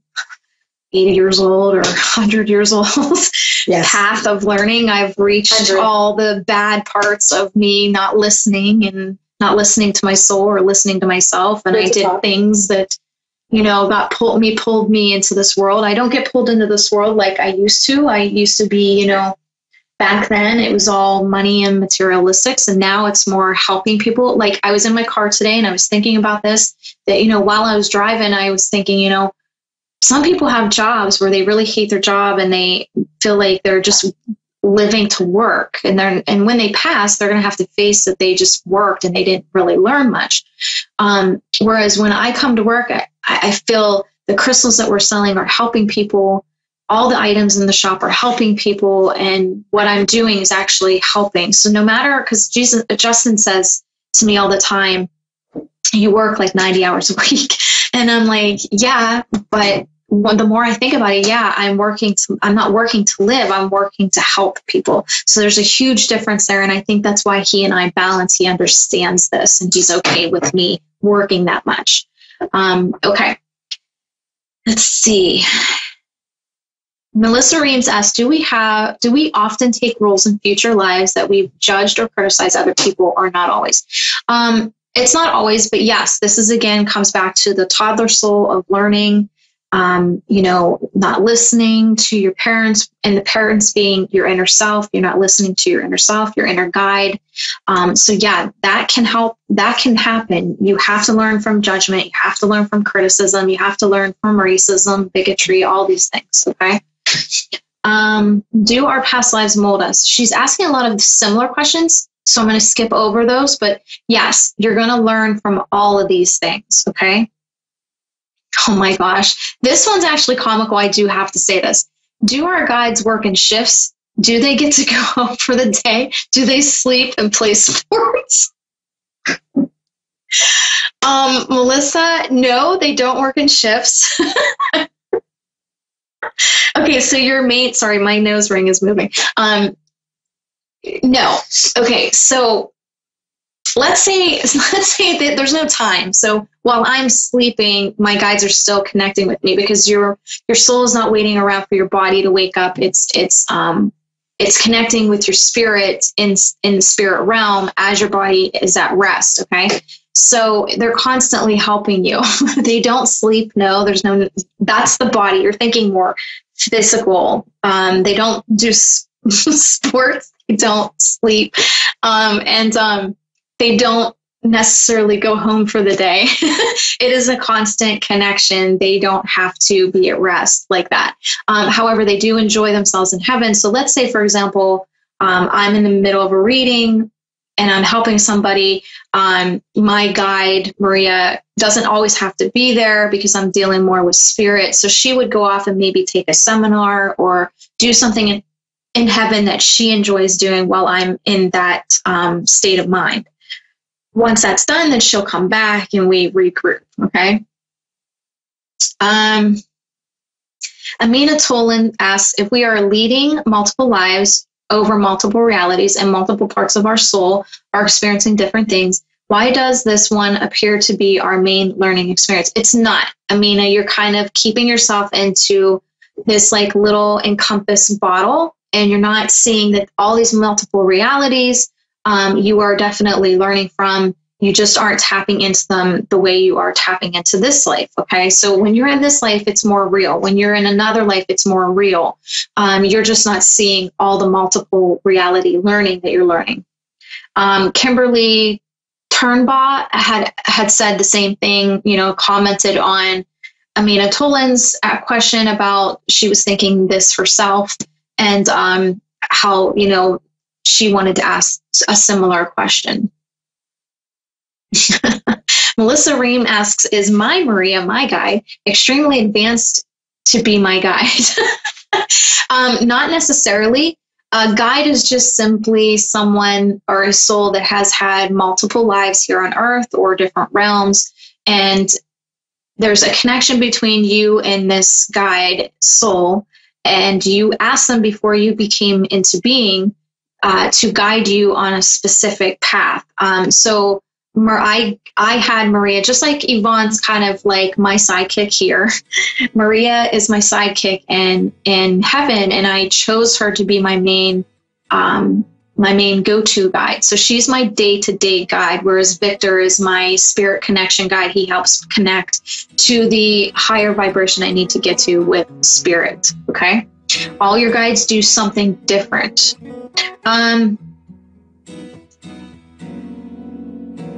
Let's see. Okay, I talk in my sleep and I hold conversations with someone. One conversation said I'll never figure out who I was talking to. Sandy Sitcher, I hope I'm not messing up your name. And the conversations are one-sided with whom I am talking. This is usually your guides. If you are getting some overall kind of high vibrational wisdom, this is going to be your guides, and you're having conversations with your guide, and they're guiding you. Kelly Colin said that this is a very good question to ask, and wondered if we talk in our sleeps, are we having conversations with someone on the other side? Absolutely. Again, your body is at rest, your soul is free to break free and go off and do things. It's not going to lay there with your body and be bored all night long. So it is two separate entities. Your soul's off having fun. When I use a pendulum to speak to my guides, I feel heavy in my chest and my heart. Is this a sign that other spirits are present? No, Julie, I think it's more the elevation of the vibration that you're connecting to through the pendulum. Always ask Michael, Angel Michael, for protection while using devices in this manner. Ray Lukács says, does any soul call Earth home? Not necessarily. I call my home Kalinia. So wherever you belong, you call that home. And always remember that that is your home. Earth is not always a one-sided home. There's multiple homes to pick from. And I am the Divine Medium. You can find us on Facebook, The Divine Medium, or thedivinemedium.com. And for the crystals, crystalcovespa.com. Or come to the Divine Medium and join in to the shopping spree, which we are going to continue after the show.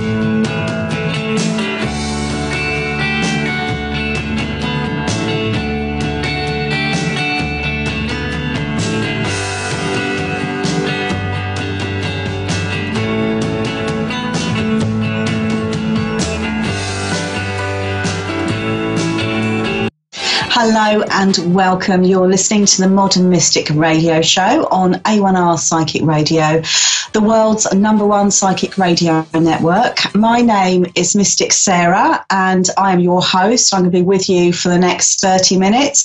I will be doing a couple of live readings as well, so get dialing in. I'm really looking forward to speaking to you lovely callers. So just to remind you very quickly about how I work. So I am a psychic clairvoyant medium based in the UK. You'll see me on Sky TV as well as ITV over in the UK.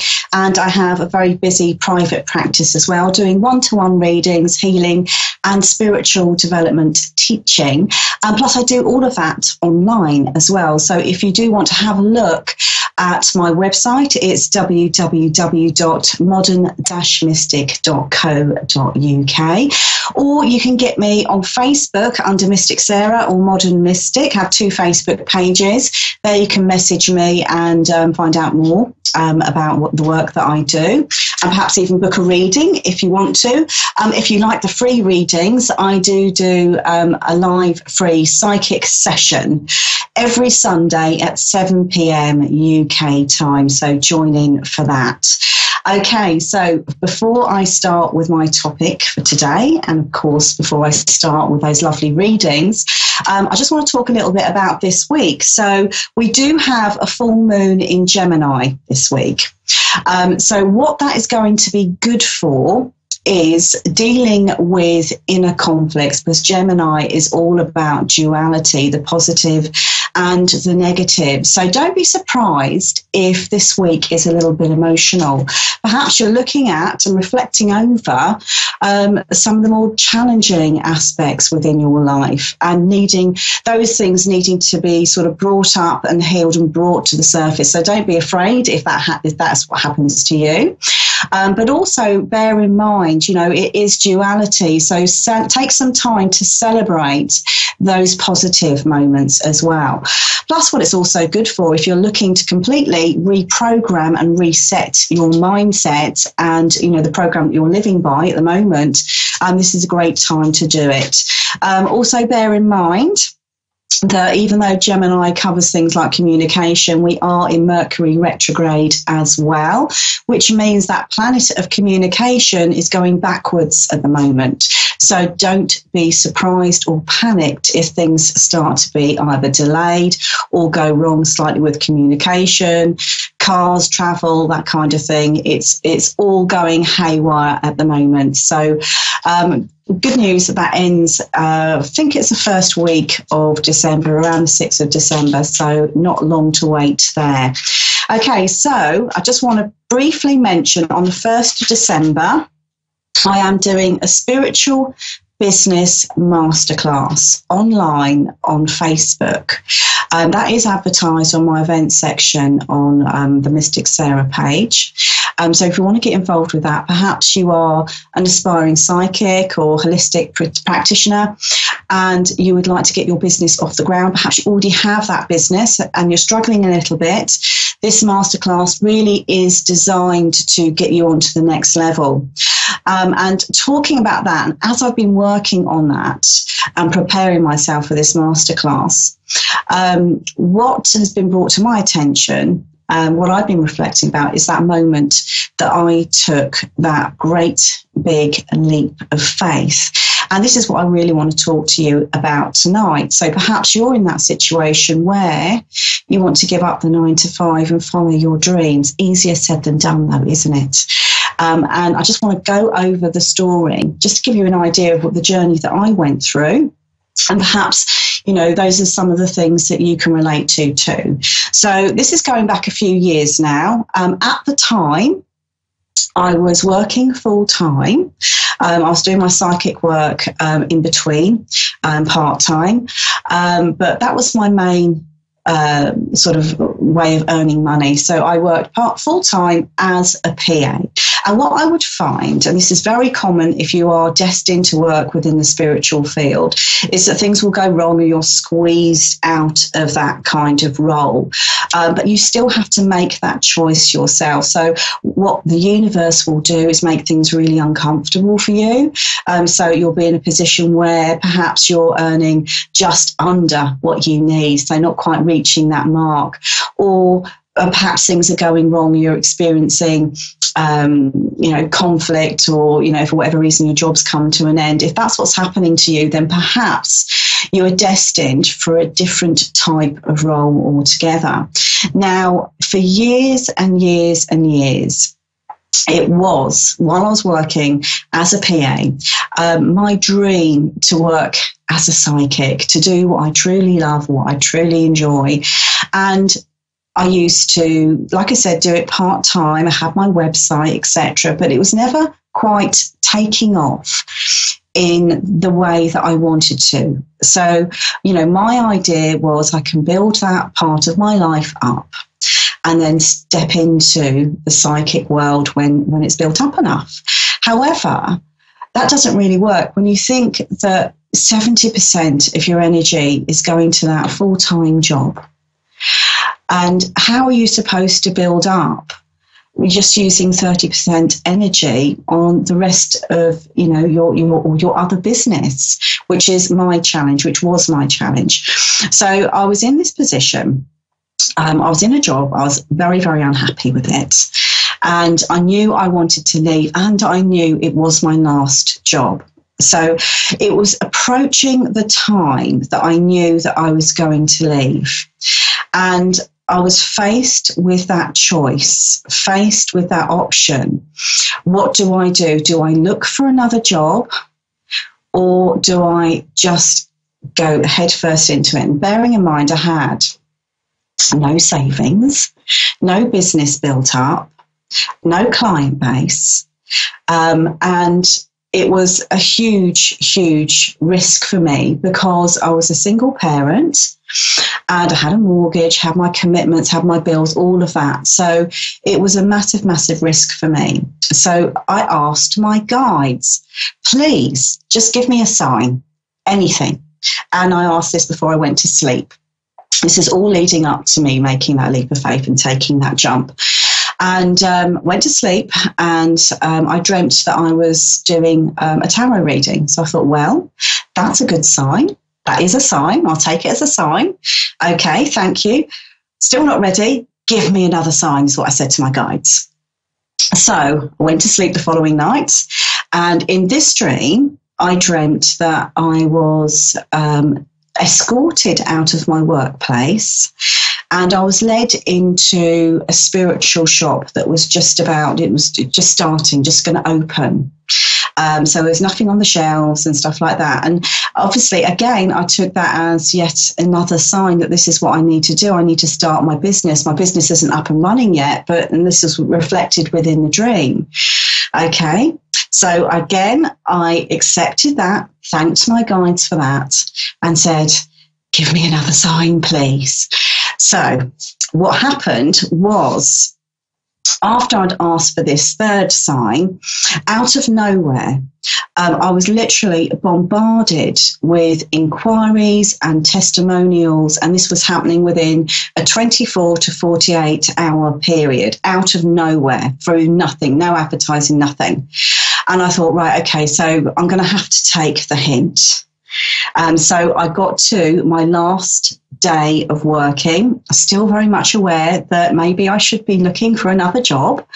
And I took that leap of faith. And I have to admit, it was one of the most terrifying moments of my life.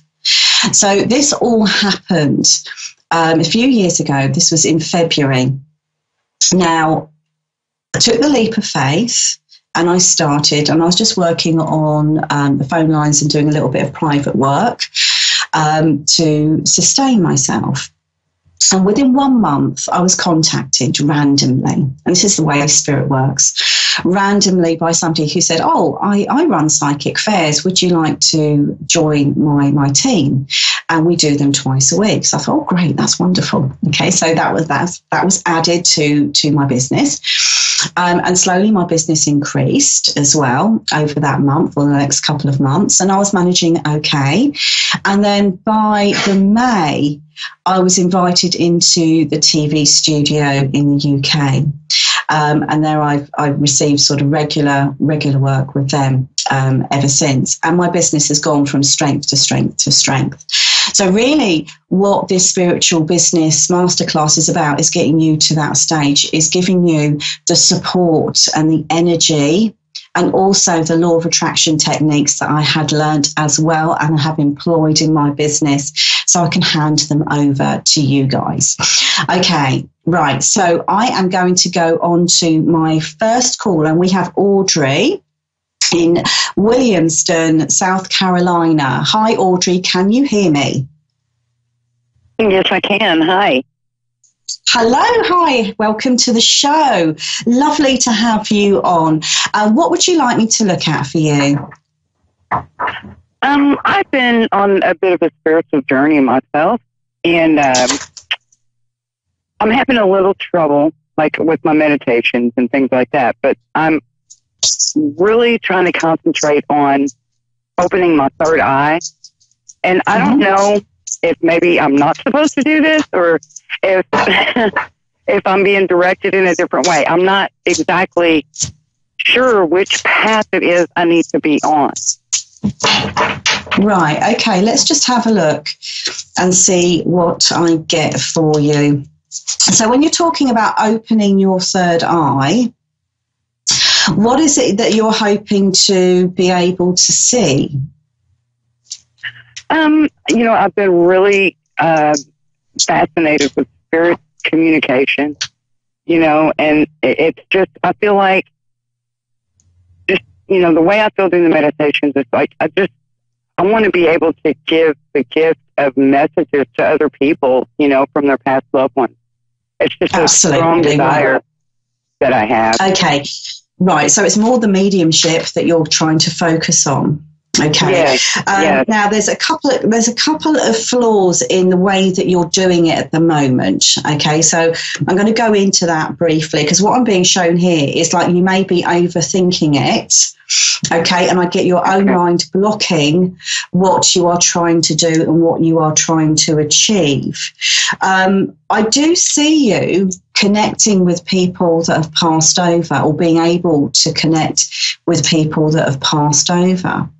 Now, what I'm also being told here by my guides is that you may need to be a little bit more specific in terms of what you are trying to see, or what kind of communication you are trying to get. So when we approach our guides, what they love, really, is a good old-fashioned meaty question to work with. Okay. And sometimes when we kind of just open up like a bit of a blank canvas, what we end up getting is that blank canvas back. Does that make sense? Yes, it does.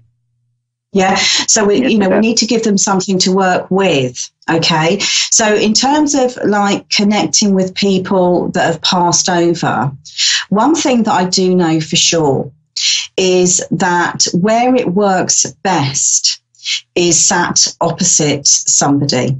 Okay. So if you're trying to do this on your own, it might be difficult because you've got nothing to kind of really connect to apart from perhaps your own guides or your own spirit that happens to be around you at that particular point in time. Does that make sense? Okay. Yes, it does. Yes, it yeah. So I don't know whether it's possible for you to join perhaps a group or development group or something like that where there are other people that will be willing to be guinea pigs for you. Okay. Yeah, that's one of the things that I've been doing is searching for someone who can mentor me, and there's been sort of a block there. And so it's like I get distracted, from my research to try to find, and that's why I wondered, maybe that's my God saying, okay, you're not ready for this yet. You need to wait just a little bit. You need to be more diligent with your meditations and your, I wouldn't necessarily agree with that, because I know plenty of mediums, and some of them are the most undisciplined people you've ever met in your life. So I don't feel like your guides are. Yeah, I don't feel like your guides are forcing you to do that. But I do feel like there is some sort of mental block here, and I just feel like placed in the right position, I feel like it will all open up for you very easily, because what I'm being shown here is like you have a natural ability. You have a natural ability. Not only that, you have a very powerful guide with you as well. And I'm picking up a male guide. And what I am being shown here is almost like working as a double aspect here. So almost like working as your protection and also your advice. Okay. Now I get the feeling that they're a fairly new guide here with you as well. So specifically, it's like you've got to kind of connect with him to be able to open the door. Does that make sense? It's like he's kind of guarding the door there for you. But when you're trying to open your third eye, what I would say is also allow all of your chakras to kind of come in and work together. So you're not just focusing on what you can see, but also what you can feel, taste, hear, and sense. Because all of those senses, if you like, work together. Does that make sense? Yes, it does.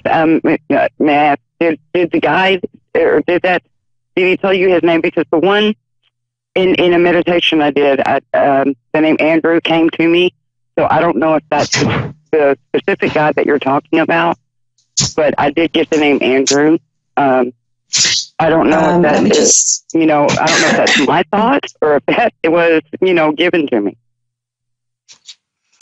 Let's have a look and see what I get. I feel like it was given to you. So I do feel like that is accurate information as far as you're concerned. And I also feel that he has worked with you before as a guide. Yeah. Okay, in terms of previous lives. So you've worked as a medium or as a psychic in a spiritual capacity. Okay, does that make sense? Okay. Okay. Lovely. Well, thank you for coming through, and I wish you all the best with that. Thank you for reading for me. This, like I said, this is my first one, and I'm so excited about it. And find that group. I know you'll find it soon. Oh, I hope so. But thank you very much. Well, thank you. Take care. You too. Wonderful. And off she goes, and we're going to go straight on to our next call. And we have Christy from Atlanta in Georgia. Hi, Christy. How are you? There. Yes, I'm very well, thank you. How are you? Good. Is there anything in particular you would like me to look at for you? I'm pretty open to whatever comes through. I think it's funny that I followed the last caller because I am a medium. And I guess I was kind of wanting to see when that's going to take off. But I pretty much am open to anything, relationship, career, whatever, I guess. Whatever comes through for you. Lovely. Okay, so I'm going to give the cards a bit of a shuffle. And how interesting that we've got psychics coming through tonight, which is absolutely wonderful. Okay, so let me just see what I get for you. Right, let's have a look and see what we have. Okay, where am I drawn towards?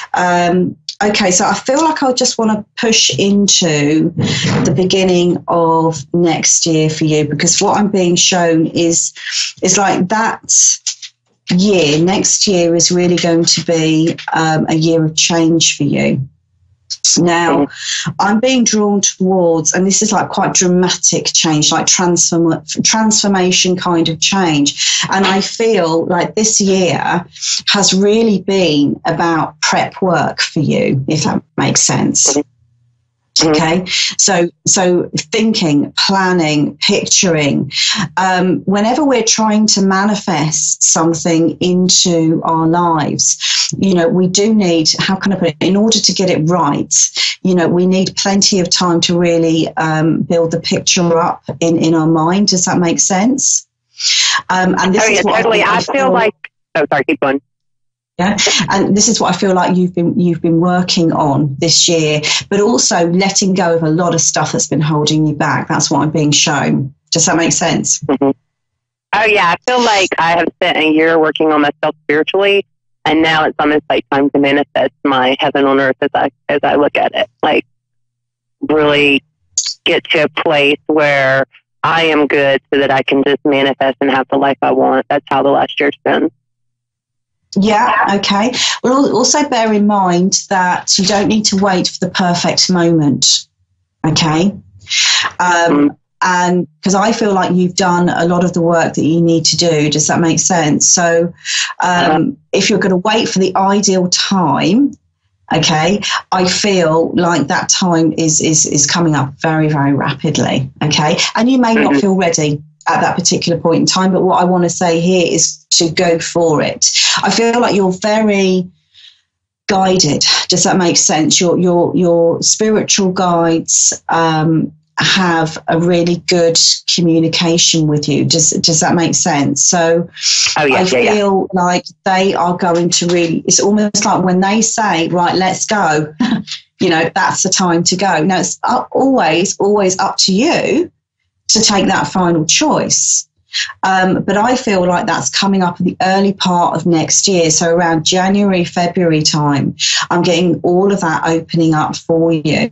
Okay, I am being shown here that, because really what you want to do, and it's almost like very, it reflects so well on the situation that I was talking about. You want to get out of being trapped doing something that you don't want to do, going into something that you know that you are destined for. Does that make sense? Yeah. And what I feel is that how can I put it? It's like I get this great big pause or this gap in your life where you've had to go through all of your life experience. Does that make sense? And all of those journeys, like I said, a lot of this has been about prep work for you. And where I get into next year, I am seeing all of that opening up, not just on the work front, but I'm also being drawn towards love as well. Because I feel that for you, it's really important that you have a very strong spiritual connection within a romantic relationship. Does that make sense? Oh, yes. I'm with someone who falls under that whole twin flame dynamic. And I feel that he's really spiritually growing. And I think this next year is really going to open him up more, I guess you would say. Well, I think if he's with you, he's going to, how can I put it? It's going to rub off on him. Does that make sense? Yeah. You know, so he will be watching your journey, if you like, and supporting you in that journey with great interest. Now, it's interesting that you say that you've got a twin flame dynamic, because that is also reflected within the cards as well. You know, I feel that your relationship has amazing healing qualities about it. And I feel that he's very, very intuitive, very intuitive. And I feel in some way, I'm not quite sure, but you're going to work together. I'm not quite sure how that's going to manifest. I still feel like he needs to find his feet on that one, but you're going to be the one that leads the way, definitely. So I feel that if you like, the idea, you know, your dream life, which I feel is actually quite humble, just if that makes sense. I feel that you are going to reach that, and I feel like you're going to reach it sooner rather than later, providing you take those first steps. So I feel like I got it all self-initiated, which is why I'm saying that your guides are playing a very important role in this one. So you're not going to get like the idea, you're not going to join forces with someone else. You're going to do this all on your own. And I feel that you need to do it on your own. Does that make sense? Because yes, and that was actually a question, because I have an opportunity to join forces with someone, and they've helped me get readings, but she's a little too demanding. And it's just, right now I'm at a point of, do I go my own way or join forces with her? I'm helping her, but I don't feel like she's my end goal game, I guess you would say. What I'm being told with this, and of course, you know, at the end of the day, the decision is up to you. What I feel is on a mediumship level or a psychic level, you're actually stronger than her. And I don't know whether you'll agree with that, but this is what I'm getting. So I feel, if you like, that collaboration would benefit her rather than you. So by all means, have some sort of connection or friendship and do certain things together. But I would not use that as a way forward, or see that as your way forward. I feel like it's more of a learning opportunity for you. Does that make sense? Yeah, it goes hand in hand with pretty much what I feel. I think I just wanted validation. Yeah.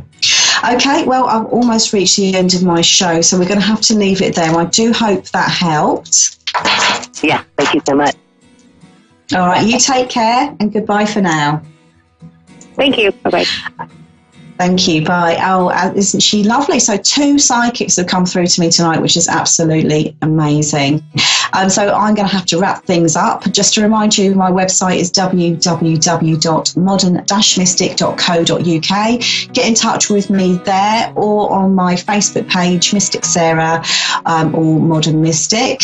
Really looking forward to this full moon. Hope you enjoy. Hope it gives you everything that you want.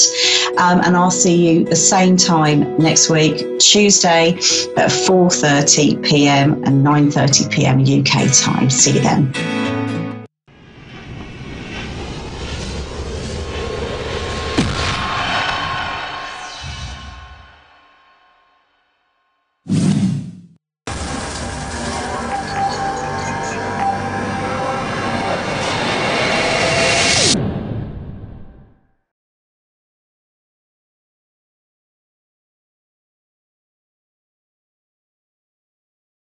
Hi, I'm Faye, and thanks for watching Moonstruck. And now, back to A1R on the air, Psychic Talk Radio, now on Moonstruck TV, enlightening television. Hi, thanks for joining. This is Anna Olson with Insights into Consciousness, tonight on A1R Radio. You can reach me at AnnaOlsonIntuitive.com. You can also look at my bio on AskOneRadio.com. It's number 1. AskOneRadio.com, and you can go on AskOneRadio.com to see where you can get a free reading by calling in at the on the number on the screen, if you kind of look around in there. So tonight I wanted to go over the cards that are used during readings and how we do that and why. So this is a really hot topic for a lot of people, because many people have been taught for a long time that tarot or oracle cards, angel cards, fairy cards, there's a lot of different types of cards that people use for readings. And there's a lot of myths that I'd like to dispel about these cards. I also had been brought up to believe that these were probably something you shouldn't delve into. And now that I have used them for quite some time, I realize that it can be true. And that has to do with the person's thoughts. So we'll go into that a little bit more. But first I wanted to just go over what the tarot deck is. And a lot of people call them tarot. The correct pronunciation is tarot. First I want to put a little bit of history into what the tarot cards are. It's a 78 card tarot deck, and it's used by people. It has 2 distinct parts. The minor arcana, which is the lesser secrets. It consists of 56 cards. They're divided into 4 suits of 14 cards each, with 10 numbered cards and 4 court cards. So the court cards are the king, the queen, the knight, the page, jack, in each of the 4 tarot suits. So the earliest known tarot decks weren't designed with mysticism in mind. They were actually meant for playing a game similar to modern day bridge. And by the mid-18th century, the mystical applications for the cards had spread from Italy to other parts of Europe. So it's basically something that people were sitting in, after work or whatever. They'd go to, people's houses or, a restaurant or something, and they'd be like playing their bridge. It's a game similar to bridge. And what I think are some of these insightful, spiritual, intuitive people came in, and they started just sitting down and saying, hey, while I'm playing with cards, I'm kind of seeing in this card that this is happening for you. And that was a more socially acceptable way of communicating their intuition and their psychic abilities without saying they were getting it from somewhere else. So I feel that this was more of a social reason why. And this is just an interpretation, which is what mediums do. Psychics and mediums do. They're interpreters. So I believe that these games were means to just turn these cards, which had symbols on them, into meanings or messages through symbols. And if you look back into scriptures such as the Bible, or even old Egyptian artifacts, or you're looking at even some codes that they found in space, for instance, there's a lot of symbols used for representing intelligence. And the main topic of tarot, or even when I do a medium reading, is the symbols are something that can be interpreted for the use of man, because some things are beyond our intelligence and some things are beyond our understanding. So to get the message of a higher intelligence from, through somebody who does not have even sometimes the mental, even the IQ to correspond with or to process that kind of intelligence, is the symbols are used. Symbols are used throughout history, even through religion, to teach people spiritual practices such as Catholicism. When the Christians and the Catholics came in and were teaching the natives or the Native Americans or whatnot, the way that they taught them were through pictures, through symbols, because they didn't have the same language. So they couldn't, teach them to sit down and read the Bible as quickly as they could just use symbols, pictures to depict the story of Christ and the disciples and Mary and God. So this is very similar to that. This is a symbolism that is based on the frequency, the intention, and the teachability of the person who is not just reading the cards, but the person who is receiving the message. So there are times that I have connected to the highest and greater good, and I've meditated and grounded before reading, and I have still needed to tell the person they're blocked because they are not on the highest and greater good frequency that I require to perform a reading. And this is just basically the same idea as if you're trying to get AM or FM through an antenna or a ham radio, or you have to be on the right frequency to receive the right message. And when you're operating at the highest and greater good and from love, from the heart chakra, it is a nice high vibration, and it's clean. It's very peaceful. Some people would call this the spirit, the Holy Spirit, the Holy Ghost. There's different things people call it. Some people call it spirit. I just like to call it spirit because most people understand that. They understand that, oh yeah, sometimes I get this message from spirit, which feels like spirit. So I have an Italian art. These originally, actually, tarot was brought through Italy to become more of a mystic tool for spiritual practices. So I have this absolutely beautiful set here, and this is the Botticelli Tarot, which is a bunch of beautiful Italian art.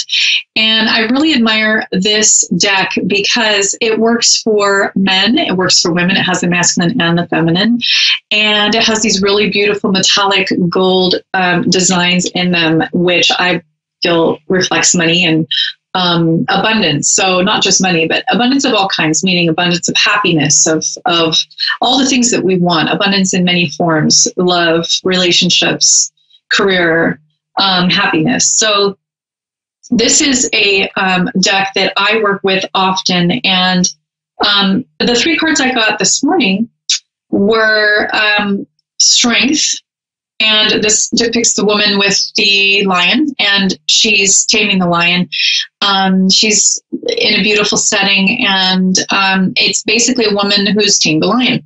she's had immense strength, and that represented my past with some issues that I had been dealing with that I really needed to use strength to overcome. So because it was inverted when I pulled this card, the way that I read that was that this taming the lion and this strength, those trials and those really difficult situations are in the past, because it was also in the past place card area. So there's past, present, and future.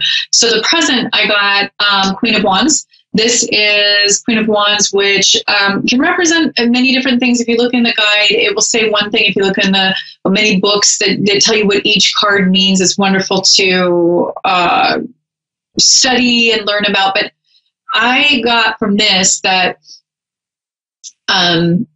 it had to do, I had another card over this one, and long story short, it was telling me that I am pretty established in career and things like that and what I'm going to do. And I've figured out, which path to take, which is true.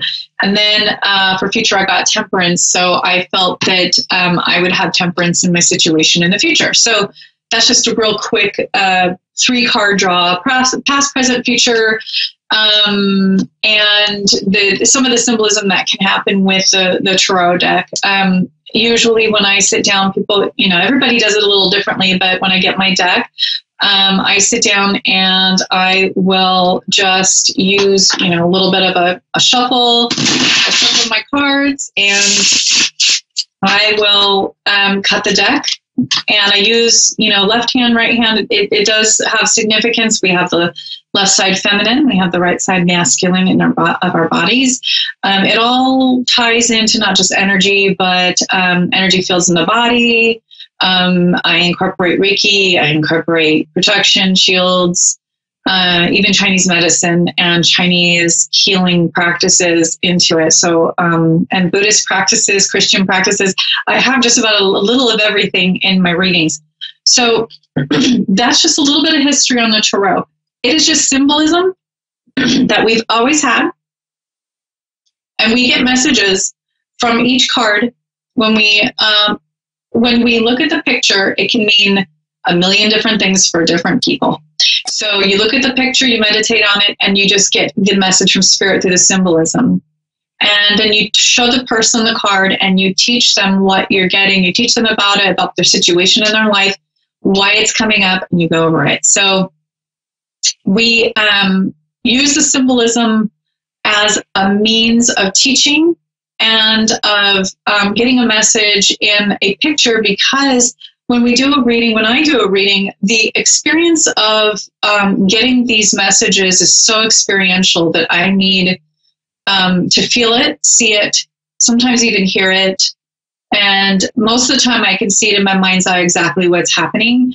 So these cards will help me to get the story, even though the cards aren't, I don't know if I really, really believe that you pull the exact card at the right time. I mean, I've done that many times, and I kind of wondered if I was just getting the right message from the symbolism in it. But I do believe in angels, and I believe that angels will also, or guides will help you to guide you to the right card to pull as well. So, and they know what's through all of them because they can see through them. The angels can see through cards, and so can spirits. They can see multidimensionally, unlike us.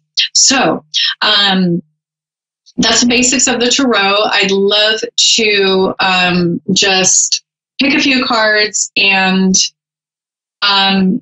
say what I'm getting from them and for this show. And then I'd love to hear from people who are viewing. You can comment underneath the video.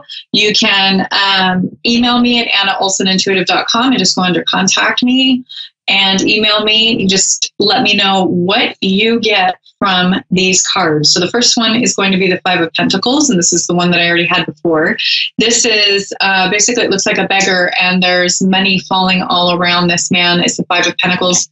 I'm getting that this is the economy around the world. This is a lot of people's money situation right now, that even though they have a good flow of money in their bank account, that there has been an issue with the economy and being able to keep the money in the bank with all the expenses, and cost is going up. even though money can be coming in with a lot of households, it's hard to keep it in the bank because of the prices that are going up. So people are having to work even harder, even though they're making more money, they have to work harder. So that's what I'm getting from that. And I'm also getting that the high rate of divorce, separation, and relationship issues among marriages, among people, families is really affecting this. That when you have to support two households, it can really, really weigh on the finances, and that this is a reason to really work on relationship skills. And this is a reason that we should really put down our phones during the day, get off of social media, quit having online affairs, quit talking to people that you're not supposed to talk to, quit doing stupid stuff that can basically pull apart your family and things like that. That's all the stuff that's coming from this card for a majority of people. And not to judge anybody, but just that those are the things that are just really affecting not just economy, but families, what people can afford, the housing market. It has a domino effect. It does have the butterfly and domino effect over the higher consciousness. And so when I get a card like this, the first thing I want to do is raise the consciousness. So if I wanted to raise the consciousness for this and correct it, I would invite the highest and greater good, the divine light, through my crown chakra, through the top of the head, comes out through my heart chakra, and I imagine and visualize that healing message and love, so that people feel secure and they feel safe in talking to their partner or their spouse. And I have that spread over a very large geographical area, all over the United States, all over Canada, all over the world. And I imagine it going around. And if you don't think that you're that powerful as one person, think again, try it. Try it when you're on a train, try it when you're in a restaurant. You emanate divine positive energy through the crown chakra, out of your heart chakra. You ground it through your feet into the heart of the earth, into the earth's core, comes back up through the divine. And you imagine what you want to happen. You can, you can basically really affect a whole lot of people that way. So that's this card here. Now, I'd love to do a reading on Isabel in Portugal. I'm really excited to have somebody from Portugal do a reading on today. Isabel? Yes. Hi, how are you? Hi, how are you doing? I'm just fine. Okay. So you have, you'd like to do a reading today? Yes, please. And what is the topic or the subject, or would you just like a basic reading? Well, actually, I am waiting for my boyfriend to come over. Mainly, I'm waiting for him to come over up until the end of the year. And so I would like to ask if this will be like this. If it'll be like this, meaning? Yeah, so meaning I am in Portugal, he's in another country. And we are doing plans for this to happen. Mm-hmm. And I would like to know if it will be okay. Okay, so he's supposed to, without problems, without delays, without intermissions. If he's going to have all the conditions he wants to come. So if it will be. Is this in the military, or is this him with a job, or what is this reason that he's not with you? Actually, it's because we are from different countries, and he's working there, I'm working here. Yeah. Okay. A few things going on, but still it's joining together to talk about what is going on and then see how to go. Yeah. Yeah. So to understand if we are going to be here, if I'm going to be there, if we're going to go both to some other place, like this. Right. Yeah. Okay. So it's about the meeting. Well, I do see that there needs to be a clear communication with him on what the expectations of your relationship are, because I feel like you are a little more committed to this than his understanding or how committed he really is. So I feel like there needs to be a good communication put in place between the two of you where you really set in stone what your expectations are and what you're ready for. Mm-hmm. And I am using the tarot tonight, and I've got the moon for you. It's La Luna, and it is, I'm just going to hold it up for the video for the viewers. It's basically a woman who is living by the moon, and she looks like she's kind of in touch with her shadow self. She's high above with angel wings, and she's living with the moon, and she has this view of a city that she's rising above it. And she has the stars in her hair, and she's this really wonderful, angelic woman. And I feel like this depicts you, that you have this good heart about you. You have this angelic personality. And the only way that I can say this is that it's going to be hard for you to find a man who deserves your sensitivity and your gentleness in your current location. And I feel like you have a pure heart, and you will wait for, this man, because you are so loving and sweet and kind, and this is very rare. So you're a rare gem, and it's really important for you to make sure that you're on the same page as this your boyfriend, and that you're communicating very clearly what you want, because he is I think he's a little more fun loving and just kind of going with the flow and not making plans as much as you would like.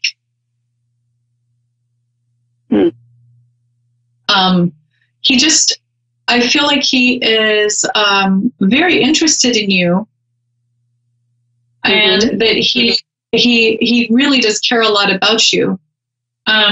But I'm not sure that he understands exactly how much this is affecting you. Has this been really weighing heavily on you? You're feeling lonely?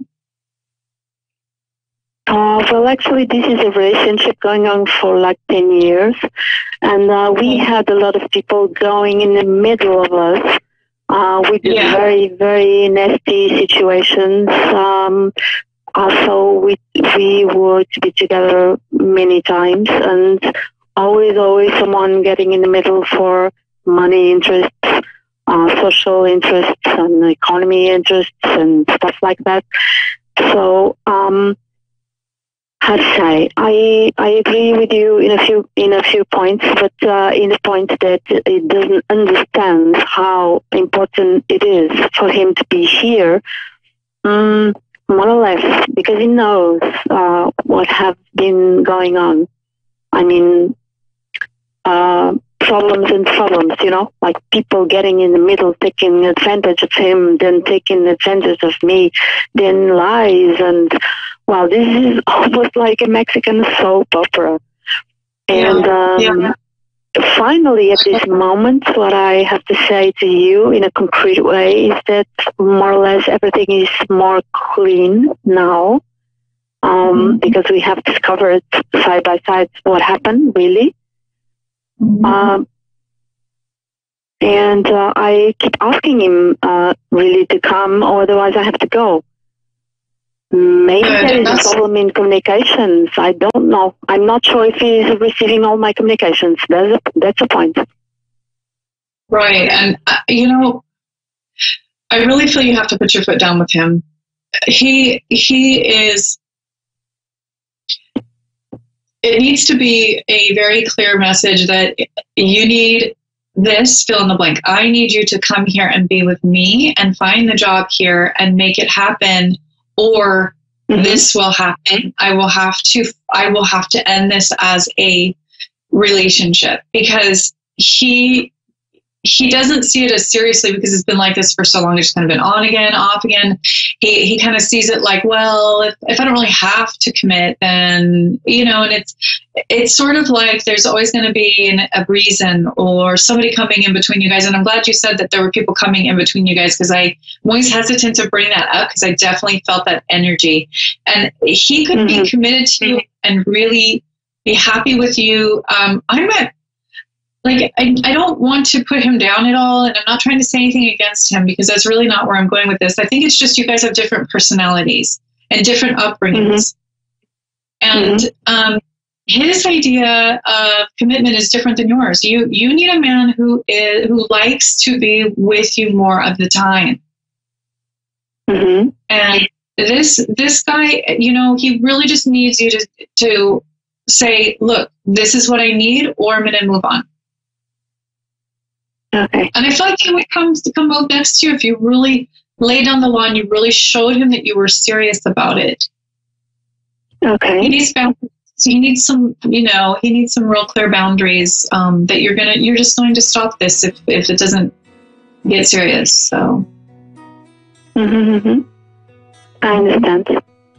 And you don't think this is going to scare him and then it's going to go like, no? Well, I mean, that's the only thing that's really going to work with him if you want him to move out and to make a commitment. Otherwise, this is going to go on for another 10 years. Oh, really? I don't want that. He's just a free spirit. He doesn't worry too much about things and put too much emphasis on these things. He's a little bit immature that way emotionally.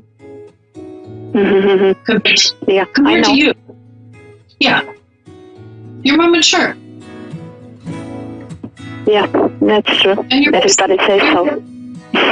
Yeah, but the reason why you're saying these things to him and you want him to come your way is because you're more sensitive than he is. And that's okay. There's nothing wrong with that. So, yeah, I hope that I have 30 seconds left, but you have a wonderful day. Thank you so much for calling in. Okay. Thank you so much, too. Bye-bye. So that's an example of how we use the tarot. So I have this card here, and I saw her feeling a little bit isolated and a little bit lonely and very sensitive with the stars in her hair and this angelic vibe around her and this guy. Not appreciating that about her. And I really, really wish you good luck, Isabella. I send you love and light and wish you good luck with everything that you're going through over in Portugal. Thank you so much for watching tonight. I really appreciate my viewers. Please message me at Anna Olson Intuitive if you'd love to do a reading with me. I do medium readings. I do psychic readings, any area of your life, love, career, family. So, or any topic that you want. And everything is 100% confidential. You're safe with me.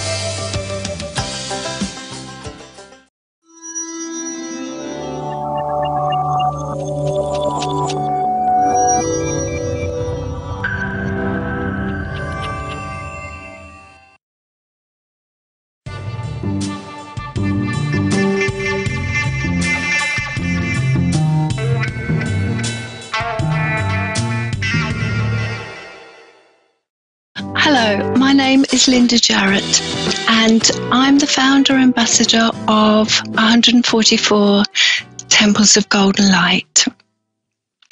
So what I'm going to do is just a little bit talk to you about the Temples of Golden Light, why they're here, why they've been given to humanity from Source. Basically, the Temples of Golden Light are a gift to rebalance Mother Earth with Goddess energy.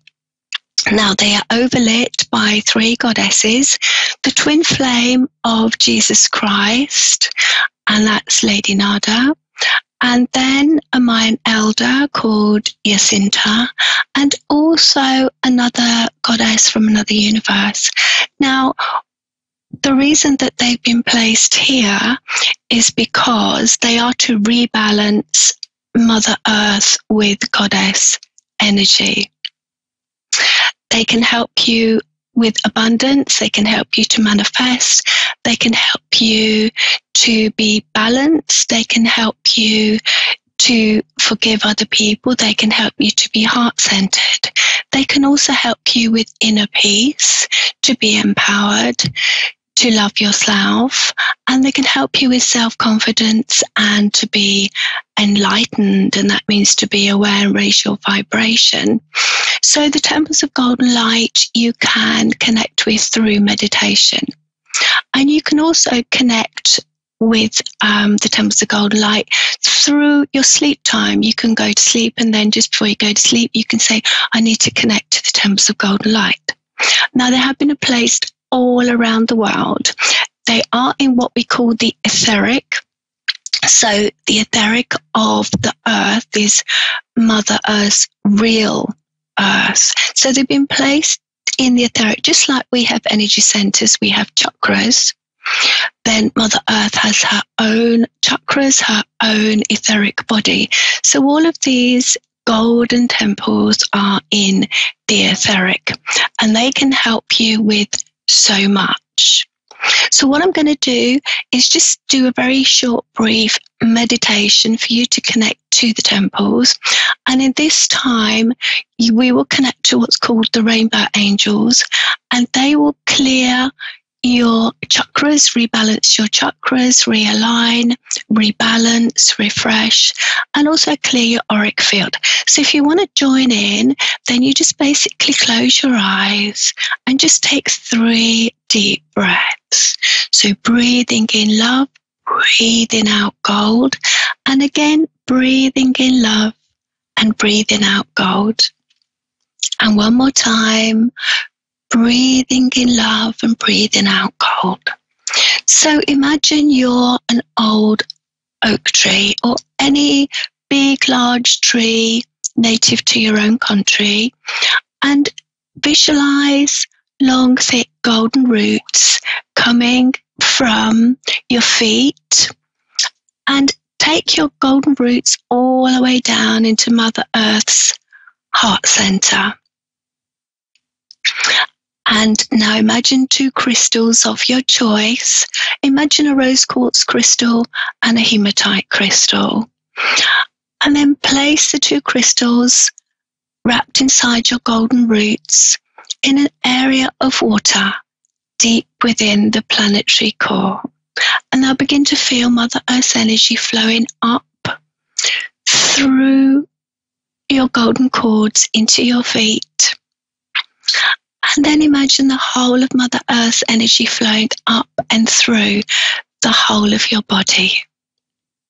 Bathing, soothing, clearing all of your organs, your heart, your lungs, your intestines, your kidneys, your liver, all of your organs, and allow Mother Earth's energy to bathe and soothe the whole of your body. Allow her energy to flow around your throat, down your arms, your hands, your fingers, and allow Mother Earth's energy to flow around your head, your face, and your hair. And now imagine a golden light coming from Source, and this moves through all of your higher chakras, your stellar gateway, your soul star, your cosmic chakra, your star child chakra, your causal chakra, and this energy settles into your crown chakra just above your head.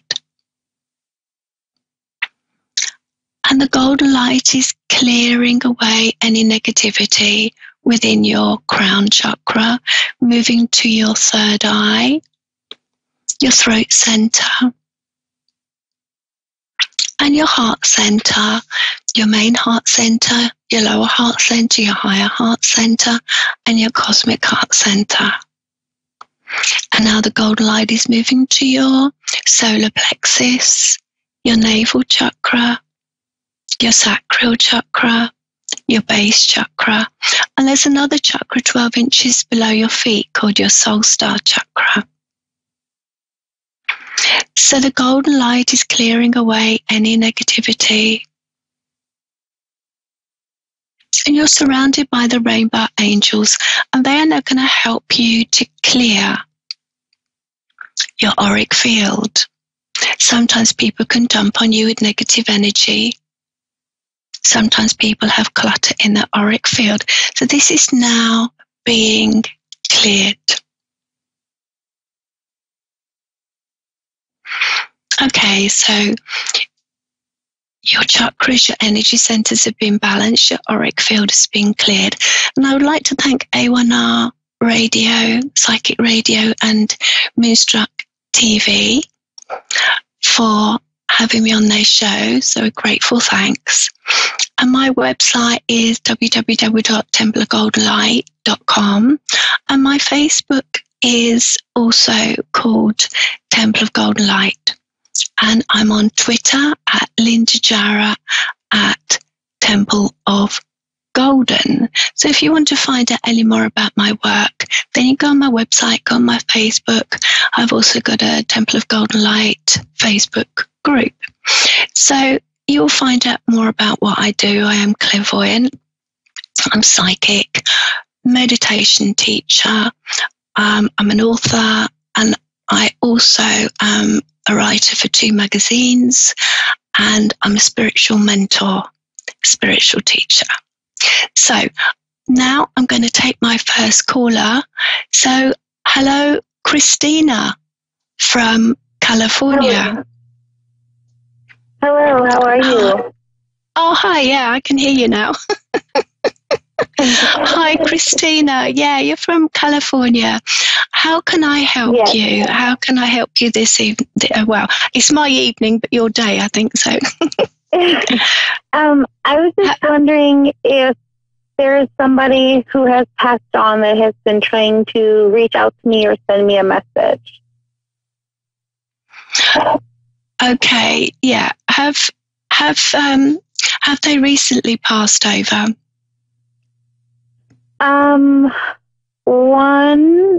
One of the 2 people that I feel is trying to contact me passed in May of this year, and the other one passed about 5 years ago. Mm-hmm. Yeah, I've got the energy here who somebody I feel passed over quite recently. I feel there's a lot of sadness with their passing, maybe more sadness than usual. This particular person is with you. There does seem to be a reason why. It's like they want to help you, watch over you, be with you. I feel as if there's some unfinished business, and this person and this person, they want to help you because they okay, when they were here, it feels as if they didn't tell you how much they loved you. Does that make sense? Yeah, I'm going to cry. Yeah, it does. I'm sorry. I'm sorry. No, it's okay. I just feel this real... I've got heartache, you see, as I'm speaking to you. And I do feel that they do regret quite a lot of things, and mainly they regret not telling you that they loved you. Does that make sense? Yes. And yes, it does. It feels to me really important that I tell you that. Okay? Yeah. Because they want you to forgive. It's not so much you forgiving them, but that they want you to forgive them. Does that make sense? Yes, it really does. It makes a lot of sense. Yeah. There seems to be a certain amount of forgiveness that needs to be done, but it's more from them than you, or you to them, if you see what I mean. Yeah. They realise that you're a very gentle soul, and there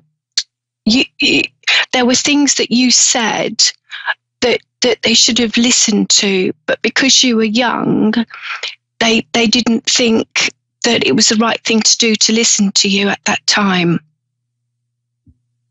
There were things that you said that were important at the time, but you weren't listened to, were you? Because they were older, they felt as if you were young and you didn't understand. Do you see what I mean? Right. But actually, they really needed it. Had they listened to you, I think they would have done things slightly different. But I'm not quite sure in which way. But I think certain things would have been done slightly different. Very much so. Yeah. So you see, there's quite a lot of regret. So I haven't got the name of the person that passed in May, but I can feel their energy, and they haven't actually what we call transitioned over fully, because they're still here because they feel guilty that they didn't tell you how much they loved you. They didn't tell you that you were beautiful, and they didn't tell you that actually you were really right. Do you see? Yeah. But I don't know what. Sorry? I said I totally understand. I know exactly what you're talking about. Yeah. I haven't got the name. What was the name? Person that died in May. Her name is Kelly. Kelly. She's my aunt. Helly. Pardon? Kelly. Helly. Yeah. She always thought she was kind of older than you, and therefore you were younger, and she didn't have to listen to what you said. It was like that.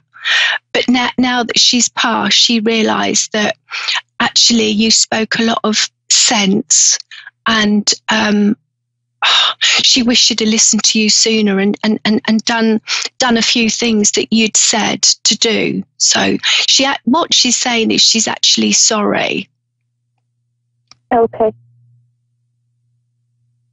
Does that help? Yes, it does. A lot. A lot. Okay. Is there anything else you want to ask? Just quickly. Do you see my relationship, anything with my husband and I? Is it going to get better, or is it going to get worse? Oh, okay. How long have you been together now? We've been together for 10.5 years. And we've kind of gone through some rough patches. Things I feel are getting better, but then we have our moments. So I just want to know. Do you know? Yeah. Do you know what? Overall, I think you'll be absolutely fine. Just remember that no marriage is perfect, and I just think it's your ups and downs are quite normal, really.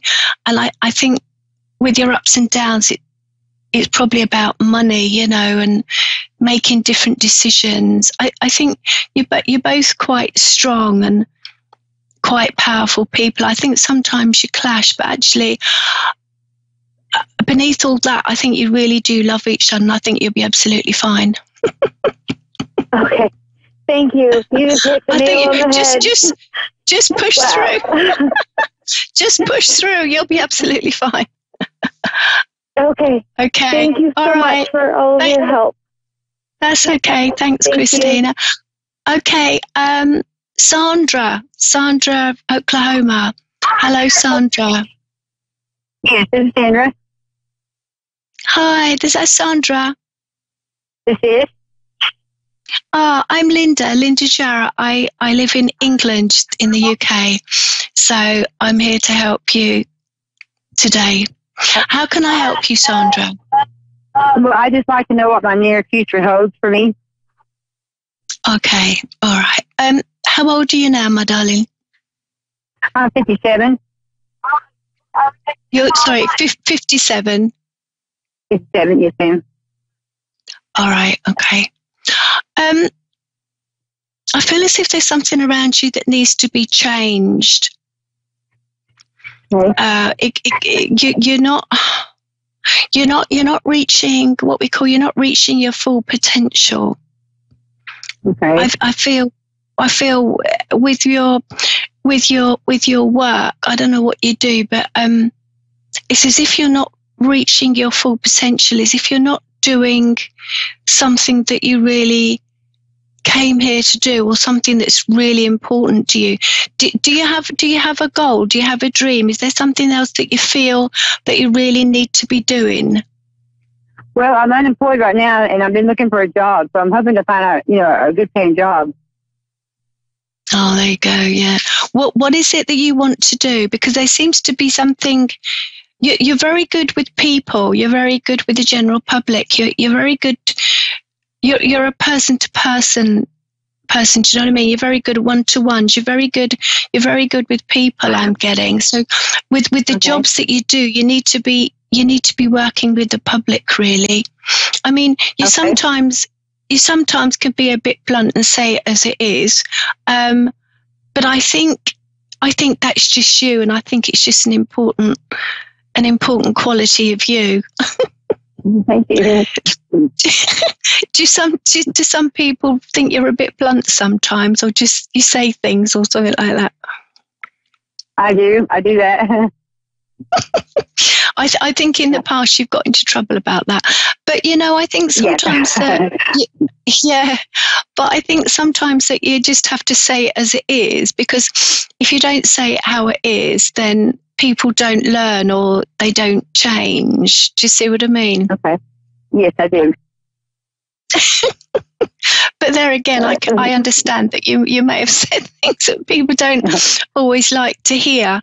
But the trouble is, if you don't say it, sometimes people don't change, they don't learn.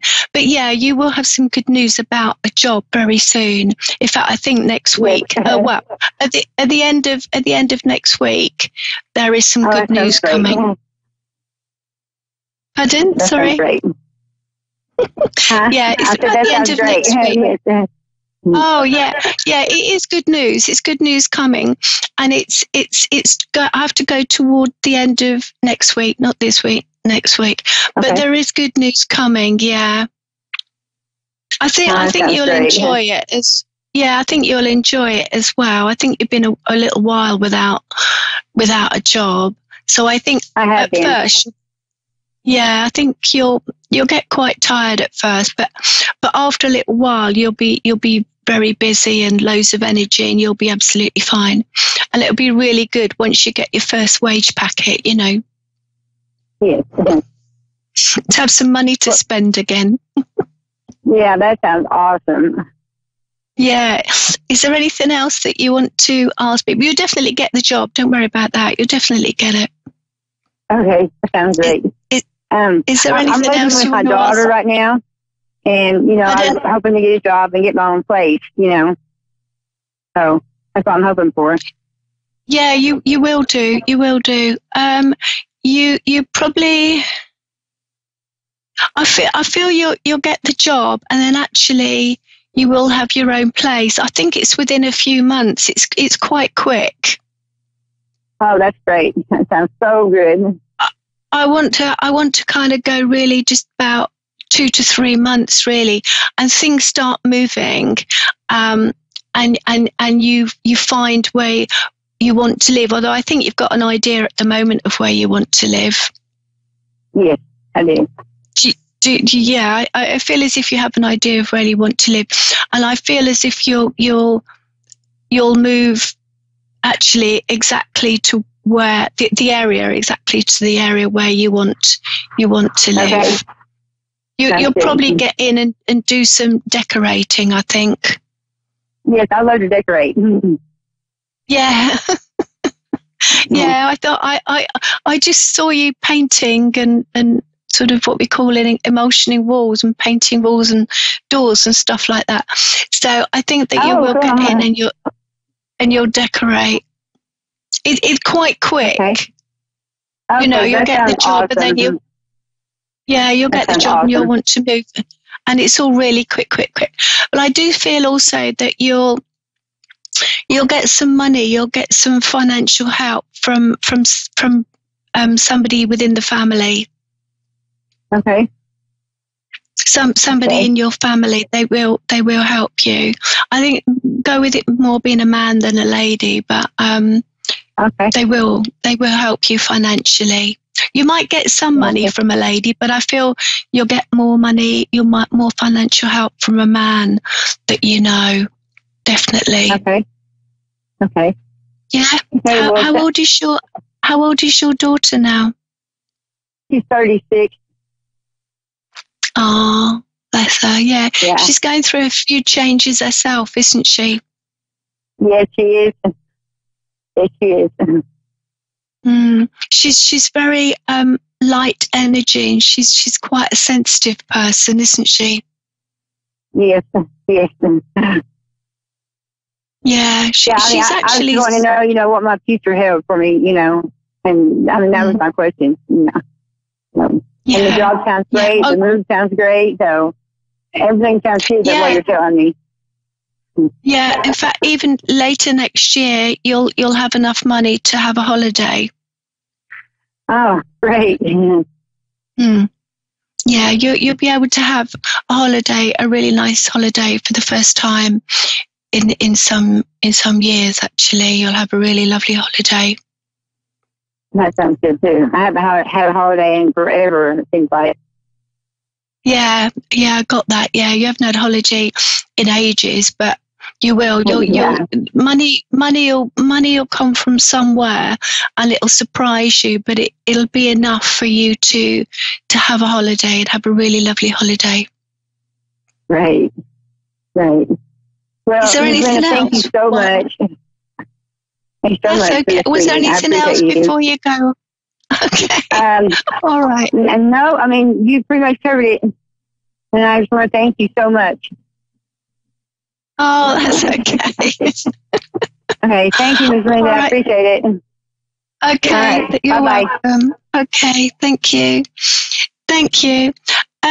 Okay, so if anyone out there wants to know about my work, then just go on my website, www.templargoldenlight.com. I do have a couple of Facebooks. Facebook is Templar Golden Light, and also I have a Templar Golden Light group, which is on Facebook. And I'm on Twitter, Linda Jarrett at Temple of Golden. I have written a book about the many temples of golden light being placed in the etheric around the world. I'm a meditation teacher. I do run workshops, and I am on Facebook Live every 2 weeks. That is English time, 10 a.m. Sunday morning, and I give messages from Spirit. So it's been lovely being on this evening, and I hope you all have a wonderful, abundant, happy, and positive week ahead. So if you want to listen to any of my meditations, then just go on to my YouTube channel, because I'm on YouTube, Linda Jarrett, Temple of Golden Light. So all my meditations are on there free.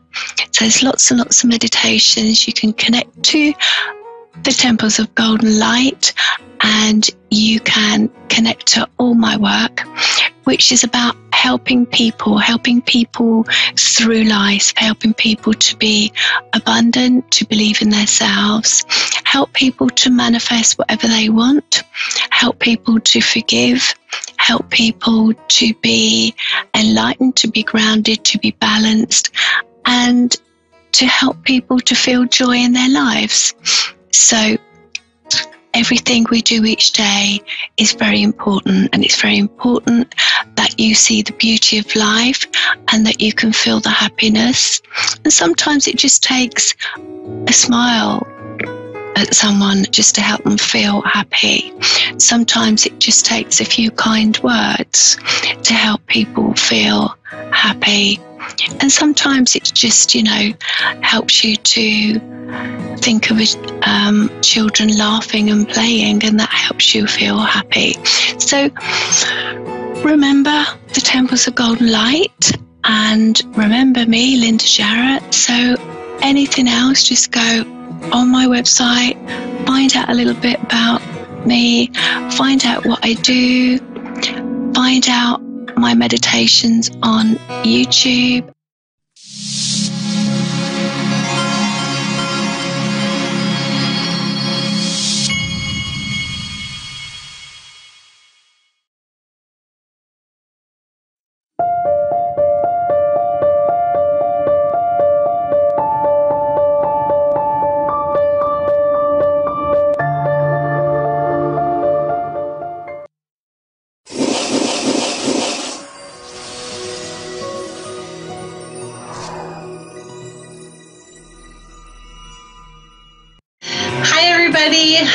It must be Wednesday because I'm live. Yes, I'm actually live. It's not a pre-recorded show today. Thank goodness, right? A couple of things have been going on. First of all, October. Many of you, wow, can't talk, but that's okay. So I'm experiencing a bit of a lesson right now in my life, and I'm not very good at lessons. I don't know about you, but I'm never really good, especially when it comes to self-care. So for the past week, I have been home. I am no longer in Alberta. So the month started with me in Ireland, and then I was in Alberta for a bit working and then taking care of my mom. And I feel like October hit me like a ton of bricks. So I experienced a very traumatic loss in my life. 2 friends passed away. I've got some family health problems going on, plus my dog passed away, plus my mom had surgery. So for the past week since I've been home, I have now been dealing with a bout of vertigo. And as an energy worker, I deal with vertigo kind of whenever I work on it with energy or work with spirit. You kind of get a little dizzy, kind of, you get a little panicky a little bit, right? Because your heart starts racing. But I know how to work with it, right? Especially when I'm working with a client. I know how to work with it. I know what to do. I know how everything goes. But sometimes it hits you really hard. And sometimes it lasts longer, even when you're not working with a client. So that's what I'm experiencing right now. Now, my thought process when I'm not feeling good and people are counting on me, and thank God I have thank God and thank the universe and thank my amazing clients who are waiting for these wonderful things from me, and I have yet to be able to do it because of it, and everybody's been wonderful and supportive, and I can't thank you enough, or anybody that's behind me, I can't thank you enough for your patience and your encouragement and your love. But in my head, all I can think is, oh my God, Sarah, you have to tell them yet again that you're sick, because I feel like every month now there is something that has kept me from working or kept me from my clients or something that's going on. Now, I am the worst when it comes to listening to my body. I teach everybody to listen to their body and listen to their spirit and listen to what they need to do. I am the worst at it, admittedly. I totally get it, because even as I'm sitting on the couch, I'm thinking, okay, I feel really good. I can go up and do something. I can work on the journal that is sitting on my table for my lovely client, Kim, that is waiting patiently. And I will sit there and automatically I will start shifting and swaying. And it gets so bad I feel nauseated. So in my head, I'm going, okay, you're just going to have to suck it up. You're going to have to deal with this. But I'm also going, what is the lesson? What is the lesson? Why do I keep having to go through this? Why do I keep getting sick? Why do I feel like I'm letting people down? And it just, I was blessed with a beautiful message from a friend of mine today, because I was like, okay, Spirit, I haven't been working. So let's be honest, when I'm not working, the funds are getting smaller and smaller. So I'm like, how am I going to be able to afford to get a reading from my wonderful friend, Tara, who's always been so wonderful to me and helping me with reading. So how am I going to be able to afford to do that? And I'm like, nope, I'm not even going to ask her. I'm just going to wait. Universe, I know that you're going to give me the answer in time. I know the answer is going to come when I need it. And sure enough, my really good friend, Diane, who's actually a mutual friend of Tara and mine, messaged me today and gave me the message. And it was basically like, hey, you know what's happening. You just have to take the time to love yourself enough to allow this shift, allow this movement. And it kind of dawned on me, this lesson isn't about, for me right now, sorry, it's going to, every once in a while I'll pause because I get hit with the dizzies, as I call them, where I feel like I'm going to fall over. So the lesson isn't necessarily for me to have self-love, but the lesson for me right now is to not worry about what other people think about my truth. Yes, there's a bit of client and healer relations that have to be maintained, but it's not about convincing them that I should be allowed to take this time off, or it's not about convincing them that it's okay, right? That it's not about me convincing them. It's about me understanding my truths and knowing that no matter what happens, this is what I need to do. And this is what I need to do to take care of myself, to help them in the long run. I also know that Spirit has a wonderful way of reminding us, these are your limits. If you insist on working this much and you insist on giving this much energy away, this is how much time you're going to need to recuperate. This is how much time you're going to need to refill your gas tank. One of my favorite examples, and if anybody on Facebook has watched me for a while, or on Instagram has watched me for a while, or even had a reading with me, one of my favorite analogies, because it's an everyday thing, is when our car, which is an object and is replaceable, needs gas, we never get mad at it. We never go, why don't you get better gas mileage? Like, what is wrong with you, you stupid car? And we don't hit it and we don't get mad at it. We just simply go, my car needs gas. Okay. So we pull it to a gas station and we fill the tank, and we gladly pay whatever it costs. Yeah, we're not crazy about the cost, but we know we need our vehicles to get around. So we gladly pay what needs to get paid. We're thankful that we have gas, and we continue on our way. Sometimes we don't even think about it. We're just like, gotta get gas and do our thing, right? So why is it when we need to stop at the gas station or the bed or the vacation or the mental health day, or we get mad? We get mad at ourselves and we're like, oh, stupid body, so-and-so doesn't need to be resting. Why do I have to be resting? And we don't look at the person who's driving a little smart car next to us and go, and then hit our car and go, stupid SUV. Why can't you be like the little smart car that gets better gas mileage? We don't do that. It's pointless. It's just how different vehicles are made, right? And it's an innate object that really is replaceable. But when it comes to us or those that we love, sometimes it can be frustrating that we aren't working the way we think we should be, or maybe our loved one is dealing with something that's, it's hard and is tough, right? So we get so upset at something that's replaceable, but for us, and that's the other thing too, so with gas, it costs money. Well, when we have downtime, maybe it's a day we need. Maybe it's 3 days. I don't know. Maybe it's 2 weeks. Usually when I get vertigo, it takes me a little while, but I do get those little breaks in between. And as soon as I get those little breaks, I push it, which then sets me back. Right. So that's me. And that's me learning what my limits are and also understanding better. Okay, maybe I have to adjust things. Maybe I can work for a full week and then take a break from clients. Because the other thing that I do very differently, and I don't know about the other energy workers that are practicing out there, but for me, when I do a mediumship reading, for example, because that is always the most taxing, I do it for full 45 minutes up to an hour.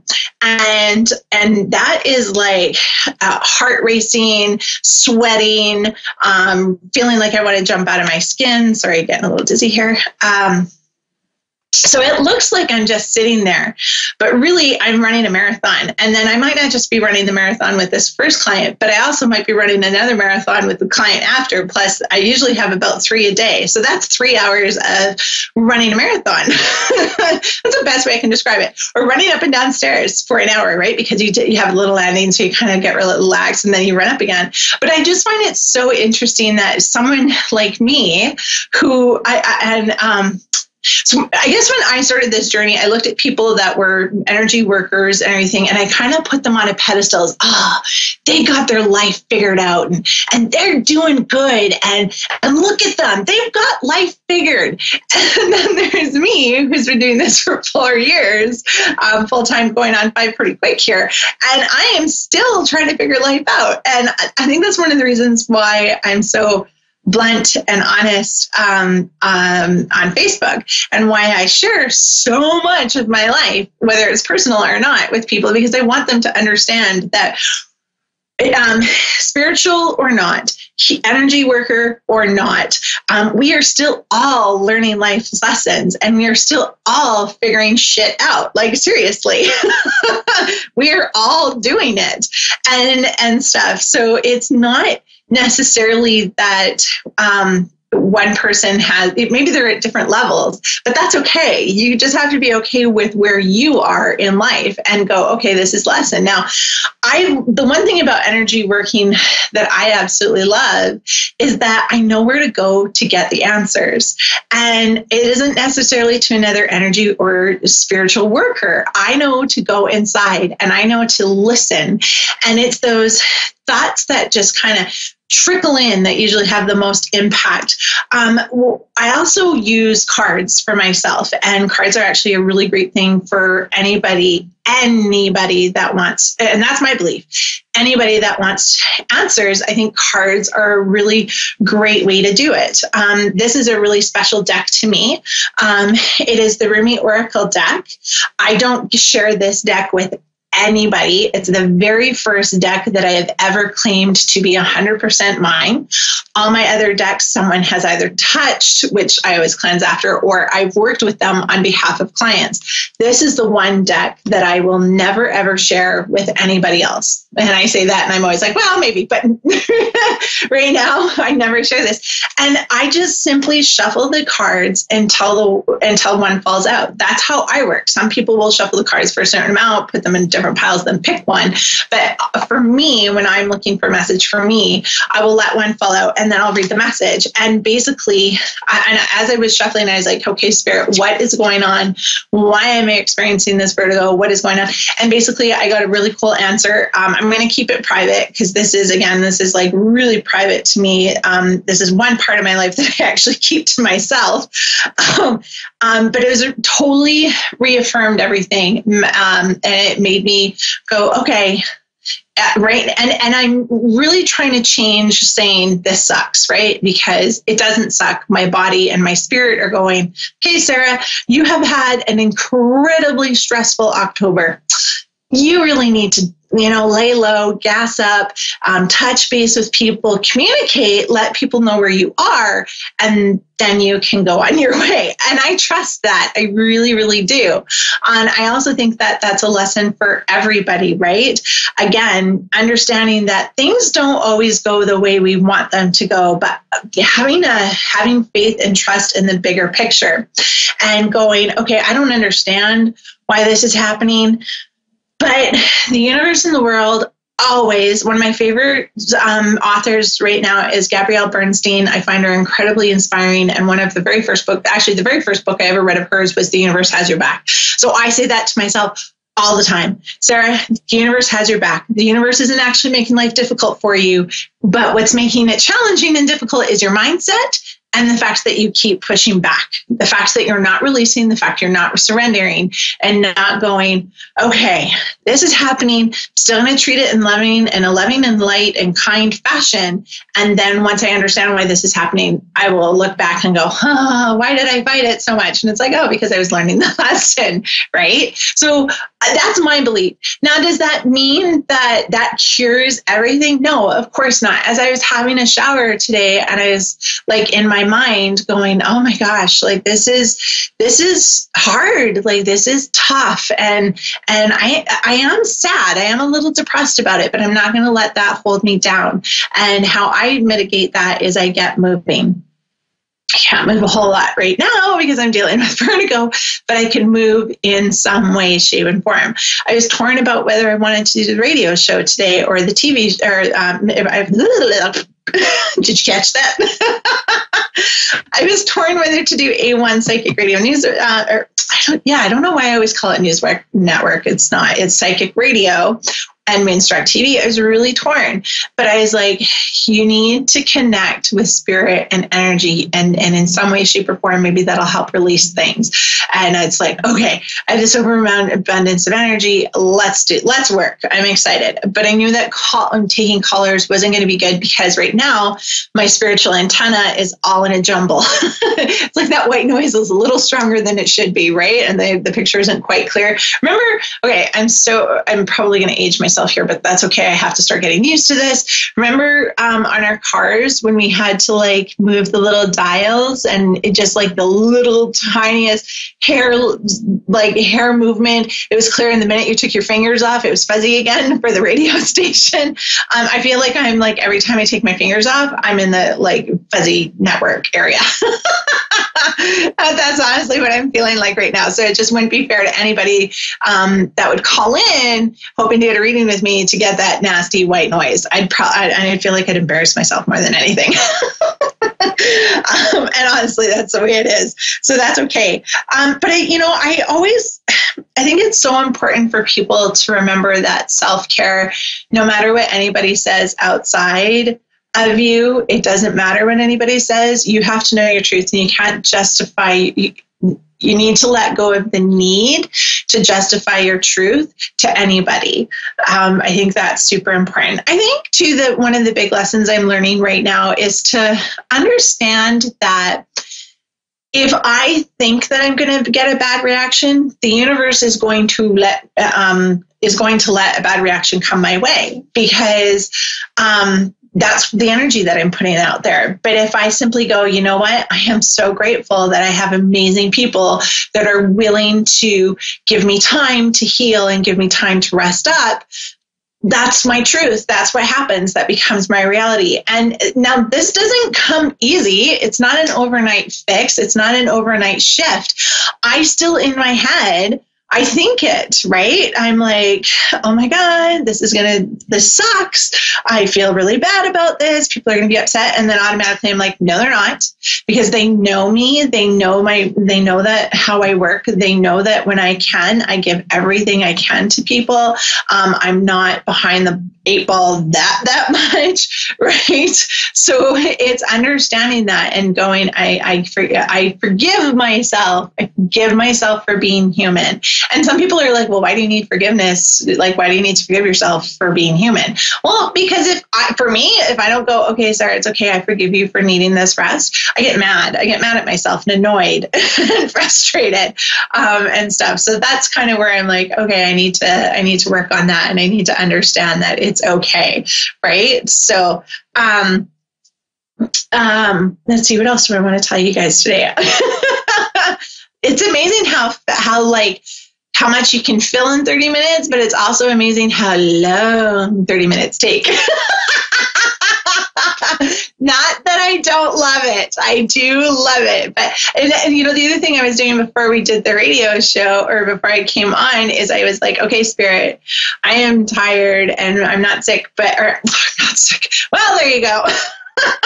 Freudian slip there, right? Is that what that's called? I don't feel sick all the time when I'm sitting, but I'm not like throwing up. And if you look at me, I'm not visibly sick, like I don't have chicken pox. But when you sit there and you're like, oh, I'm going to fall over, you look drunk, right?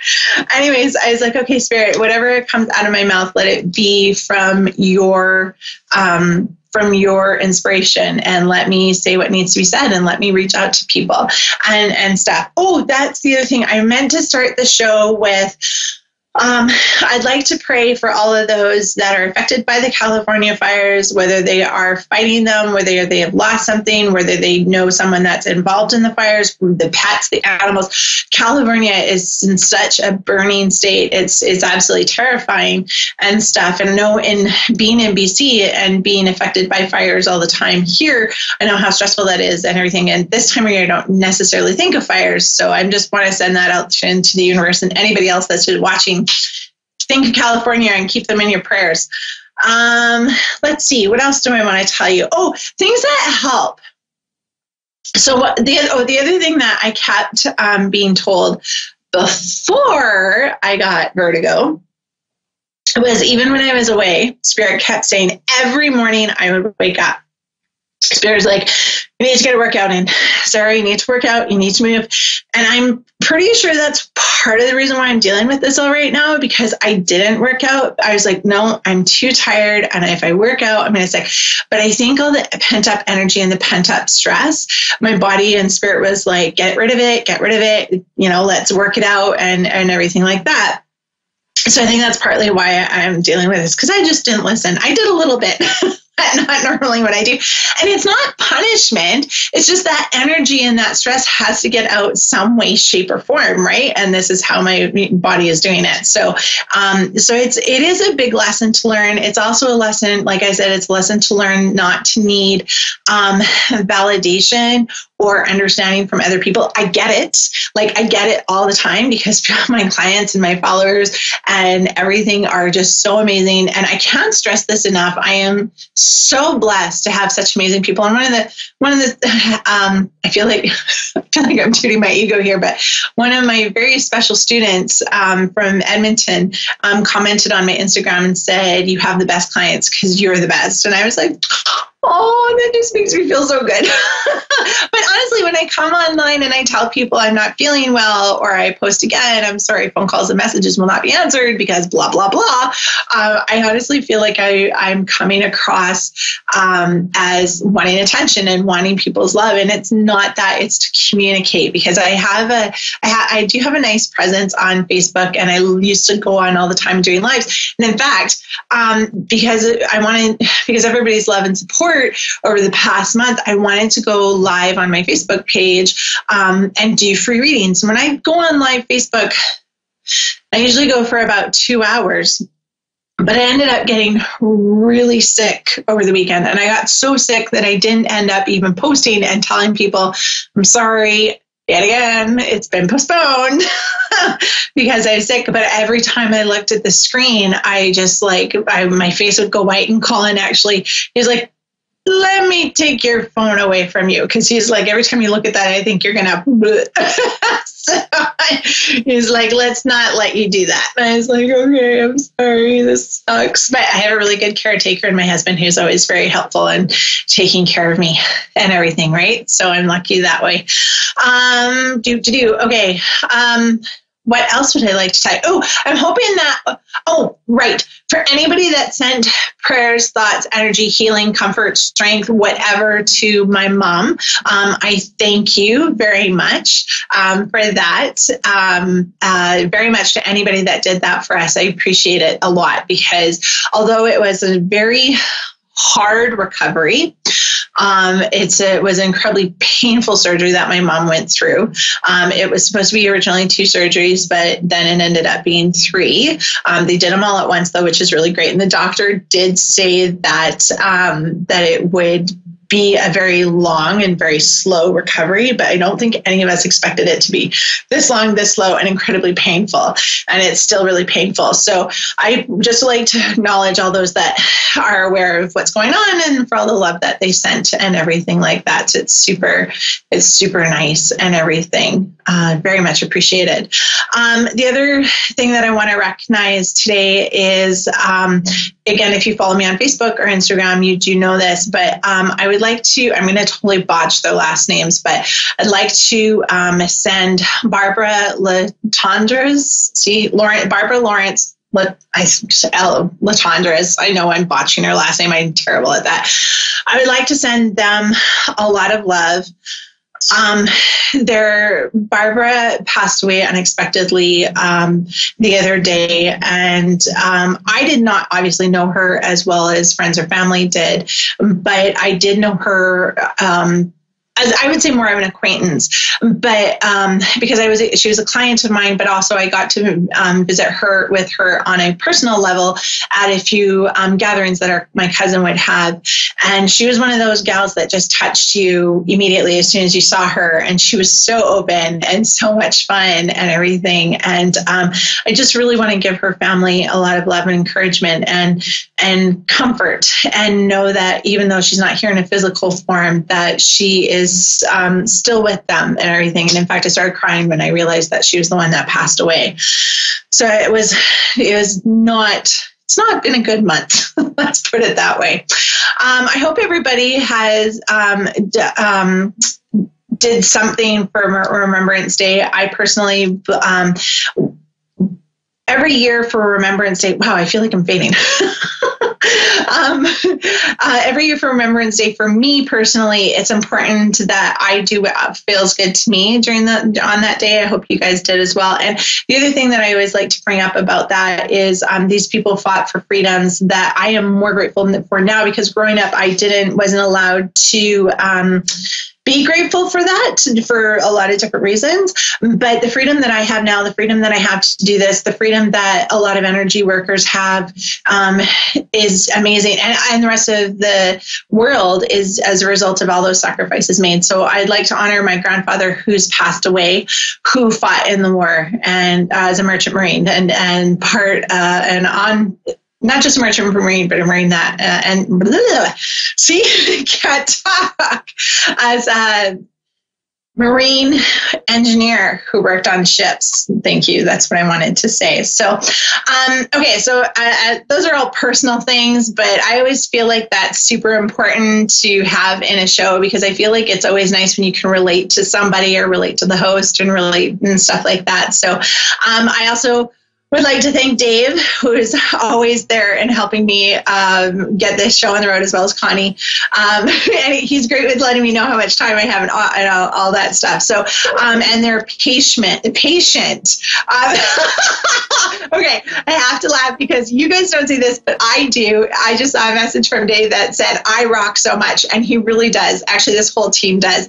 They're incredibly patient with me, especially when I'm not feeling good.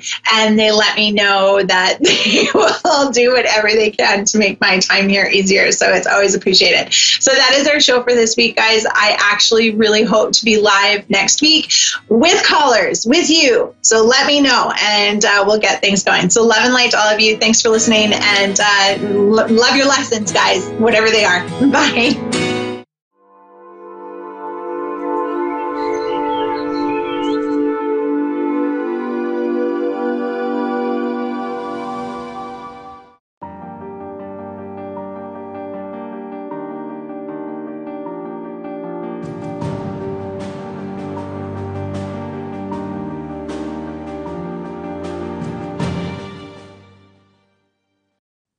Hi, I'm Stephanie, and thanks for watching Moonstruck. And now back to A1R on the air. Psychic Talk Radio now on Moonstruck TV. Enlightening television.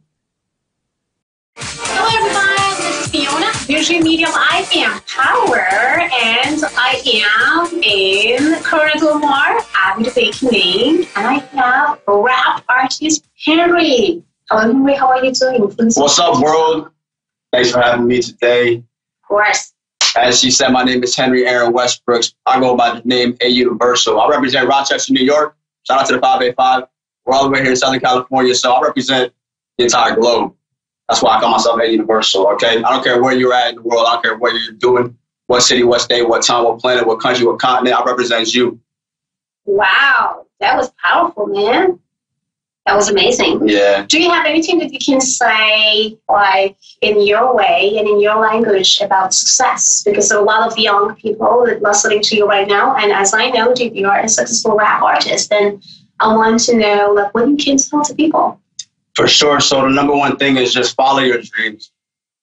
Believe in yourself would be number 2. And number 3 is just have fun. Have fun with what? Have fun with everything you're doing. Life's about having fun. Don't take it too serious. You shouldn't be too hard on yourself. At the end of the day, life's too short to be really stressed over anything. So a bit about my success is just believing in myself, taking radical action, being confident, and just having fun with it, right? What do you think about your hypno today? How did you feel after?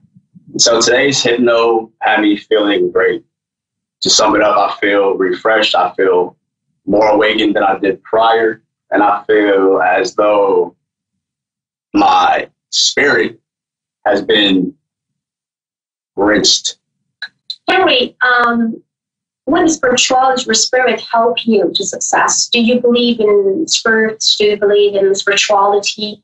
Did you ever use them to help you to succeed and get into that famous, beautiful, place? And what it means to you spirituality, spirit?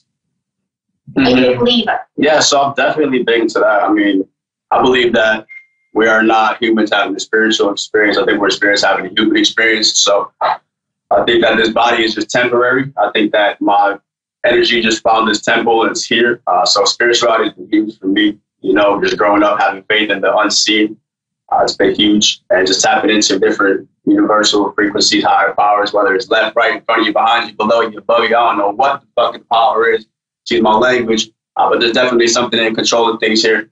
And that just tapping into that oneness, into that power has been key. So you can call it what you want, spirituality, religion, whatever. It's been a huge factor in my success because without it, I don't even think it would be possible. Amazing. And I kind of felt so cool when you was in the hypno, you kind of connected to your past life. Can you please tell us how you feel and which way you connect to your past life? Yeah, so just thinking about the past life, it's almost like we've been here before. Certain situations seem familiar, deja vu, almost as though before if things even happen, precognitive notions. And my past life, if I had to say truthfully, I think that, I was here and I learned a lot. And now I'm here to speak for the people, to awaken the people and set the people free. So it's coming down to taking what I believe is my kindred spirit and using it from what I believe in spiritually, mentally, and then finding a way to vocalize it so that I can enlighten other people. Fantastic. Henry, how do you feel about when someone says, are you successful, or do you feel that you are successful? What is your answer? Yes. You do? I feel successful. And do you feel just because you are believing something or someone that you became successful, or just you are successful because you're born successful? I mean, how is your feeling when it comes to success? Are you a believer, or are you, what can you suggest to young people? Because people says, well, I may have some idol, maybe I'm not a God believer, but I'm kind of like an energy believer. Right. I'm actually bringing frequencies of light frequencies. Oh, and do you believe in healing, by the way? I mean, do you feel that there is something named as a holistic healing and Yes. you can heal yourself? Absolutely. And did you done that before? Yes, I'm big into holistic healing. So, like therapy, such as, aromatherapy, essential oils, having diffusers, different things like that to really alleviate the air and the energies in the room are huge, and holistic healing, it's everything. I mean, people think it's taboo or it's hoorah or like placebo or just like, fiction, but this stuff is actually real. But as a successful person, you definitely may have some days which was completely kind of down and you've been depressed. But how you try to heal yourself with your energies that come from God and come from the universe or unknown, how did you use those energies to make yourself happy again? Yeah, so I mean, without using any medicine, example, because a lot of young people actually today, as I know, are using a lot of medicines like anxiety medicines or kind of like depression medicines, which is not good for the body and mind.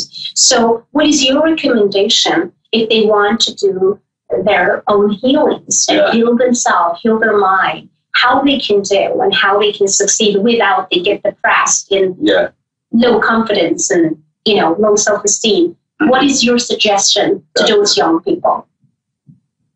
So I have a lot of suggestions, right? You know, just to kind of name a few, one of the first things you can do is just start surrounding yourself with better people, right? I mean, bad company is going to leave bad vibes. Bad people are going to just rub off on you. You're not going to feel right. You're not going to be doing the right things. You're not going to have the right attitude, the right mentality, etc. So get around better people. Start reading. Start reading books that are actually going to help you in your future, your development. Fantastic. Not fake books, you know, like no Harry Potter, 50 Shades of Grey, nothing like that. Take a book like Think and Grow Rich, you know. Read books that are really, you know, empowering, you know. So reading is huge. Reading is absolutely monumental for anybody who wants to succeed. There's lots and lots and lots of value you can pick up, you see in just one book. So reading is huge. Another thing is just realizing that you're not on this planet to make everybody happy or to essentially get everybody to accept you. So just make yourself happy, you know, making yourself happy. You know, I believe like something like 80% of happiness is self-generated, right? So you can't be looking out to the external world for things to make you happy. You kind of got to make it from within. So just knowing that you have the power, knowing that I actually have the power within myself was really all I needed. I think that a lot of people don't or aren't aware of just the fact they have this innate power that's kind of dim. So people, you know, they're living in this low frequencies. They're depressed. They're sad. There is, you know, fear and scared states of mind. And if you recognize yourself in that, that's, you know, recognize where you're at. It's one of the things. Like recognize what recognition about yourself. Yeah, just you got to kind of know. Okay, here's where I've been. Here's where I am. Here's where I want to go. So just knowing yourself is huge too. You said something to me earlier. And then meditation. Yeah, before the hypno, you said something to me that I know what I want, but sometimes maybe, I mean, I'm kind of doubting. And I told you, well, I kind of feel that you're so powerful because after the hypno, I really found you as a very powerful person. But thank you. And that is true because sometimes a little bit of doubt, it could actually make us a little bit, you know, uncomfortable. And that's maybe why we need some sort of help with some good mentor, maybe clinical hypnotherapist, maybe someone to talk with, friends or, you know, family, or someone that could actually help you out with that fears. So what is your suggestion? Let's say that a lot of young people wants to go to the music industry, modeling, example, and they kind of like being in that, you know, music kind of, you know, shows, videos, like TV. So what is your suggestion to them? Do you feel that it's a cool thing to do? Do you think that it's just like, you know, some people maybe they feel like they have to, but they kind of feel they don't have the voice and they can't really kind of be counted on as I can't be a rap artist, example. But what they can do, because they still have that dream, do you want to be a rap artist, but they are not made to? But what is your suggestion to them? What they can, that anyways they can actually make that dream happen, even when they don't have that type of talent or voice? What is your suggestion to them? Yeah, so I think people should focus on their strengths. I think naturally you should tap into and harness what you're already good at. However, if you're somebody who believes deep down that you should be a rap artist or a singer and you just don't have the talent, you don't have the voice necessarily, you can work on it. You can practice. You can always So it's impossible? Or is it possible? Anything's possible. Okay, awesome. Anything is possible, okay? There's voice coaches. There's plenty of YouTube. Going back to the books you can read. Tons of content, masters, gurus, mentors, you name it, who can help you master your craft. Essentially, maybe you won't be the best. Maybe you won't get all the recognition you think you deserve. However, it's definitely possible to, you know, chase that But dream. start from somewhere, correct? We have to start from somewhere. You have to start from somewhere. It's other than that, we can't know that he can make it or not. Yeah, I mean, you have a better chance of making it by just taking little steps at a time, one day at a time, taking action than just thinking about it and not doing anything, right? Fantastic. So just put yourself out there and go for it. Normally when I'm actually doing my radio show, so people calling me and ask me a question as a medium and psychic. So I don't know if my producer tonight will actually bring anyone live, and that would be cool. Maybe you can actually say something with your sense and abilities, because I do believe that everyone having some sort of abilities, kind of psychic abilities, sense, that could feel and sense people, feelings, and connecting and tapping to their energies. So basically, maybe tonight we will have some caller. I will talk to them first, and then let's see what he or she want to ask you with questions. That would be fantastic. That would be fantastic. Let's do it. Yeah. So, as you guys know, you are guys listening to Avid Advice show. It's avidadvice.com. A lot of things happened to Avid Advice. Go to avidadvice.com and see what really happened. A lot of changes, good changes, and we got app. You guys can just download the app and just call and chat from there in no time. And also we got the free questions. So basically you can ask any advisors, any type of burning questions and get your answer for free. So I want to use this opportunity and do that. All advisors on Avid, they are professional and they know what they are doing. So basically, they are not a therapist. They are a real psychic. They have sense. They give you the advice that they feel and sense and connect and tap to that energies of unknown. So now back to studio, and I have Candace. Hello, Candace. How are you doing? This is Fiona, and I have Henry, rap artist on Avid Advice. Hey, Candace. Hi. How are you? We are doing fantastic, Candace. How is your evening, and what are you doing? Give me your date of birth, my heart, and then let me just feel and sense what I can do for you tonight. Go ahead, sweetheart. Okay, yeah, I'm getting ready for the holidays. It's Thanksgiving tomorrow, so we're getting ready to go to our family's house. Okay. Yeah.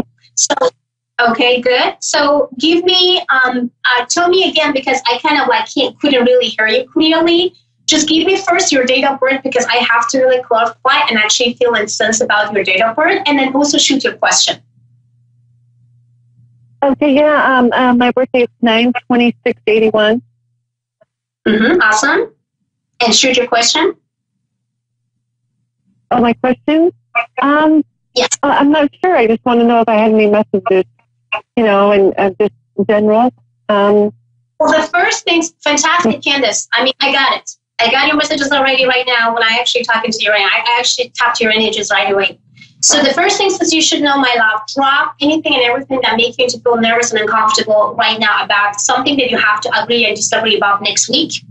Also something that had to do with some movement. It could be move a place, or it could be something that you have to agree as a new things. If it's going to happen, it will happen. Don't force and don't try to stress yourself. Just come to me right now.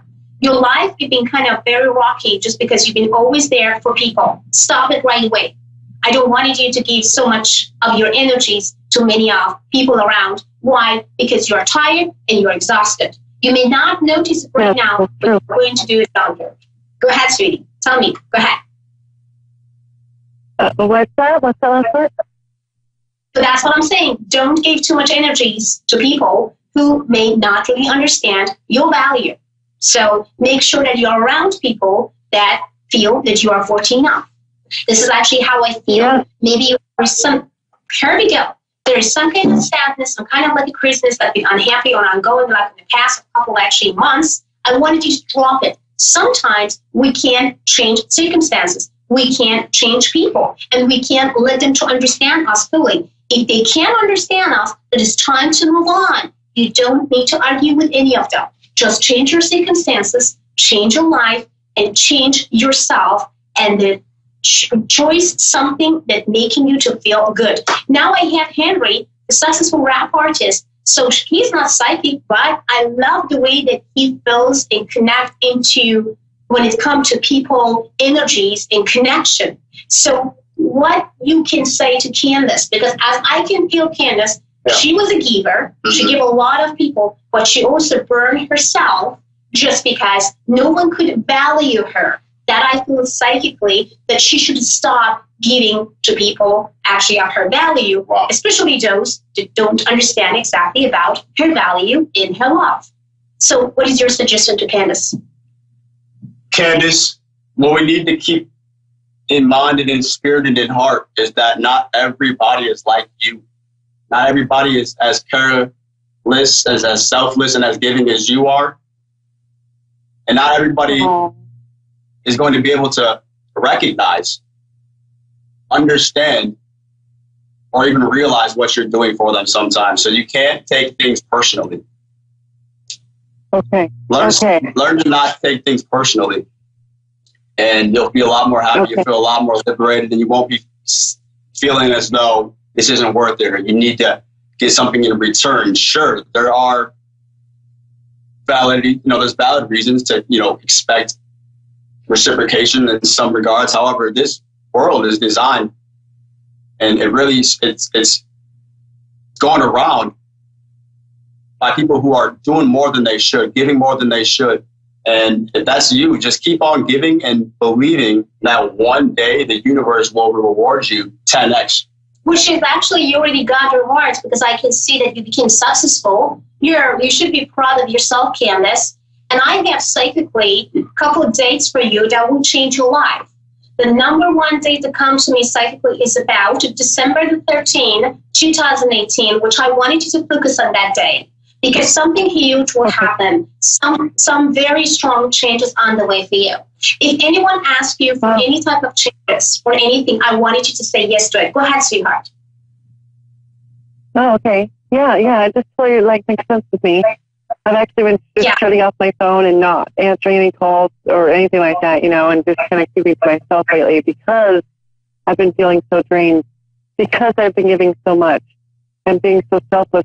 I caught myself, and I need to take a step back and just remember, who I am and be here for my daughter, and that's it, Correct, because you don't have any energy left, sweetheart, because those people who was absolutely manpower, just suck your energy off from your body and your mind, and that's what you are doing is correct. Stay away from those people. Ask and resist. Just to stay away and don't try and change your circumstances. And I know you will see the result absolutely before 2019. So you don't need to wait about a year or 2 years or 2 years to see. I'm just telling you, just lay back and relax and see December the 13th, 2018, what will bring to you to make you to feel happiest, healthiest, wealthiest in this earth.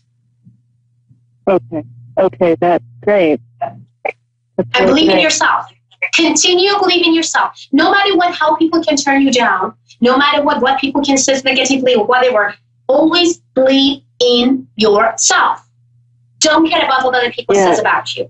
Don't care what people actually gave you as advice. Just believe in yourself. Be your own competition. Compete with yourself every day. Find the best version of yourself, which I know you are a master of it, and you can do it because you are helping a lot of people, as I can feel, as I sense. But enough is enough for you. Don't be a giver anymore. It's time for you to receive, because there is no energy left. So you need to charge your battery in order to give again. But do it with the right people, in the right place, and in the right time. Am I right? Yeah. Yes, you're right. I've actually been to the doctor 4 times this past month because I'm just completely drained and completely exhausted. So I'm just oh man, I just need to stop doing what I'm doing. I just need to focus on myself and stuff. So you hit it right on the head, And you can do it. You did it a lot of time, and it's not just, and I can even feel and talk to your past life. You definitely was a leader, and you are a leader. You can lead yourself. In order to be a leader, you have to lead yourself. You have to lead your life. Don't allow anybody take over your life just because you can feel that you are not good enough.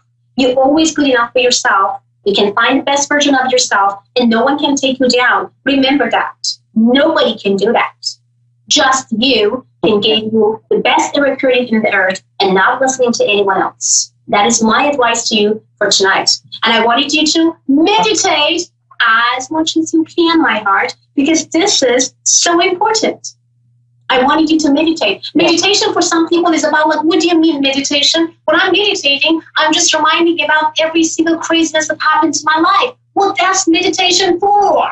That you have to connect with those negative thoughts and feelings to remove them, to disconnect yourself with them, to become or find your best version of yourself. That's what meditation for. So if you feel distracted, the disconnection with yourself, it's just because you have to meditate and feel that I will say goodbye to those negativity and thoughts that come to me when I'm just sitting relaxed and waiting, and stop blaming yourself. If you blame yourself for what you did in the past, you would never forgive yourself. By not forgiving yourself, you would never succeed. You would never feel good, and you're always going to feel guilty, and you're never going to find yourself again. So never blame yourself. Past is past. I don't care about my past. My future is about 2 hours from now, not even tomorrow. Enjoy your moment. Enjoy your moment. Am I right, Henry? That's great. 1,000%. I agree. 100% right. Oh.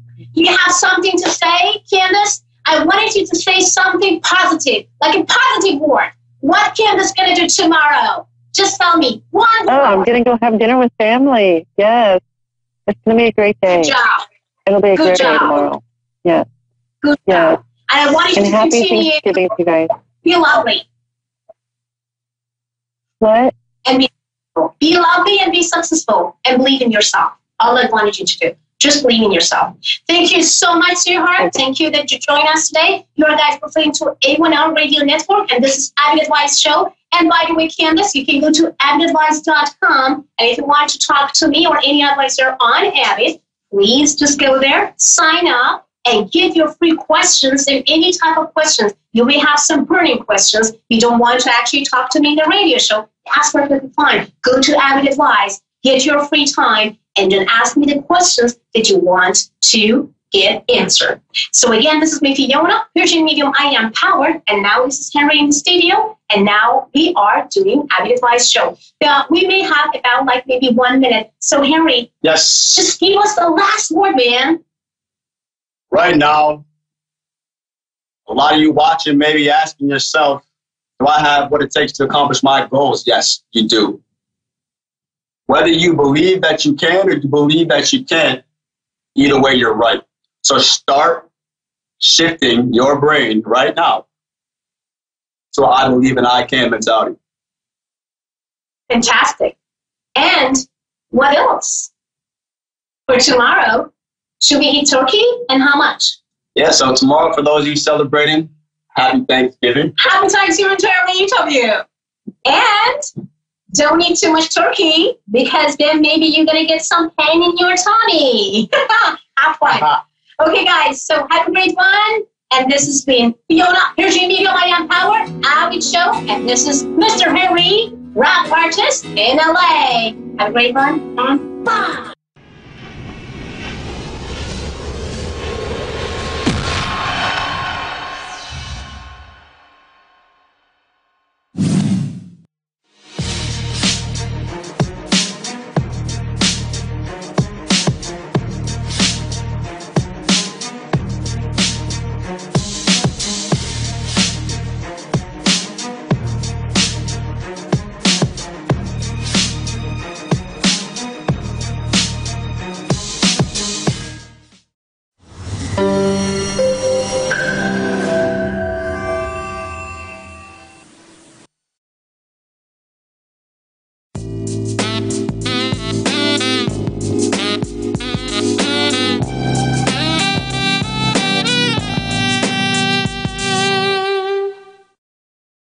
Hi, everyone. Thanks for tuning in to the Ask Rebecca radio show. Hope everyone's doing well. It's been a jam-packed week of intense energies coming in and shaking things up, and they will continue to intensify through the 22nd of this month. You could be experiencing vivid dreams and unusual ones that seem not to make any sense. You could have bouts of anxiety mixed with fatigue. Some of you could experience symptoms, cold-like symptoms, maybe scratchy throats, runny noses, maybe even some weird ear issue stuff like ringing or humming in the ear, or maybe even like a waxy buildup. Hang in there. You'll integrate the new energies and you'll get a little break before the next wave comes in. Lots of people waking up right now to the fact that they're more than just a physical being. Some beginning to connect with their own gifts and abilities. So it's a beautiful, beautiful thing. And I'm super excited for all of you that are experiencing those things.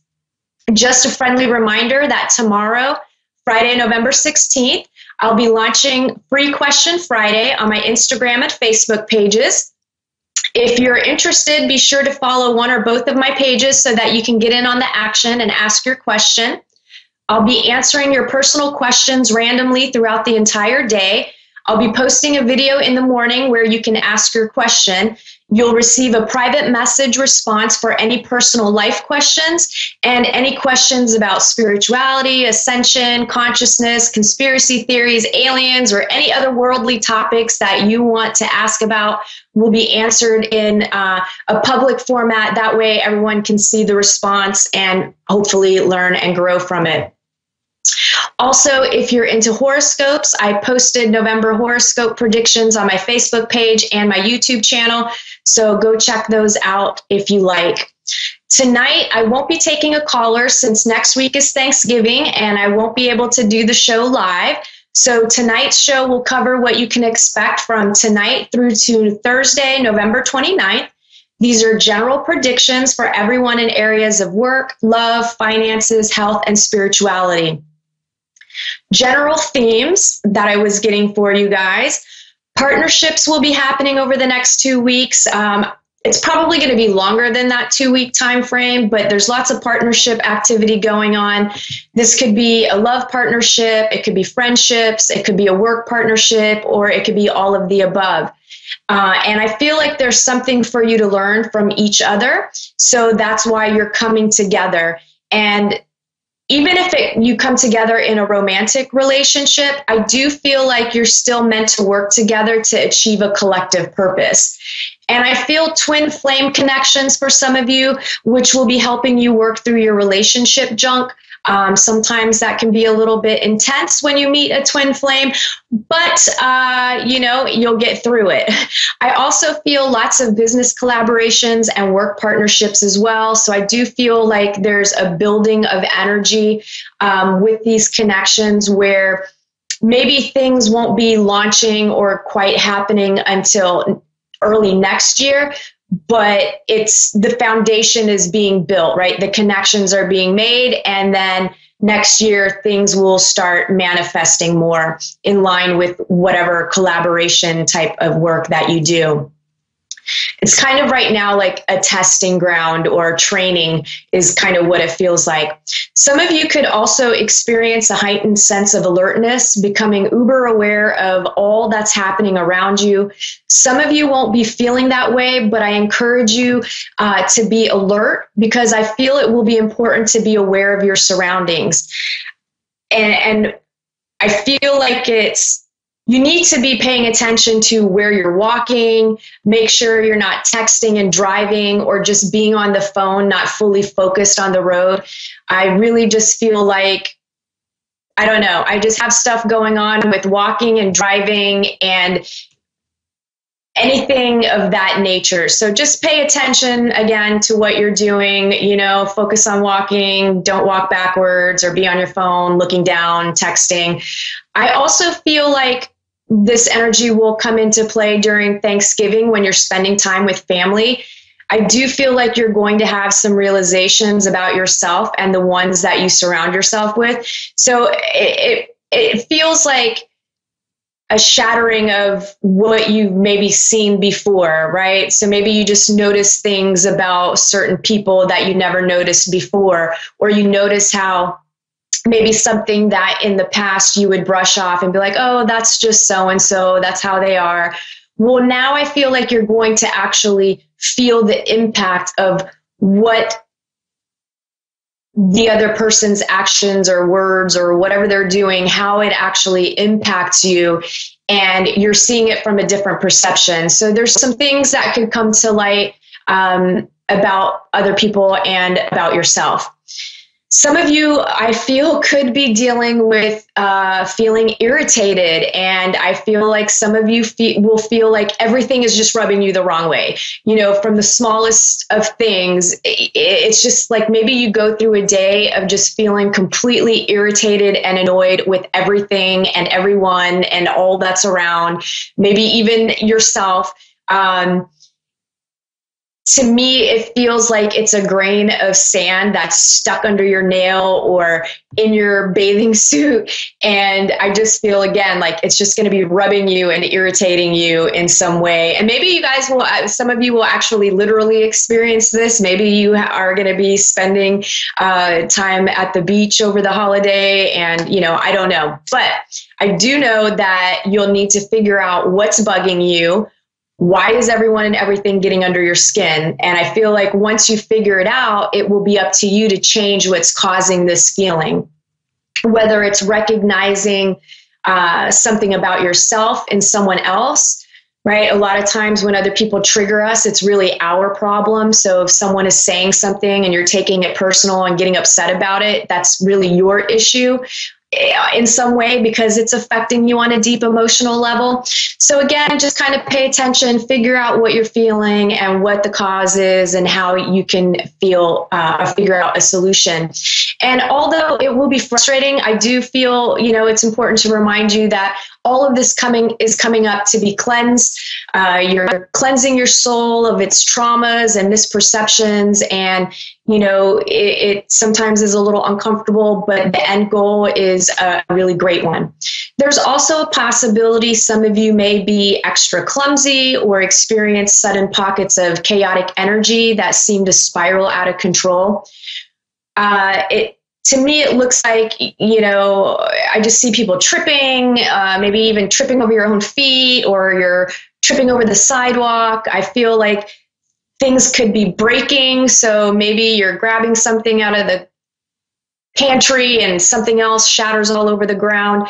You're spilling things. You're just kind of clumsy and dropping things. And I do feel like these pockets of energy, they're going to be like back to back, right? So it's almost going to be comical in nature where you grab one thing, something drops out of your hand, and then you go to pick it up and then you slip or like something to that effect. It really just it doesn't feel like it's something very serious. It just seems more, again, comical in nature. And it just reminded me of the Three Stooges of just being completely physically silly. And why these pockets of energy are happening is just because there's a lot of stuff coming up, but these pockets of energy are actually breaking up old patterns. And it seems like a silly way to do it, but it works really well because it kind of shakes you. And, hopefully you can just laugh at it and not take it too seriously and get you bent out of shape, but pay attention to your reaction to when those things are happening, because that's going to give you insight into what's being broken up, what pattern of behavior is coming loose within you. Lots of energies coming in for soul growth and expansion of your consciousness.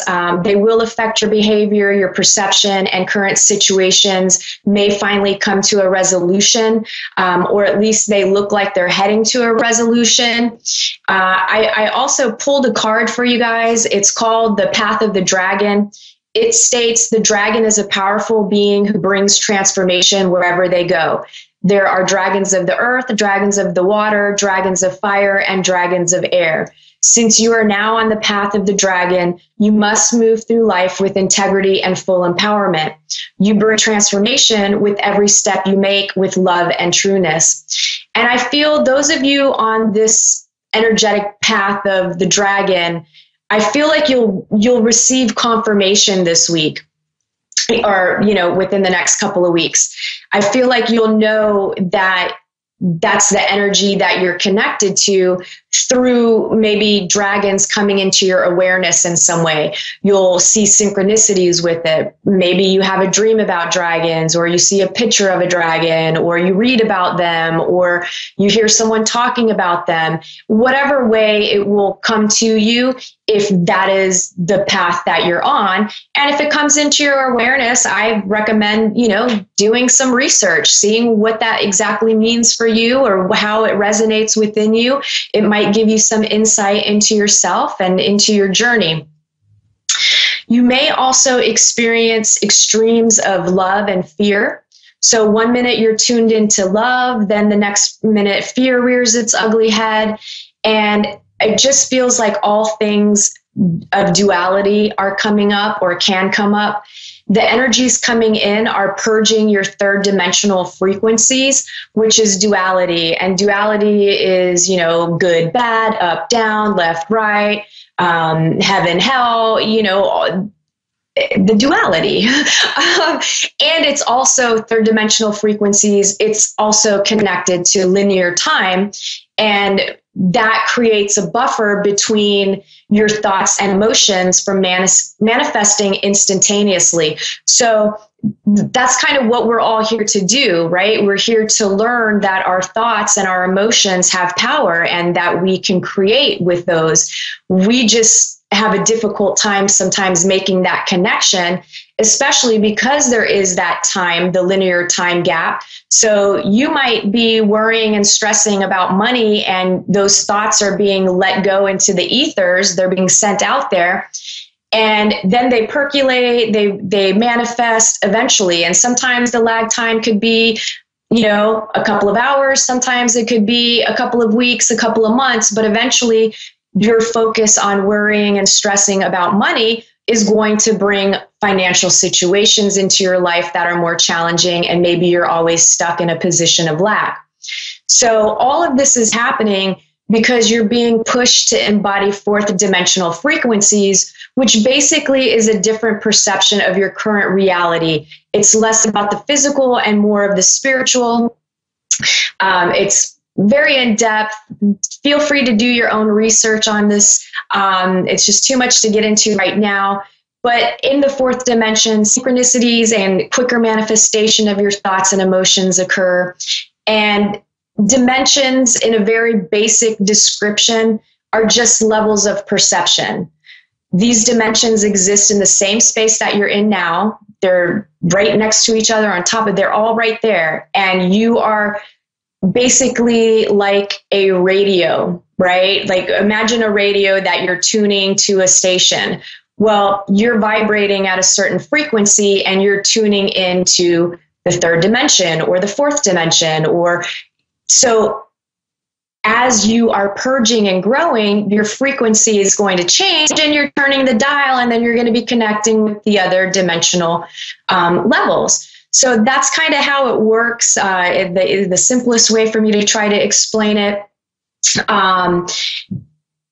It's just really complicated and complex topic, and we don't have enough time to get into all of this right now, but I just kind of wanted to give you a basic overview. And yes, many people are already embodying fourth dimension, and there's many people that are even higher in dimensions.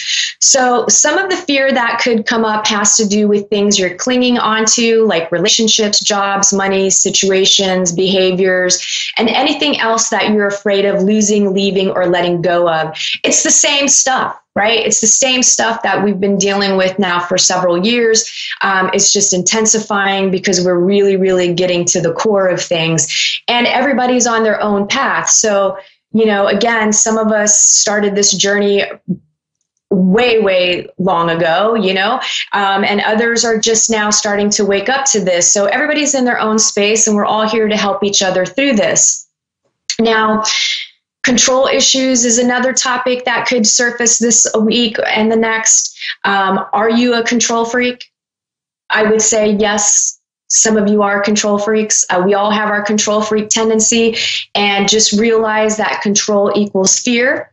And if you're not sure if you're a control freak, well, I do feel like you'll find out if you if you are over the next couple of weeks, maybe some of you, it'll take a little bit longer, but I do feel like you'll realize, oh, you know what? I do feel like I have to plan everything and I need to know. And if it doesn't go exactly the way that I mapped it out for the day, then I'm rocked to the core and it, affects you emotionally. So take a look at that and see. I do feel like you'll move through this really quickly and end up being more open, generous, and more aware of the fact that fear solves nothing. I also feel some of you or others around you may have the need to prove that they're right about something. When you're in the third dimension, you'll fight about and argue your point about being right. When you're in the fourth dimension, if you know you're right, you don't feel the need to prove yourself. You don't need to prove that you're right. It doesn't matter to you. You won't feel the need to convince anyone to believe that you're right. You'll let them figure it out on their own. So I just wanted to give you that comparison so you can kind of see what I'm talking about when I refer to third dimension, fourth dimension, and so on. So it is a matter of perception. So pay attention to that, right? If you catch yourself in a situation where you're arguing about being right, take a step back and realize, what's the point? You don't need to prove that you're right about. If you know you're right, you're right. Who cares if they believe you or not? I do feel like there could be power struggles and conflict. Pick and choose your battles. You could see this play out worldwide as well. Expect more conflict and power struggles within politics, businesses, and I feel like some stuff with Hollywood will be in the news as well. So, it all sounds a little bleak, but it's not going to be that bad, right? It's going to come up into your awareness. It's all about how you handle these things. I don't want you to think like the next 2 weeks are just going to be horrific. They're not. There's just stuff that will be coming up. And, and you can minimize the effects by being aware of what's happening and not being emotionally triggered, right? Don't become emotionally reactive to what's happening. Instead, take a minute. Observe, feel, and then respond.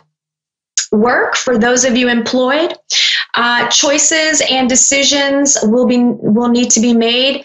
Caution with mixing business with pleasure, especially the romantic kind.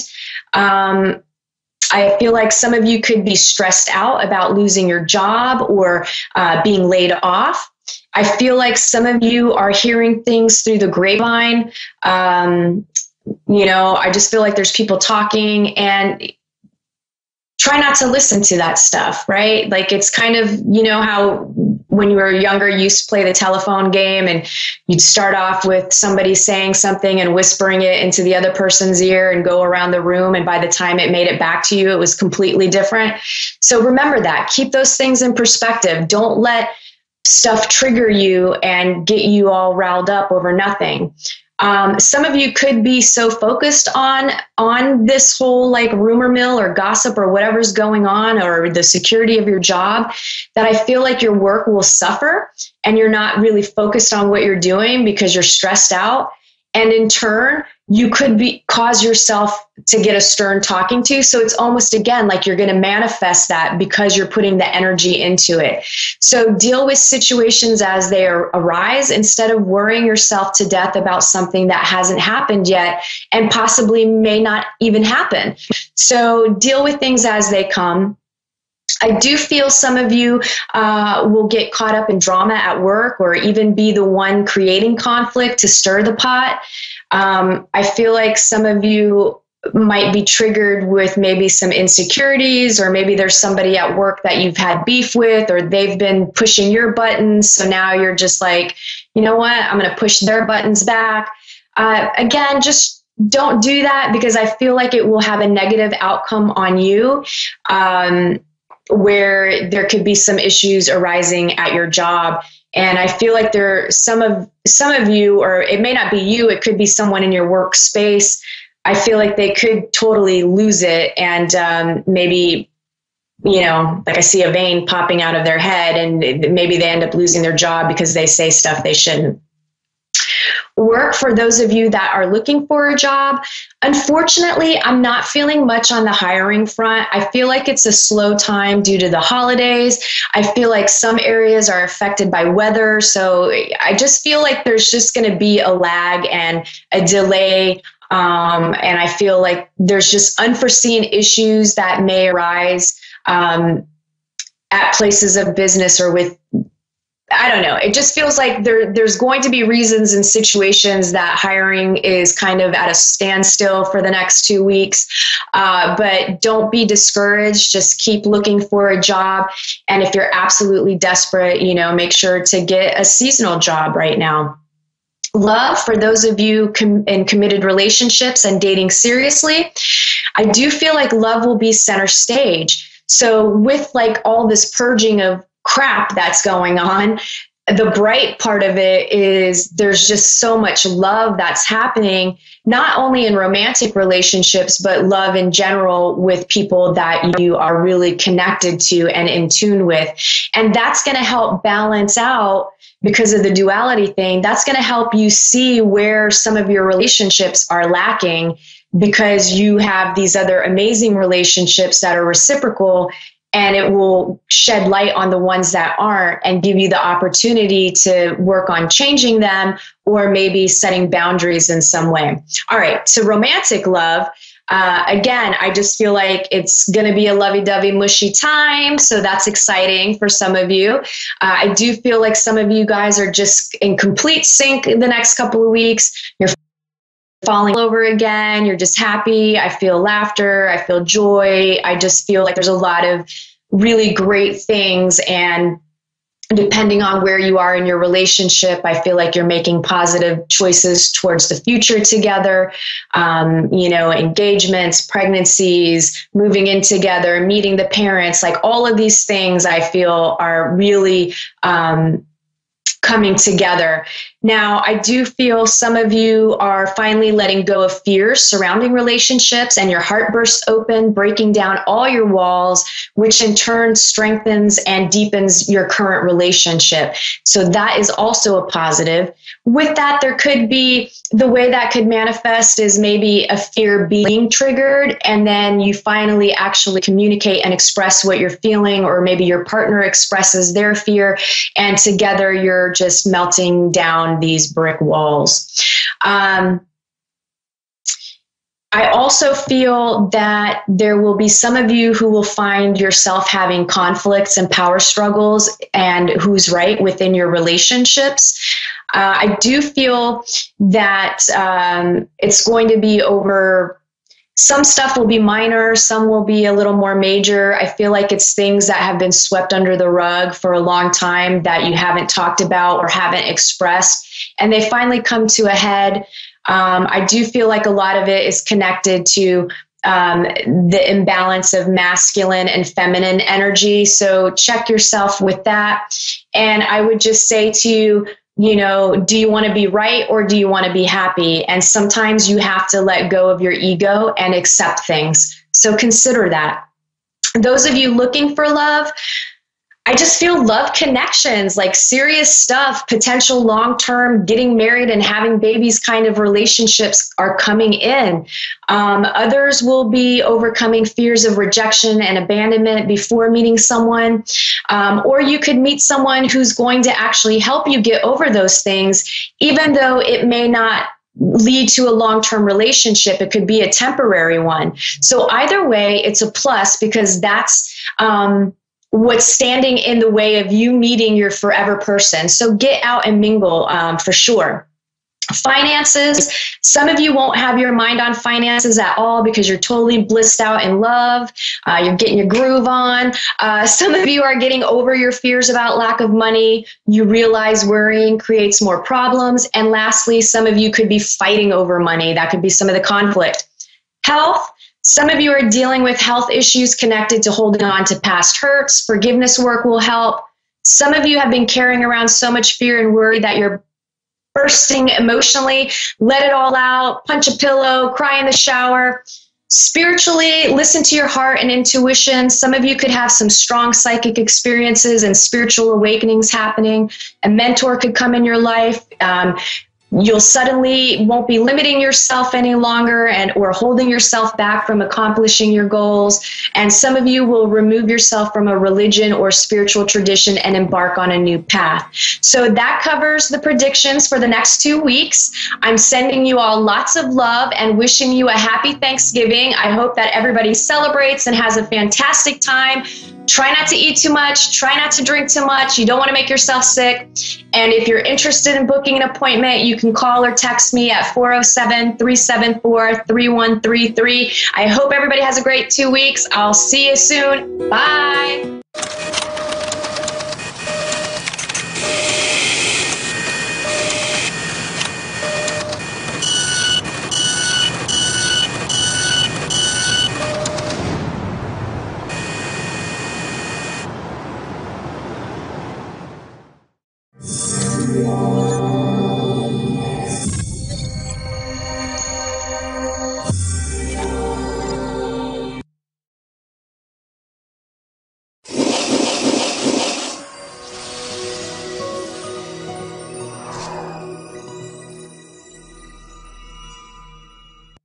Welcome to A1R Psychic Radio here on Moonstruck TV with Amanda Hall Psychic, here all the way from the Gold Coast in Australia. It's actually early morning here. It's 8 a.m. in the morning here in Australia, and the spirits are already starting to tickle my ear.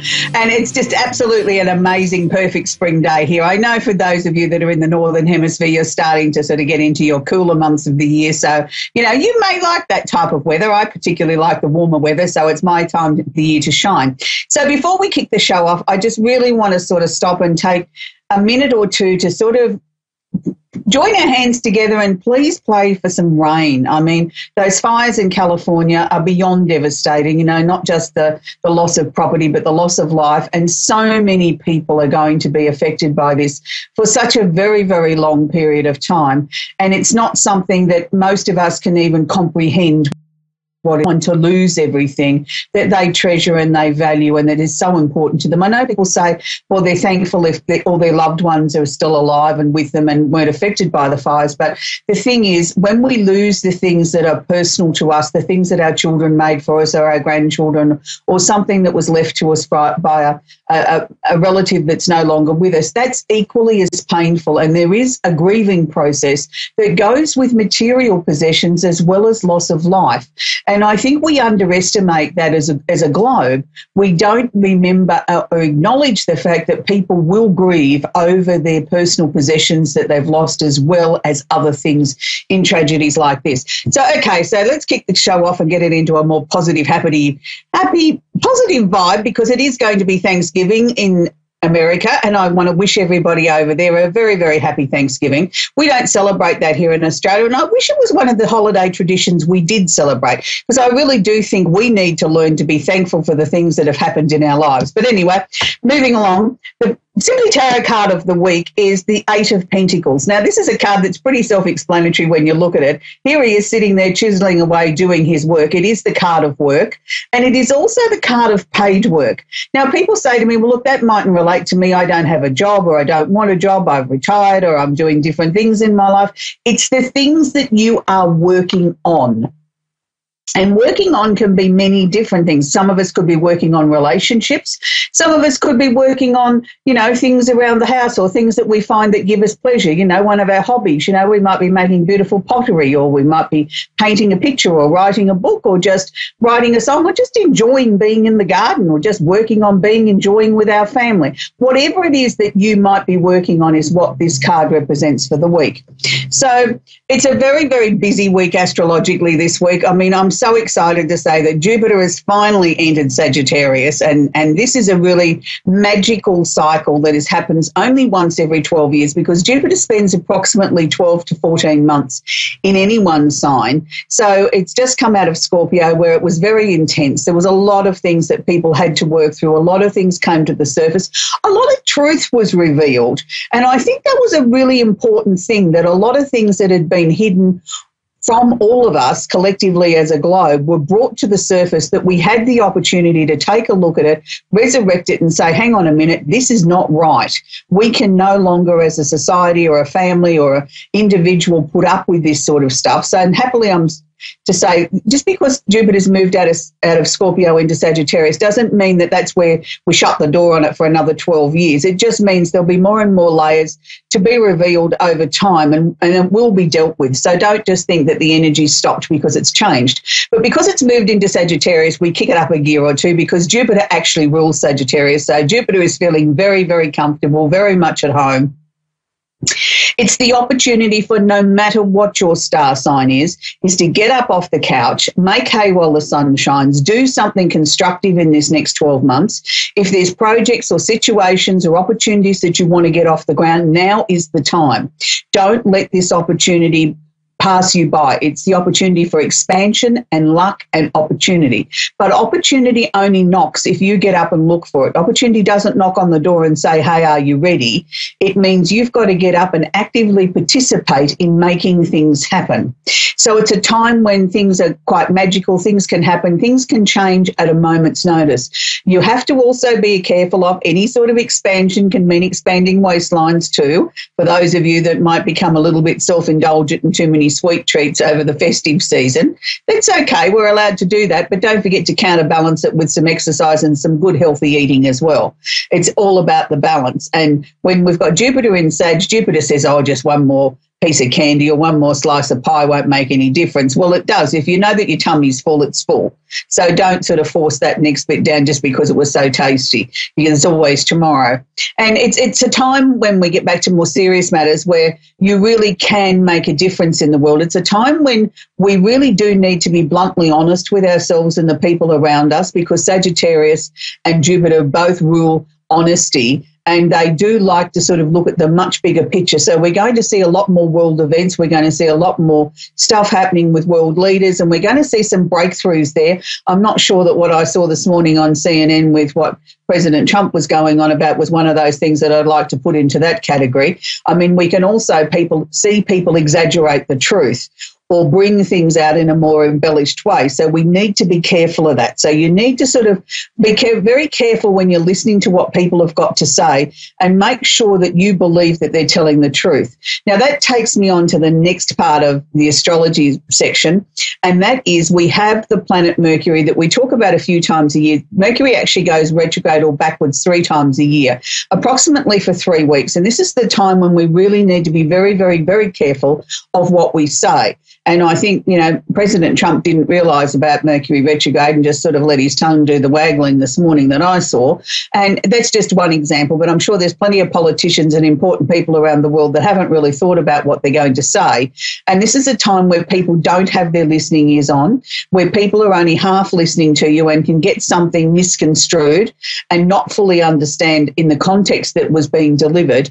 And then that can create arguments and disappointments. So be very careful over this Thanksgiving holiday, that if you're spending time with family and friends, this is not the time to air the family dirty washing or the arguments or the grievances you've had, because even though you think that you might be presenting it in a very logical, practical, nice, gentle sort of way, the person that you're directing it at may take umbrage to it, and they may not be very happy with the way that you've brought this up at the dinner table. And sort of, why would you bring it up now? Can't we discuss this on another day? And it could end up causing more of a rift in the family than what you intended. Where you were trying to mend a family, you could end up blowing it apart.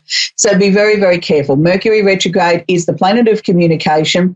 It's the time that we need to be very careful with all forms of communication. It's the time when we can have issues with our laptops and our electronic devices, where emails go awry, people get on the wrong plane, they lose their luggage. It's not the perfect time to send a parcel or sign a contract, but I'm not saying the whole of your life should stand still either.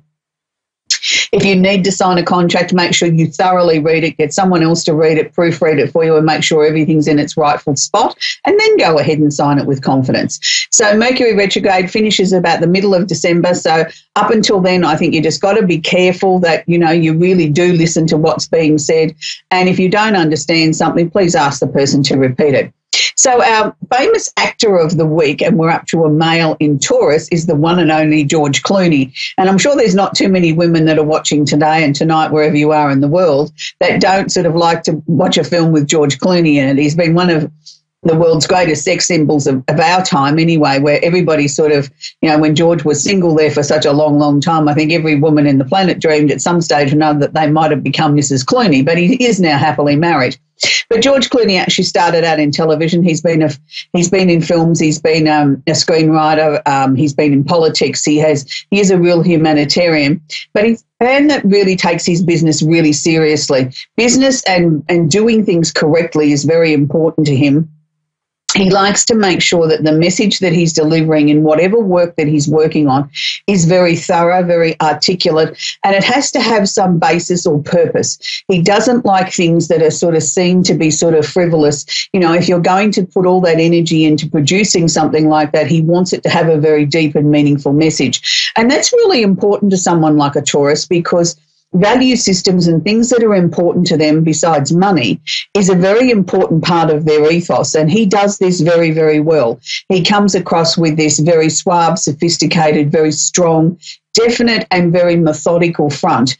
And they're all words that I would put with the Taurian energy. And for those of you that have been watching regularly, you'll know that, you know, the Taurian energy is about, you know, what's mine's mine and what's yours is mine, and their first love and their only love is money. And, you know, and that's an important thing to them because they need to have this financial security underneath them. But they also are very strong, dynamic and definite sort of people who, you know, take a long time to get angry, but when they do, watch out. Now, he's won many, many awards over the years, but he's also won 3 Golden Globes, 2 Academy Awards, but he also won the Academy Award for Best Picture for Argo. And it's not a picture that I can say that I've seen, but I'm certainly going to look at watching it over the holiday season. So we need to keep the show moving along. We are actually featuring this week, it's the full moon, and it's on Friday, wherever you are in the globe. And this week we're working with the full moon candle. So when we're working with the full moon energy, the full moon is when the energy of the moon is at its fullest. So I like to work on a 7-day process. 2 days on the approach, 3 days of the full moon. So that would be from Wednesday, we'd be starting to work with the full moon energy. 3 days would take us through to Monday. So from Wednesday to Wednesday, we would be working with the full moon energy. Now, the full moon this month is in Gemini. So this means it's going to be, in a sense, an erratic full moon, because the Gemini energy is asking us to be versatile, flexible, be able to change at a moment's notice. Don't be in too much of a hurry to set everything in concrete. Allow opportunities to come to you. But it's also about getting to know our local environment, spending time in our local neighbourhood and sort of really understanding and knowing what's going on. So the full moon energy works like this. I want you to write a list of 3 things that you would like to release under the full moon. Now, that can be anything from, you know, I might want to release my uncomfortable energy that's been sort of surrounding me in the last couple of months. You know, I've been feeling a little bit negative, a little bit down. Maybe it's time to put that down on a piece of paper and say, I want to release that energy as we head towards the end of the year. You might want to release an argument or a disagreement that you've had with a friend. You might also want to release your debt that you've got in your life, that you want to find some active, positive ways of being able to reduce or release your debt. Now, with a full moon, I always like to have everything in balance. So if we're going to release 3 things, I'd like you to put down 3 things that you'd like to attract towards you, things that you can make that are fresh and new in your life that, you know, maybe longer range plans, but they're things that you can do. So with a full moon candle, we have 2 wicks in these candles. I prefer to light 1 wick one day, 1 wick the next day. That way it gives you a longer burn time. You will get approximately 50 hours out of an extra large candle, but if you're working with the 2 wicks, you'll get anything up to 100-hour burn time. Now, because we're in the Gemini energy, we need to have an air sign candle. So this is our Gemini candle, which also equates for our other air signs, which is Libra and Aquarius. So again, the same principles. Write an identical list to what you did with your full moon. You're putting it in the same principle, 1 wick one day, 1 wick the next day. So what we do is when we've written the list, we read it out aloud. As we're going to light the candle, we pop it underneath the candle, and then we put the candle on a coaster, never directly on the furniture, so that then that way then we're sending out to the universe our intent for the new moon, and we need to be looking at that in a very positive sort of way. So we're looking at it in a way that we're sending out to the universe what it is that we want to attract to us and what we want to release under the full moon. Now, this is very important, that we're releasing and then we're replacing what we're releasing with something new.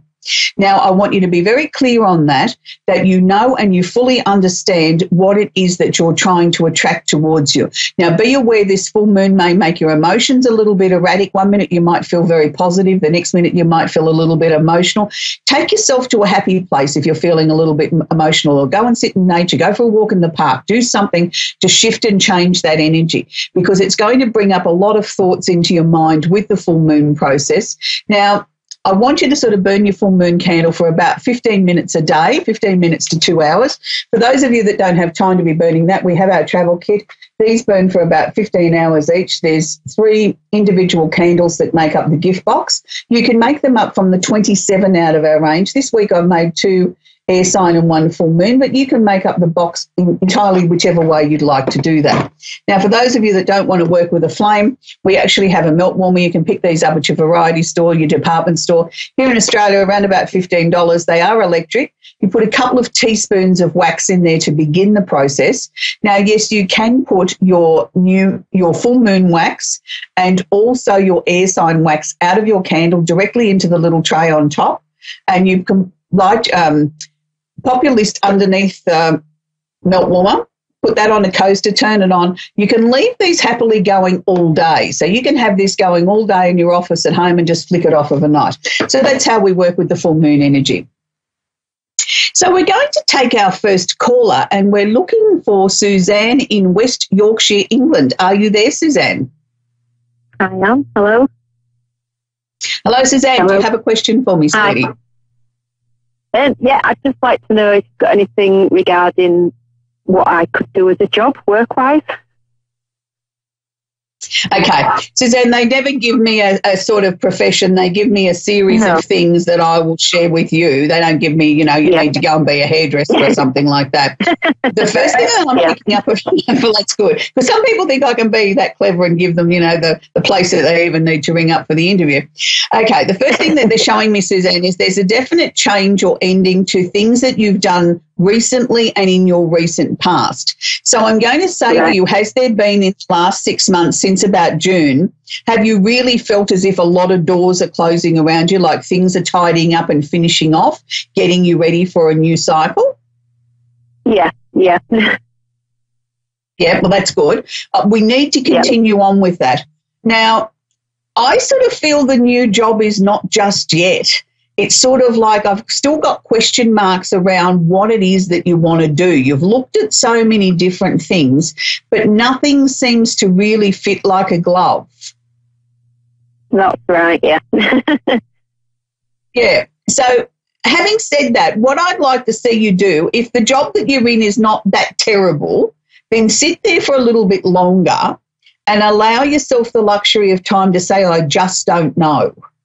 And then see what comes into your mind. Sometimes I think we get so bogged down and I've got to have an answer now that we actually block the positive energy or the positive direction that's going to come from our higher guidance. We block that from coming in. What I am being shown is that there needs to be some further study or training to get you to where you want to go.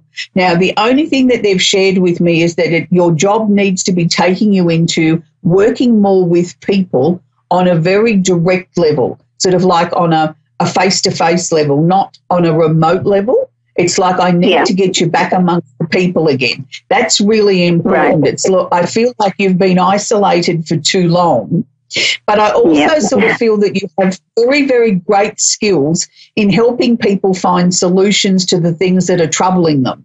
So I think we need to somehow or another put this into a job. Do you know what I mean? If you're going to sit there and listen to everybody's ailments and problems, you may as well get paid for it.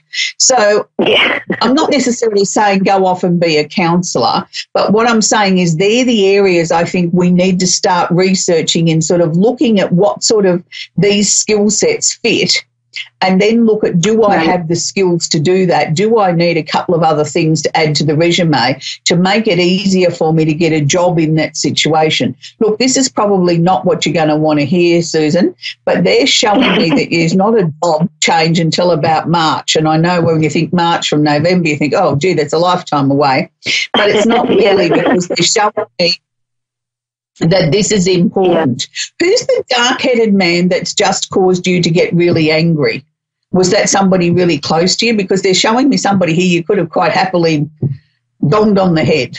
You were so cranky with I don't know. I don't know. Okay, I'll leave that with you, but they just showed me a man with dark hair, and they said that you were so angry. You know, it takes a lot for you to get angry. Right. And I've not been angry lately, so I'll watch for that coming. Okay, all right. Well, then take that as a premonition or a warning of something to come up. But they're showing me it's not worth the anger. I mean, I don't know that we can prevent the anger, but it's like don't get bogged down on whatever that is, because it's here one minute, it's gone the next. It's really not that important. You know what I mean? Like you're better off conserving your energy, other things that are more important in your life. So that's really good. But I wish you well, Susan. I know that you're going to find the right position, sweetie. Thank you. Okay, we're going to go to Ada in Newry, Northern Ireland. Are you there, Ada? Oh, yes, I'm here. Ada. How are you, sweetie? How can I help you? I wanted to ask about, what do you see in my career life? In your career life, sweetie? Yes. Okay. First thing that they're showing me is that the energy's bouncing all over the place. So you must have felt very unsettled recently, have you, in your life? Yeah, that's true. Yeah, because they're showing me we've got to try and stabilise that energy a little bit before we can start to get direction of what it is that you need to be doing next. Look, sweetheart, I don't know that you're – look, I mean, I see work around you. I want to be very clear about that. I see work around you, but I'm not necessarily seeing the job that I think that you need to have just yet.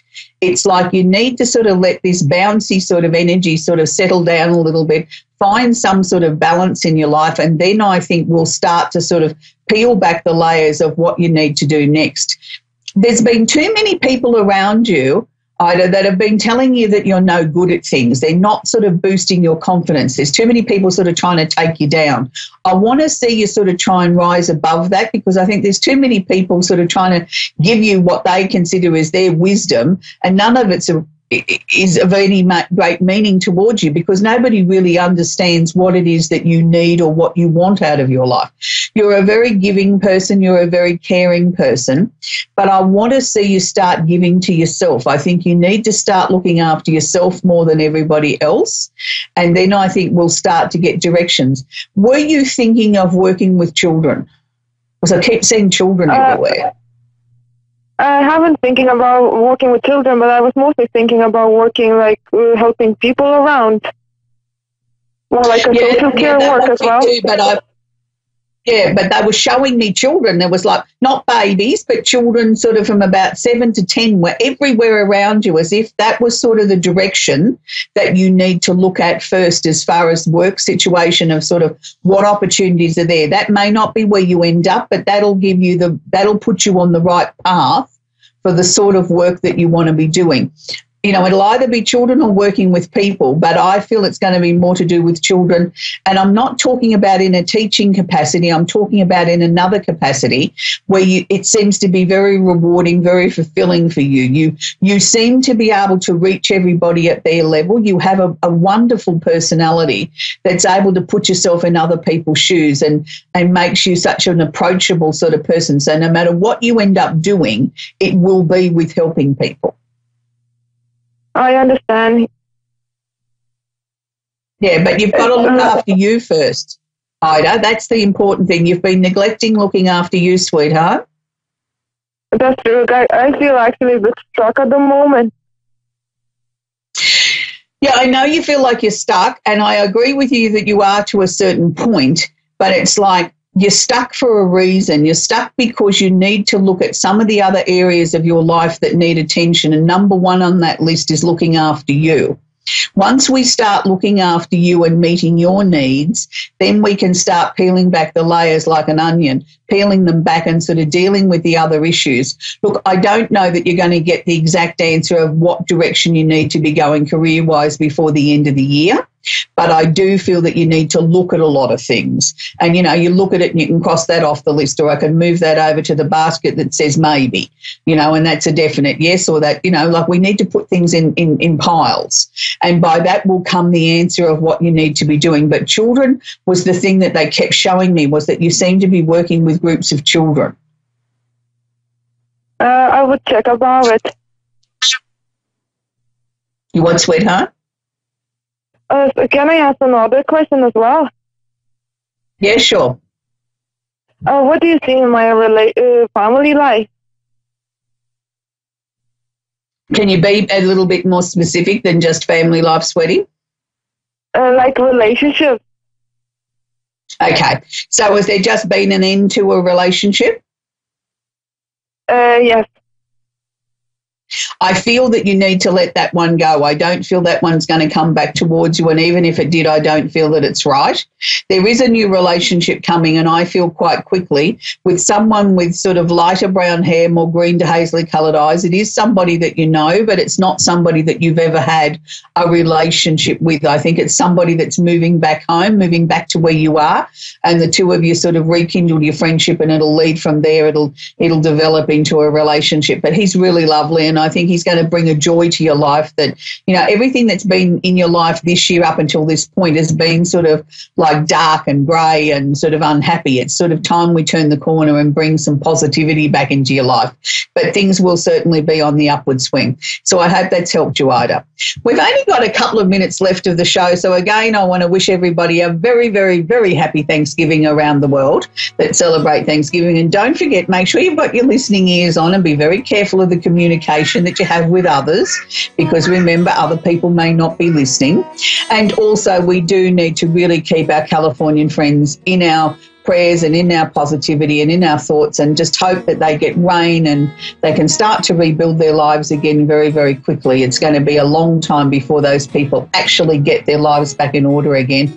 And I know firsthand how devastating fires can be. And on next week's show, we'll have the Simply Tarot card of the week. We will have our candle of the week. We'll also have our famous Taurian female actress next week, so I wonder who we'll find for that. And, well, of course, we'll take a couple of callers. And if you want to join my newsletter, you can go to www.amandahallpsychic.com.au. When you sign up, you'll get a free astrology chart, and you'll find that there's many different services that we offer there. And if you type the word radio in the coupon box at the checkout, you will get a discount for watching the show. So until next week, I hope you're very kind to each other, look after each other, but most importantly, celebrate and find something positive to bring into your life now that Jupiter's gone into Sagittarius, and get up off that couch and do something positive about your future. Bye for now.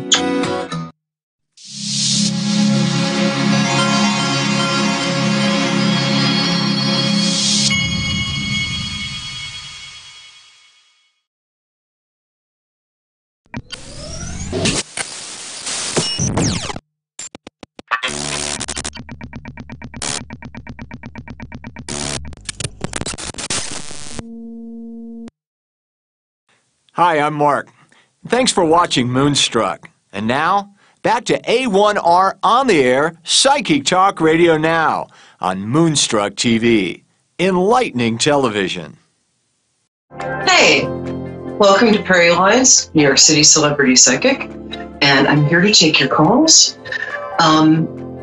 It's a very cold and bright day in New York City, and I know Thanksgiving's coming up next week, and a lot of us are going to be lucky enough to be with our families. But just a word of how can I put this? I guess advice. So sometimes when families get together, they can trigger each other a bit. And so about a week before I spend time with my family, because I don't know about you, but after about the second day, I turn right back into a 13-year-old, although sadly not physically. So as you're getting ready to spend time with your family, I found that what really helps is to start about a week beforehand, get into training. And I don't mean just for the turkey. I mean, start thinking about each person and about what you love and appreciate about them. If you have to drink in order to do that, I understand, but preferably no drinking.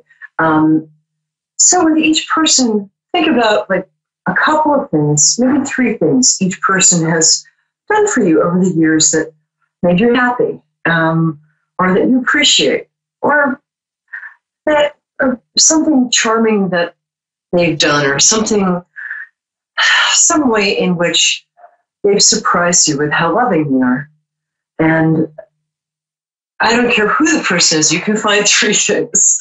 And walking into a family gathering with the intention of both being love and receiving love, and most of all, having love be the highest priority, not like, you borrowed my favorite jacket and you never get it back. But because eventually what we're going to have are memories of that time, which is what I'm saying here is be the biggest person and come in with a conscious appreciation of how important these people are to you. So that would be some pre-Thanksgiving advice. Anyway, and Christmas is coming up. If you're doing your Christmas shopping, reading with a psychic who's been profiled in the New Yorker is always a nice thing. So feel free to go to my website, and if you mention that you saw this show, I will give you $100 off. So that's the website is PerryLionsBrilliance.com website. It's on your TV screen, PerryLionsBrilliance.website.com, Perry Lyons.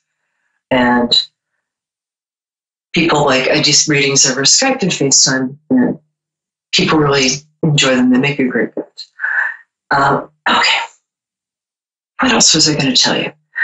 Well, let's take some calls. And I'm just really happy to see you. And come to New York. It's beautiful.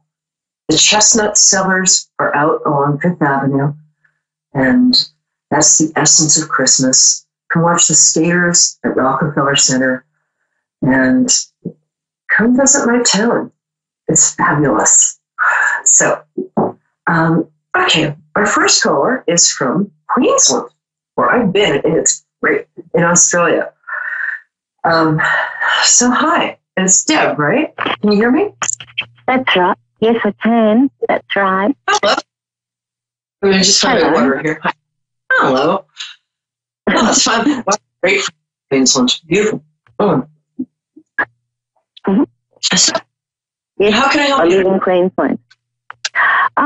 Okay, how can you help? I would like to know if my daughter is going to be okay, and will she meet the love of her life very soon, please? Will she make, what was the last part? Say that one more time. Will she make more of her life? So? Will she meet the love of her life? Yes, not immediately, because she's going to have to change. Will she meet the love of her life? Okay. First of all, tell me your birthday, because you're the person I'm kind of getting her energy through. Oh. So tell me just, your birthday. You don't have to tell me the year. Okay, 27 of the 10th. Oh, 27. I'm sorry, speak up a little. 27th what? Of October. October. Oh, that's a good day. That's a great birthday. Cool. And do you mind telling me your daughter's birthday, or is that okay with you? Yes, her name's Tara. Well, I think you say Tara over there. They're both good. Pretty name. And what day is her birthday? And then we'll hop in. Okay, 28th of December. Oh, wow. Cool.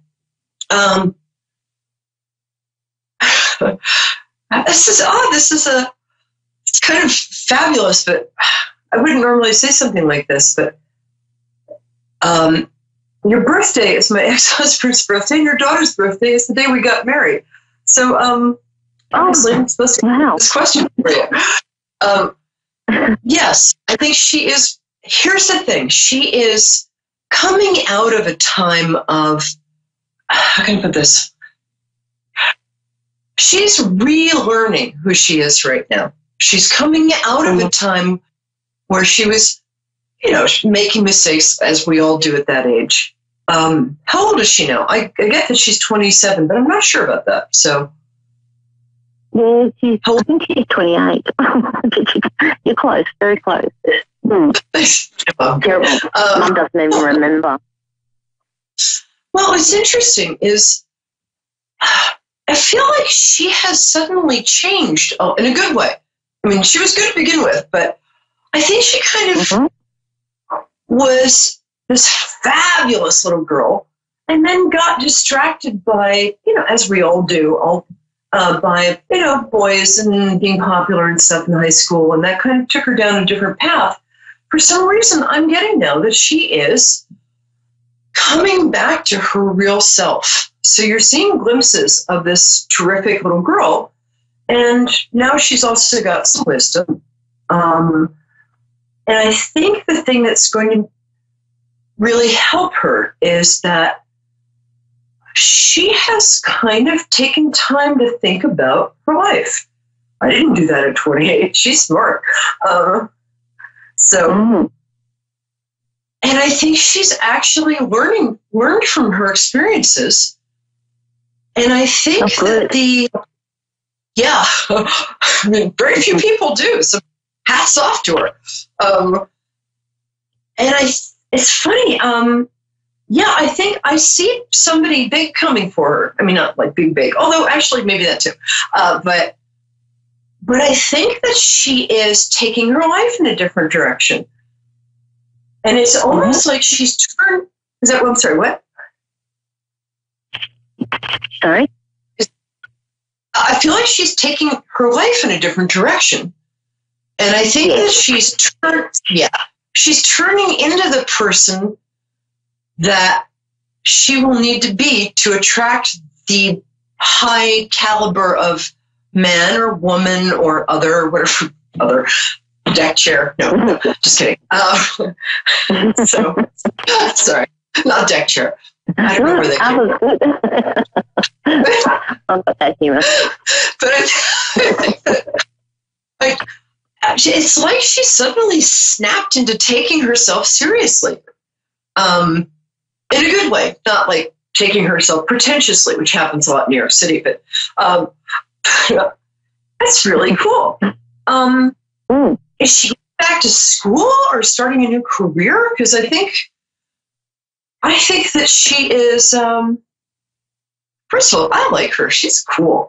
But the guy who's coming towards her, she is going to be in a really good long-term relationship. Like good.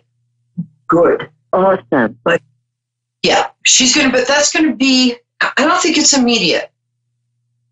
But what is the career thing that she's just started or rethought? She's actually studying to be an RN, which is a nurse. Yeah. She's already a nurse, but she's doing the top, like next level up. Is she a pediatric nurse? Because she'd be great at that. Funny you say that. She always said she was going to be that when she was younger. So she might still do that. That's interesting.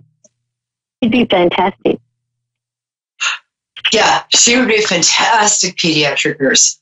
Fantastic. And get a lot of acclaim. Yeah, I think that's a direction she's going to wind up going in anyway. But it's going to be, I think, somebody she meets in the field. I hate to say doctor because that's so cliche, but I'm not going to rule that out. But I think that she's going to get so much confidence just starting now, and in the next 6 to 9 months. I don't know when her training ends, but I don't think she was at the right school to begin with, and I think this is the right school, or else maybe it wasn't. But she's in the right program with the right school with the right people, which didn't happen before so much. I don't know why I'm right. But she's getting seen, and now she has a brother too, right? Yes. Yeah. He's fine. I like him. He's cute. Give him and I'm not being a mum saying my kids are cute, but they are. They are, and he is. Wait. Wait, say that one more time. You got one more time? I've got a daughter and a son. Yeah. And I said he is cute. Not being a mother, meaning it, but he is cute, like you said. Yeah, no, he's cute. I'm not his mom. He's cute. I can see. But he's fine. Your kids are great. They're doing great.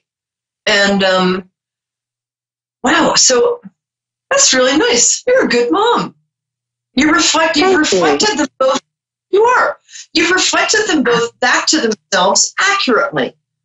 I don't get to see that very often. That's very cool. Nice going. Awesome. Thank you. Sure. Before you go, I'm just going to draw a card for you. We have the big heap of cards here today. So, awesome. So, yeah, because you're a great mom, but I want you to put a little tension on yourself. So, wow, you have some life story, girl. Wow. Okay, right about this. Wow. You actually, just before you go, I want you to know that one thing you've done is you've taken a lot of difficult experiences. Why have I just frozen? Okay. This card is somebody who's taken a lot of difficult experiences and transformed them into strength, right? Yes. And now you're using that strength and all of the things and this is where your daughter learned to learn from her experience, is from you. Because you have not let yourself be beaten by the stuff that's happened to you. You've kind of used that energy to move forward. You're so cool. So you've been kind of looking to find yourself for a little while. Whoops, that's that card.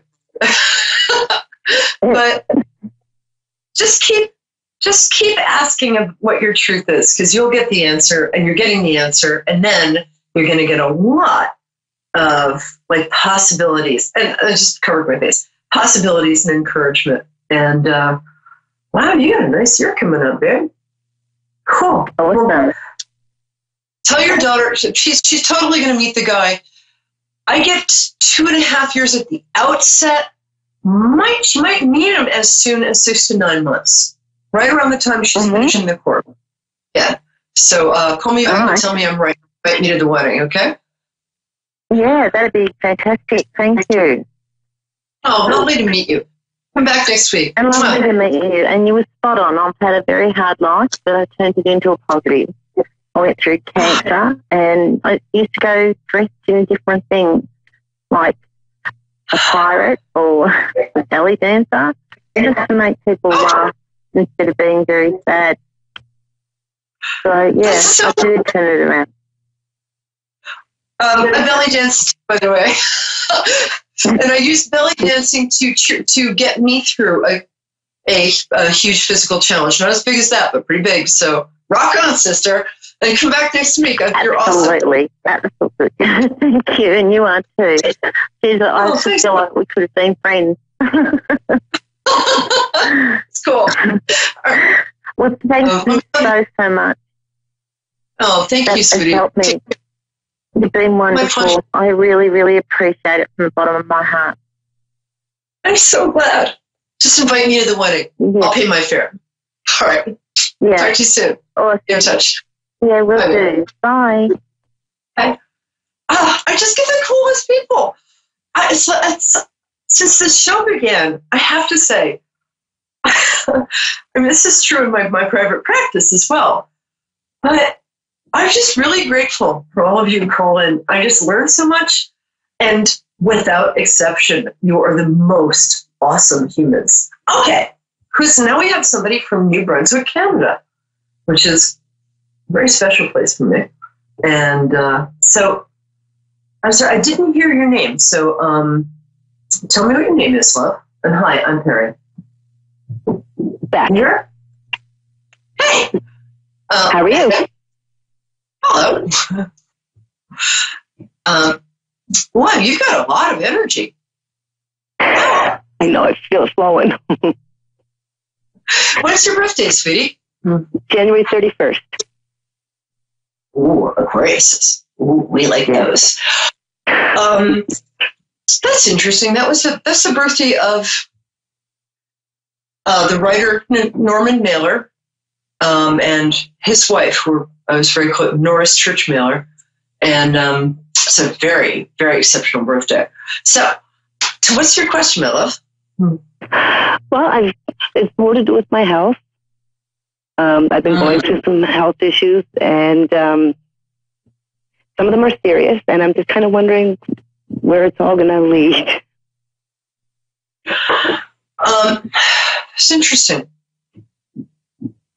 It's funny, the first thing I got, let me just get you here. Do you mind telling me the year you were born? You don't have to, but do you mind telling me the year you were born? Nice. 62. Wait, 50? Your energy is very... Oh, 62. Oh. Yes, 1962. Oh, she was born in the year of the tiger. That's the Chinese year of the tiger. It's enough to give anyone... tigers are great. You're a water tiger. Oh, water tiger. Damn, girl. Well, first of all, in about 2 weeks, when Jupiter goes into Sagittarius, a lot of stuff is going to start changing in a really good way for you. Sagittarius always affects health better. What am I saying? It's not grammatical. Always is good for boosting health in the chart. And I'm going to, do you know anything about your chart? Because I think you have some Sag in there, like Sag rising or something. Anyway, so the first thing I'm getting is, I don't know why I'm getting throat, because my guides are saying, like, it's not the throat. And we won't get too much into the health issues because I don't want you to feel like I'm crying. Right. But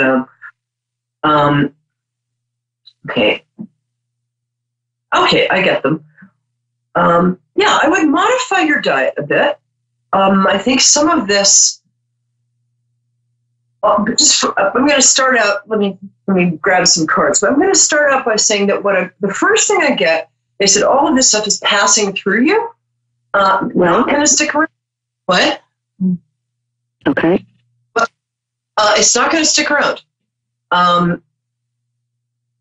I don't. I believe that Aquariuses are actually from sort of a different planet to begin with. So you guys so it's like you're built differently. If somebody told me that like your kidney was soluble in aspirin and you had 3 spare legs in your closet, I'd be like, yeah, that's an Aquarius. So much more for Aquariuses. Their health issues are there to deliver messages and then leave a lot of the time. I don't get any of these things sticking around, which is interesting. And I'm very happy to say that.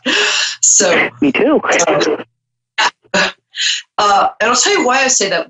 I have a lot of big Aquarius stuff in my chart, and I've had some health issues like in the part that was ruled by Aquarius. This isn't about me, this is about you, but I do have a point. And the health issues were such that the doctors were like, you know what, don't buy any green bananas, basically. But using a lot of sort of tuning into that Aquarian energy and understanding that I was a lot more powerful than I thought, changing my diet and meditating and drinking a lot of water. I am totally better. And totally. So I get that for you. Okay. There's some stuff, I'm not going to go into details. You can, but I think you have modified your diet. You're very sensitive to sugar. You have to drink about 2 times as much water as most people. That's all I drink. What? That's pretty much all I drink is water. I don't drink tea or coffee. I just drink a lot of water. Yeah. I'm so weird. I mean, I'm not minimizing what you're saying. I get that you have health issues. I just get that they're not sticking around. Obviously, see your doctor. I'm a big doctor girl. Any therapies you do on top of that that's great. They're extra, but always, doctor. Right. Make sure you see a doctor you like. Get a thorough blood panel. Stay on top of it. But damn, girl, I think on the other side of this might be one of the weirdest things I've ever said to anybody, and I've said weird things to people. I think you're going to come out of this with kind of, like, if you suddenly decided to do triathlons, I'd be like, better you than me, but then I'd say I wouldn't be surprised. I think what's coming up for you starting around March of next year is you're going to be so relieved that you're okay and so grateful for, like, oh my God, I feel okay. This is awesome. That you're going to start doing something athletic that's going to be a hobby and a passion. I stand by that. I'm going to cards for you. Because I think, were you quite athletic as a child? I was a bodybuilder when I was younger. In my 20s and 30s. Yeah. So, that's what I was getting. Damn, I'm good. Yay. Okay, yeah, this is right now. This card, which is like, oi. That's a New York expression meaning oi. So you're feeling overwhelmed, and it's like, when is this stuff going to stop? But you're at the end of the cycle. And then what happens is, you might get, have you gotten like a second opinion? No. Okay. Get a second opinion. I'm a doctor's daughter. Because there's some stuff. I think somebody's going to come in with a second opinion, bim, bam, boom, and just take care of a lot of this all at the same time. Because they've kind of got down to 2 things that could go either way. Like, one could be fatal and one could be like fixed kind of thing. Not fatal. Not fatal. I do not get at all. At all. Okay. So just take that, boom, take it out of you. Okay, all right. This is your transformation. Why do I always put the cards in front of my face? Okay, it's a transformation card. What it's saying is, in the past, you've been the woman in her garden, very independent. You felt like this is taking away your independence, taken away. Honestly, I don't say you're going to be fine unless I really, really mean you're going to be fine. And you have a very strong will, too. You're the star card, and I can't seem to get the card thing straight. There we go. You're the star card. That's where you go. We got 2 minutes, so I'm going to talk really, really fast, which is easy because I'm from New York. Get another opinion. Okay. There's some sort of course of tradition, like regular medicine that might involve going to a hospital, but you are going to. What is this card? This is the surviving and living to tell the tale and being strong and being an inspiration to other people. Yay! Really good. So I've got 90 seconds. I just really, if you can email me and tell me how you're going on. Yes. I really have to tell you that what I get for you is, this is the card where some luck that's been bad is changing to good. It sounds simplistic, but sometimes simplistic is true. So you're in my thoughts, and I'll put in my book. Thank you. Let me know how you are, but you really are going to be fine. Okay. Okay. Thank you very much. You're welcome, and God bless you, my dear. Really nice to meet you. As well. Thank you. Take care. Bye, love. Okay, I'm Perry Lyons, New York City celebrity psychic. Come back next week. Bring your friends. We have plenty of snacks. So have a watching party.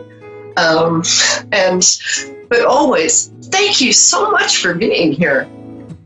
And just remember that you are beautiful and you are loved. And you're the only you that's ever been. So enjoy that and take it out into the world with pride and confidence. Love. See you next week. Bye. Thank you.